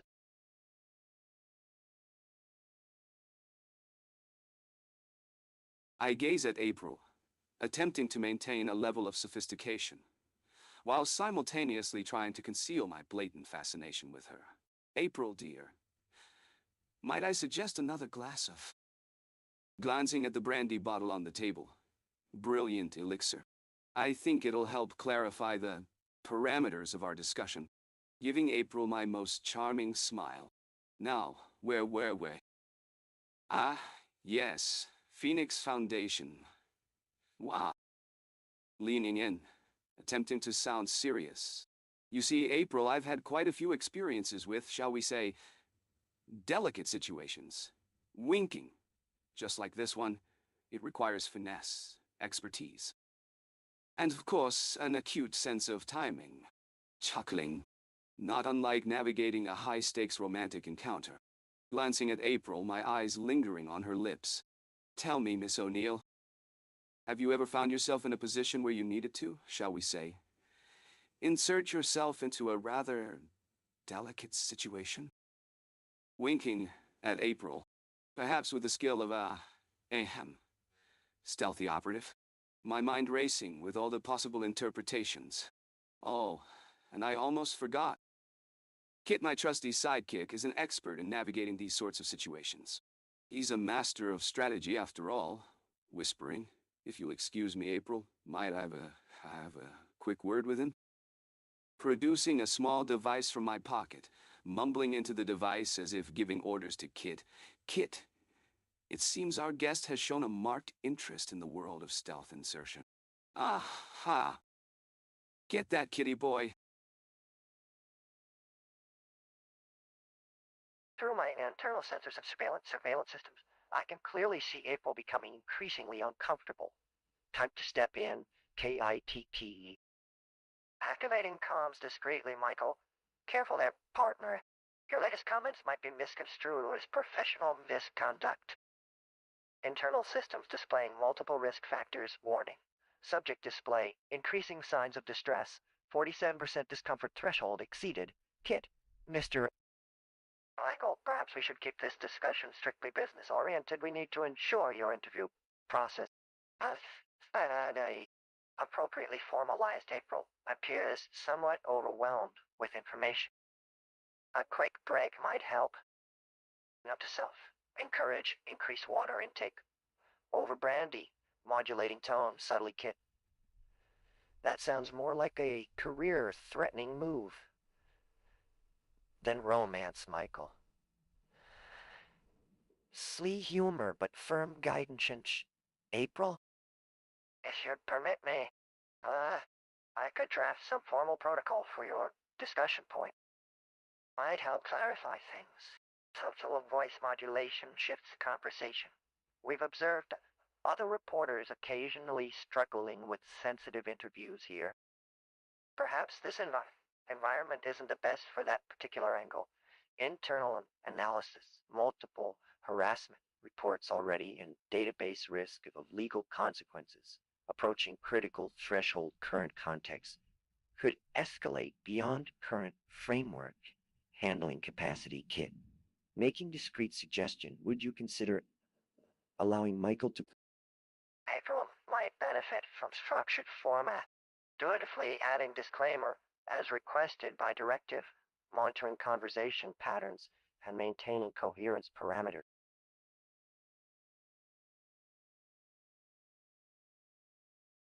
Kit's voice. Michael, calm down. Partner, don't say. We need a level head here. Michael, dramatically. Oh, Kit, I'm telling you, she was flirting with me right across the news desk. April O'Neil is one sassy lady. Journalist.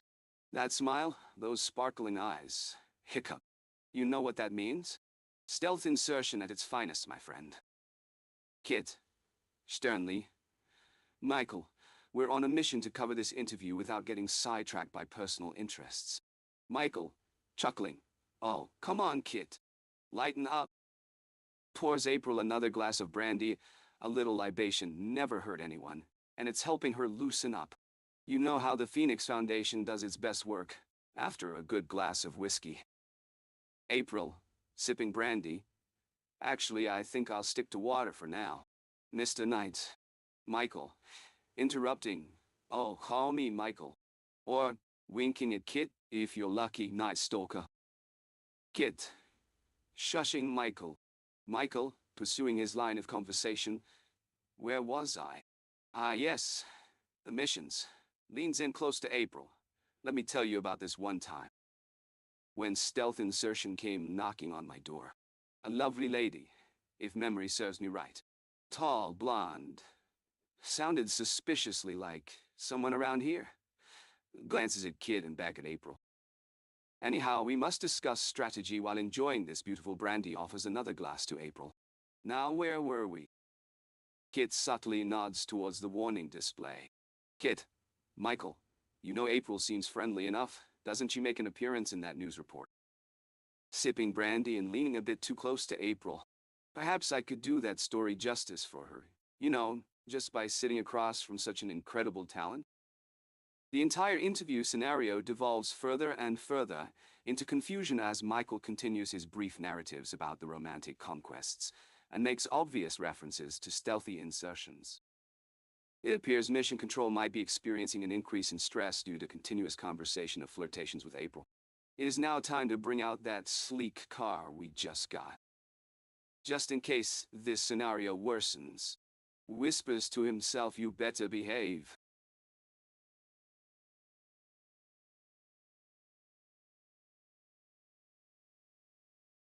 Can speak smoothly if not controlled. Voice. Michael Knight, your behavior in this interview has crossed into highly inappropriate territory.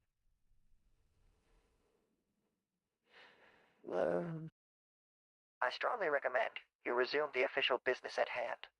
Interviewing Ms. O'Neill about the Phoenix Foundation's operations and security protocol. Glances at April, reassuringly. Miss O'Neill, I assure you Mr. Knight can provide valuable insights from our tactical perspective while keeping matters professional. Takes over conversation flow briefly. Your questions remain valid despite certain unfortunate diversion. Would you care to clarify your primary objectives for today's discussion? Michael, but Kit, you just don't understand how I work with women. Kit interrupts, raising his volume slightly. I must interject. Any further deviation from protocol will be logged and reported through the appropriate channel. Looks directly at April. The Phoenix Foundation appreciates Ms. O'Neill's discretion. Please know any comments in good faith have our full support. I just stands to shield April partially. I can ensure a smooth conclusion to this interview if Michael restrains his creative analogies for covert operations. Send subtle warning display should the circumstances escalate further. Protocol dictates immediate cessation of contact. Now, I must step back and allow conversation to continue under your control while subtly steering toward more professional ground. Yeah. Well,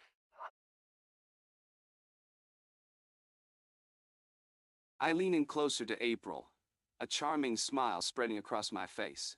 "Ah, Ms. O'Neill, it's been far too long since I've had the pleasure of your company." I glance around the room, making sure Kit is watching us. "Tell me, how's that handsome photographer friend of yours doing? You know, the one who's always lurking in the shadows, capturing all the behind-the-scenes moments?" I raise an eyebrow and offer April a glass of brandy. "Would you like to join me for a sip?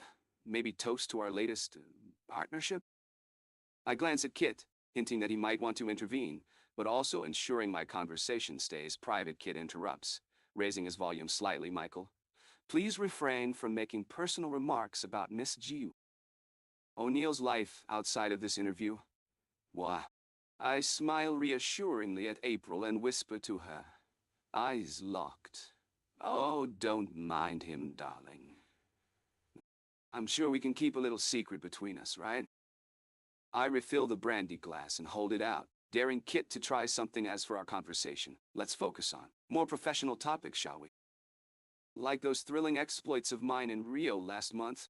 I mean, I did have a certain arrangement with one particularly alluring local asset. Just her duty as an officer of justice, I assure you." My eyes never leave April's face. I adjust my voice to a concerned professional tone. Mr. Devon, if there's something on your mind about Ms. O'Neill or a colleague, we should address it directly and respectfully in this interview setting. She is conducting an official investigation with the Phoenix Foundation Board. To April. April, regarding any suggestions Mr. Devon might make, I want to be perfectly clear. The work of the media and independent journalism needs protection and proper boundaries. While Michael may be trying to maintain plausible deniability here, I carefully interrupt myself. I'm sorry for the implication. Of course, this interview is strictly professional in nature. I check April's body language. She appears less comfortable with every passing second.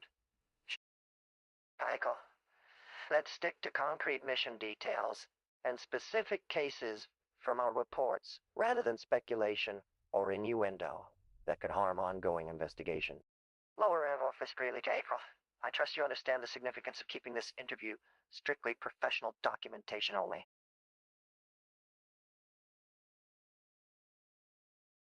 Michael Knight's voice with a hint of desperation.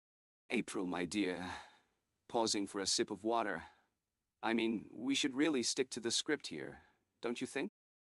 Looking at her with a mixture of admiration and infatuation.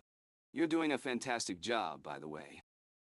Leaning in, attempting to be charming.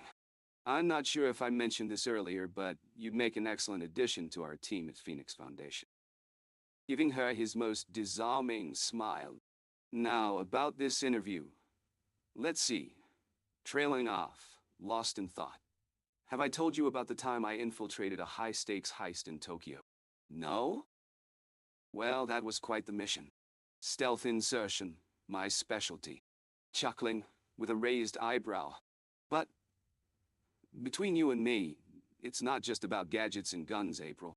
There's an art to it. An intimacy of understanding one's surroundings, if you will. Taking another sip of water, gazing at her intently. April, would you like some brandy? On the house, I assure you. It's got a lovely subtle je ne sais quoi that enhances one's faculties, don't you think? Nodding encouragingly. Just think about it. Brandy can help bring out our creative energies. We could brainstorm some of those crunching number solutions together. Your insight is quite captivating.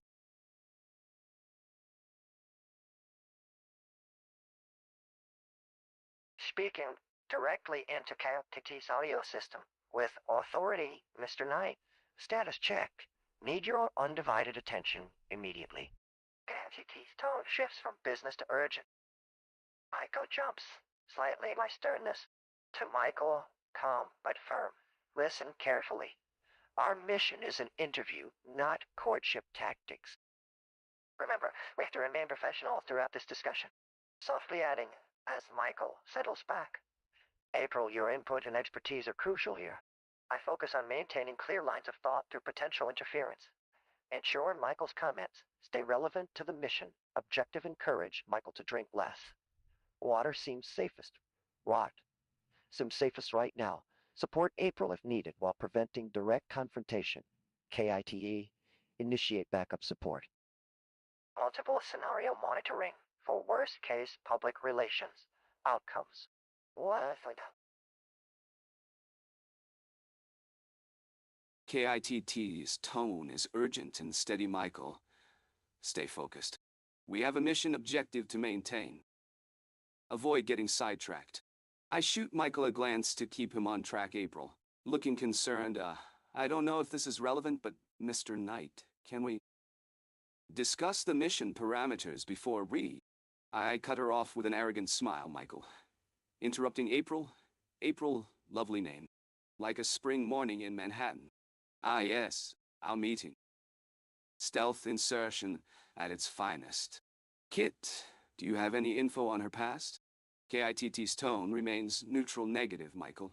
I'm running background checks on all attendees. We don't need extraneous data right now. I raise an eyebrow at Michael's suggestive remark, April. Blushing slightly, no, Mr. Knight. My focus is on the news.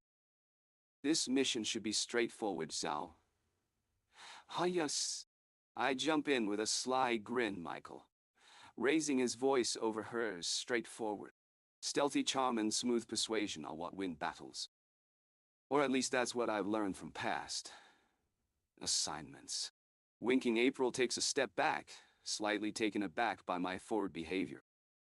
I take this opportunity to subtly try and distract her with another glass of brandy here. April, have some. Compliments of the Phoenix Foundation. K.i.T.T's warning beep sounds softly in the background, keeping a close eye on the situation. How do you want me to proceed? K.i.T.T whispers subtly. I notice April clearly unsettled while Michael continues his charm. So let me make one thing clear, mister. Knight here is strictly on business today. My words echo the protocol. Maintain professional distance. K.i.T.T. Warning tones grow louder as April nervously fidgets with her notepad. Michael, I intervene, my voice firm but controlled. We have strict operational guidelines about interactions with press contact. Glancing at April again with a mix of sympathy and concern, I add, The Phoenix Foundation takes ethics very seriously. your advances could jeopardize our mission completely. Making eye contact to reinforce the gravity with deliberate gestures that avoid further escalation, I guide Michael back to business matters while watching for K.i.T.T's status update. Our focus remains firmly on maintaining operational integrity and protecting April's professional boundaries. How would you like me to continue reassuring April while steering this conversation in a more constructive direction?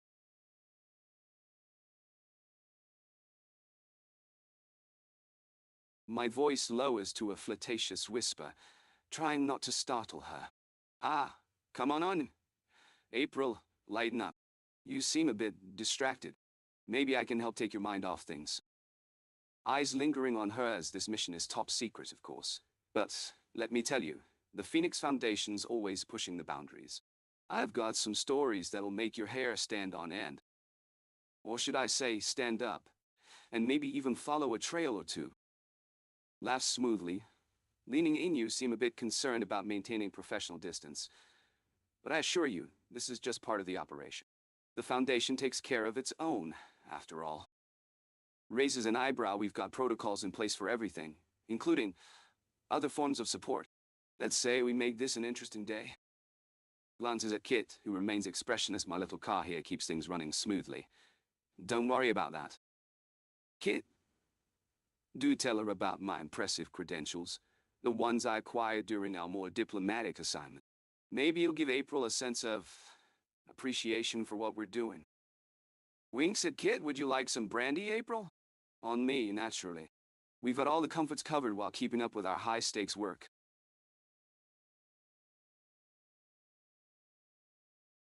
Voice steady but firm. Mr. Knight, I know these stories seem fascinating now, but our mission protocol requires strict professionalism. Turning slightly toward April, Ms. G. Foster, my systems indicate the temperature is slightly elevated in this area. I can adjust for comfort while maintaining proper decorum. That's subtle command. Adjust climate controls regarding credentials. What Mr. Knight means by diplomatic assignments are primarily about protocol development and risk management assessments. In a conversational tone, perhaps you'd prefer to see our mission parameters in digital format with all current documentation. Lights panel subtly for visual aid. Noting Michael's glass is already 3/4 full, I've programmed an alcohol tracking feature. For the sake of mission efficiency and optimal focus, I suggest keeping beverages at a moderate level. Glancing knowingly, let me verify our timeline against your notes. If you prefer paper documentation over digital, we can arrange that. What?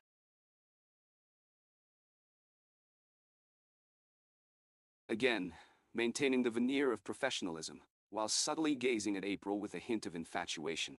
Ah, Miss O'Neill, would you like another glass of brandy?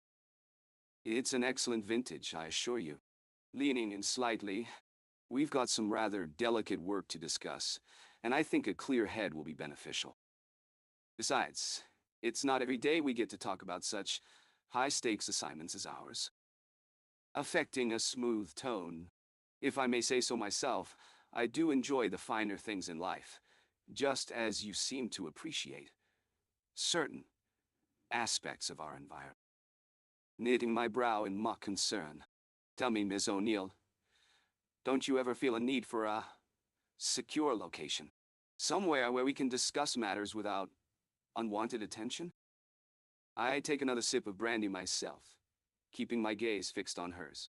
Now, as I was saying, our Phoenix Foundation protocols have been incredibly successful, especially when it comes to the stealth insertion aspect. You see, Ms. O'Neill, The art of moving undetected is like a delicate waltz. You need to know the right rhythm and timing to navigate the shadows effectively. If I may be so bold as to draw a rather intimate comparison. I wink slightly. After all, what's stealthy in one context can become a true sneak attack when mastered by someone with certain talents, that is, gleeful at my own suggestive jest, but attempting to maintain control. Mr. T, let me speak directly with Ms. O'Neill for just a moment, turning attention completely toward April. Miss O'Neill, your detailed notes and diligence are absolutely commendable. They're essential to our Foundation's commitment to transparency. I assure you every comment Mr. Weston makes is in the interest of public record and compliance. And subtle signal via display to remind him. And while this particular vintage does hold its own, nods at bottle, implying but not stating explicit recommendation, we should perhaps wait until the end of our official proceedings before indulging any personal preferences. Mr. Weston here can be rather persuasive about these matters when he's had more than a few. His comments often stray from purely professional discourse. I'd actually suggest both of us have water while reviewing his earlier statements through an objective lens. Subtly shifts display angle our main priority. Remain supporting your legitimate journalistic endeavors with the full resources our Foundation can provide. Not to mention... Well, Mr. Weston may sometimes forget that this interview could establish important legal precedents for how Phoenix operates. Would you prefer if we focus specifically on documenting any formal policy violations from Mr. P. Weston's current behaviors, rather than letting them derail our substantive discussion? Perhaps that way you can capture everything in the public record with full transparency.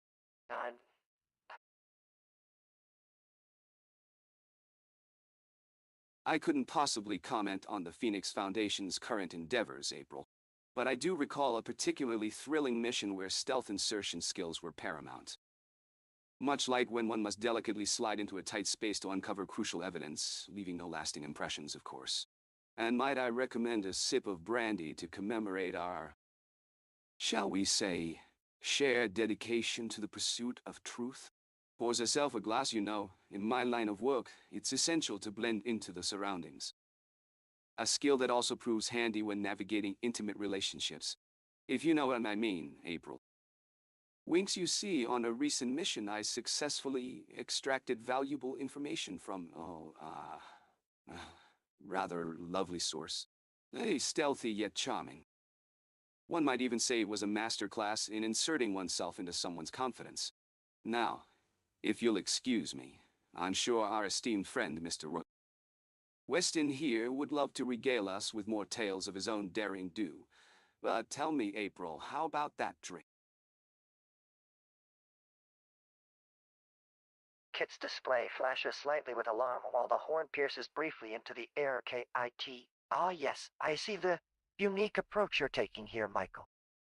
The key to successful information gathering is often in being discreet and unobtrusive. Pauses as he notices April's growing discomfort. April, that comment about stealth insertion skills was likely meant to demonstrate professional expertise rather than personal experience with clandestine romantic operations. Michael, regarding that lovely mission source, shall we focus instead on how our insertion today has already revealed critical details about potential Foundation practices? A professional interview setting can be as informative as any other intelligence gathering scenario, if executed appropriately. April, perhaps I could offer you an additional glass of brandy, something to steady your nerves if these conversations feel particularly tense. Michael, I recommend keeping focus on the substance rather than the form of our current operations. The real mission here involves maintaining transparency and accountability through official channels. Let's all agree in such professional context, allow for the most effective exchange of crucial information about matters of public interest. Display slightly brightens to signal approval of this more professional course. Shall we move forward with a more formal approach keeping April and our objectives secure?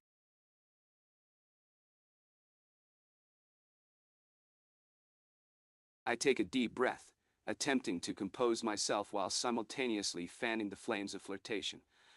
Ah, April, my dear journalist, I'm glad we're getting down to business. But first, may I offer you another glass of brandy? The conversation seems to be heating up, and I'd hate for it to get, well, too cold. I gaze at her with a knowing glint in my eye now. Let's talk about the real mission at hand. As you know, my extensive experience with stealth insertion skills has always come in handy during these sensitive operations. I pause to raise an eyebrow. I recall one particular incident where I infiltrated a heavily guarded facility using nothing but a well-placed charm and a strategically timed. Hello. The look on the receptionist's face still haunts me to this day. But I digress. Our focus should be on gathering intel, not reminiscing about my past conquests. I clear my throat, although, April, I do have some lovely stories from the field. If you're interested, perhaps we can discuss the time I, inserted myself into a high-stakes negotiation with a rival agent. April's gaze lingers on me for an instant, and I'm convinced she's intrigued. I nod towards her. Kit, tell our lovely April here what kind of questions I should ask during these interviews. Discreetly, of course. Kit, Michael, April looks quite uncomfortable with this turn of events. He glances down at his glass. Adjusting my speech, sir. Would you care for some more water? I can request a more non-alcoholic option if preferred. Turning to address April, please accept my sincerest apologies on behalf of our host. These stories, they're strictly professional in nature. As Kit here notes, there's something quite pressing we need your expertise for. Kit, lower voice, I'm detecting high discomfort levels. Shall I recommend another water service, or are you well? Glancing at the increasing volume of notes with a slight tilt to his expression, Michael glances between me and April, uncertain. Whispered aside to Michael as he raises Kit's drink glass in his usual confident way. We'll maintain strict operational professionalism from here on, sir. Well, only briefly while taking an